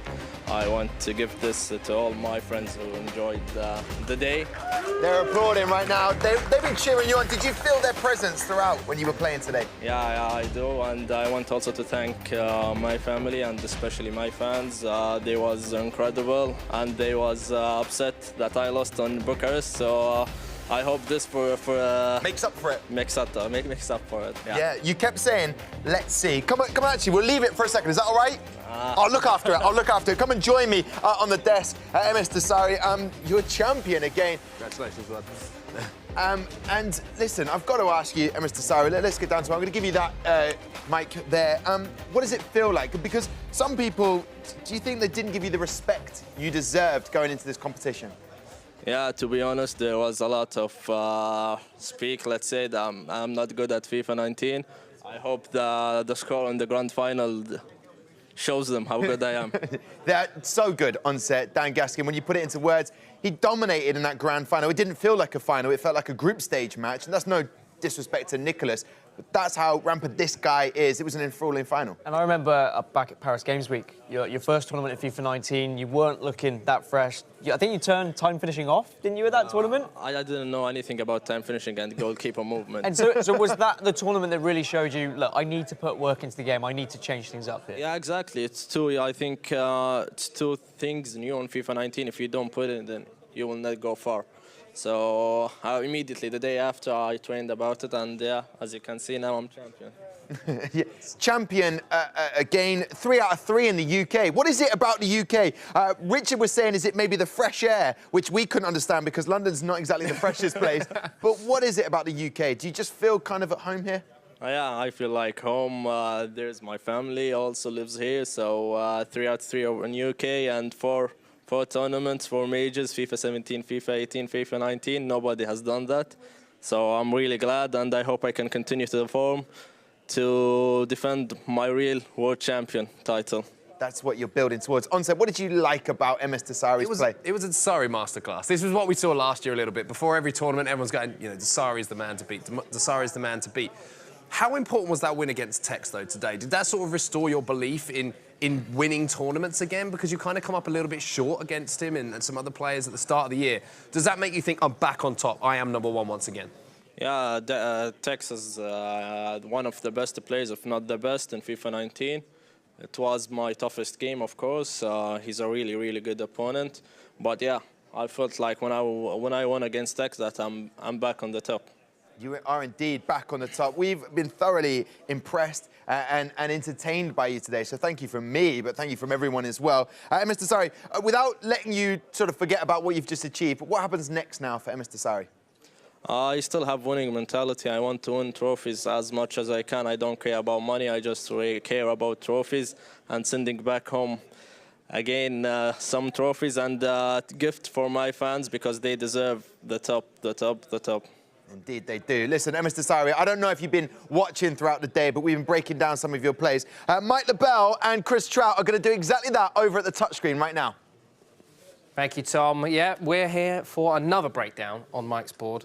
not territorial about it. But we're going to look at some of the game that we just saw in that final. And, you know, it's the grand final. It's a big pressure game, a lot of pressure on your shoulders. MS Dasari's already won the first leg. There's a lot going on there, and he's got to be smart about how he makes his moves in this next game. And just how important is that game management in this final leg and, you know, stopping someone like Nicholas coming back into it? This is one of MS Dasari's greatest traits, is that he's able to play FIFA while he's ahead, while he's behind, and he's able to make the correct adjustments without necessarily going all out, where you're going to see him lose himself within the gameplay. And he's going to have time management in this example. But while he's going backwards or going side to side, and one of the biggest mistakes we make as FIFA players is often, we got to go forward. I got to score now. I need to go forward every time that I attack. And Dasari has this mastery of being able to almost lull his opposition to sleep. He's like, oh, he's not paying attention that much. Oh, I could be a little more aggressive. I can be a little more overzealous. And right when you do that, he finds space in behind. And that's what you're seeing in this freeze frame. It's going to be something that we've seen time and time again. He looks at the goalkeeper. He's got a little bit of time. He sees the goalkeeper is starting to shift, which tells MS Dasari, okay, then we're going to challenge him on that post. I see you're shifting for the across the body. It goes right at him. Finesse shot. Makes it look easy. Makes it look a lot easier than it really is. But it's all about his ability to basically take care of a lead. It's hard to do. We've seen so many comebacks, and you just don't see those types of games when you're looking at MS Dasari gameplay. Yeah, I mean, he scored 79 goals before this grand final, Nicholas, and it's maybe a case of everyone who's played him at that point hasn't quite clocked on the fact that Nicholas is, you know, trying to push for the ball, trying to be aggressive, and in that case, maybe MS Dasari just has that little bit more mental edge over him in this kind of situation. He's making a lot of players that are the greatest in the world. Everyone that's here is spectacular. They're not here by coincidence. And the fact that he is able to create that separation and then has this ability to manage a clock in a way where he's not just holding the ball, he's not clearing it deep, he still has full control. And I talk about this a lot, his structure and his tactical adjustments. He's maybe the best in the world at doing this. Last year as well, we saw that when he became a world champion. He had mastered 4 or 5 formations, and this is before game plans were even implemented. Okay, well, there you go. My pleasure, as always, having your breakdown. Gives me and my Division 4 ability a little bit more insight on how I might be able to, you know, not get relegated. But Tom, back to you on the desk. Let me hear your thoughts. I thought they were breaking it down there. They were getting well into the humbles there. I don't think I've ever seen Chris Trout be so humble. Smile on his face, wasn't it? I know, a little smile. What does it feel like, Mr. Dasari, when you're hearing those guys up there break down your play? Did you agree with all of it? I've always been intrigued by this. Yeah, most of that, especially the formations, yeah. And I'm really happy to hear that. You're getting the woohoo from Mike. Listen, obviously, we know what this is building up towards. Those 1,500 Global Series ranking points are getting you closer to defending your title. That must be the main plan and objective for 2019. Of course, my main plan, I said it last year after I won. I want the world champion title, you know, it's important. So some guys to call me the world champion, so I don't want to take it from me. No, of course, you get used to it after a while. Dan, Gaskin and Onset, what did we make from today? Breaking it down, the final thoughts, because, you know, we leave the FIFA to do the talking, but just to wrap things up. I mean, a last question from me to you, Dasari. How much preparation went into your opponent's formations and stuff? Did you look at how Tex played, for example? Was there anything you changed in your own game because of how he played? The only thing I changed was against Nicholas in the second leg because he was playing like five attackers players. So I went to 3 midfielders and as well RW and LW, right wingers and left wingers, to try to keep the ball as much as I can. Nicholas was playing fast, so that was unexpected from him because we always used to see Nicholas playing position as me. You certainly adapted well. I think that's what I took from most players at this tournament that did achieve a lot, whether it's quarterfinal, semi-final. They were adapting in their games. They were changing things up in that second leg. So that's what I was impressed by most. Yeah, and what impressed you, Onset, over the last 4 days? I mean, it's been a grind, but it's been so exciting, and we've seen some fantastic FIFA. It's been the level of play and the kind of never-say-die attitudes of a lot of players as well. We've seen some insane comebacks throughout this weekend, and it just shows that at whatever stage in the game you're at, you're never really out of the game. Unless you are, unfortunately, Nicholas in the second leg against MS Dasari, where, you know, you really did dominate. But it just shows that every single game of FIFA is exciting. There's always something to watch, so you can never take your eyes off of it. Okay, well, listen, thank you very much, Dan Gesson. Thank you, Onset on the desk. But give it up one more time for the winner of December, the FUT 19 Champs Cup winner, MS Dasari. He is the champion. It's written behind him. Well done to him. We'll see you again soon, no doubt. A big thank you to Lottie Van Praag, also to Mike LaBelle and Chris Trout. They're up at the touchscreen, but also to Brandon and Richard, who have been cast in today, and also Wonder Boy. Oh, there they are. Look at the humbleness from that man. Get that cagoule outside where it belongs, Mike LaBelle. And thank you very much to Wonder Boy and to Chris Tunn. Right then, 4 days. 2 epic competitions that resulted in us crowning 1 ultimate champion. We've had an absolute blast here at the Gfinity Arena at the FUT Champions Cup with insane gameplay, pure passion, and moments of magic. A huge thank you to all of you guys that have tuned in at home. We hope you've enjoyed the last 4 days as much as we have. We'll be doing it all again in January when we return for the Licensed Qualifier event. I'll be here, you better be too. That is right, I will be back though. Right, guys? Guys, will I be back? No one's answering on that. Okay, fine. Thank you very much for joining us. We'll see you soon. We've got both consoles being represented here today. We will have a cross-console champion. Good opportunity for Tex straight away. Tex into the Xbox Grand Final. And that's the goal to open up the game. You'd have to say it's game over. CR7 breaks the deadlock. Cruyff with the long-range effort. Oh, and he's done it. Nicholas makes it through. Wow. Free header. Pele. This is the chance now for Yargo. Typical Alba performance. Pulling with a step over. Goes inside. Pele can finish it. Yesavio won it for Dasari. Cruyff on the corner. Ronaldo. Nicholas steals it from the net. This time to perfection. Oh, and a lovely goal as well. Ronaldo. Your grand champion for FUT 19 is MS Dasari.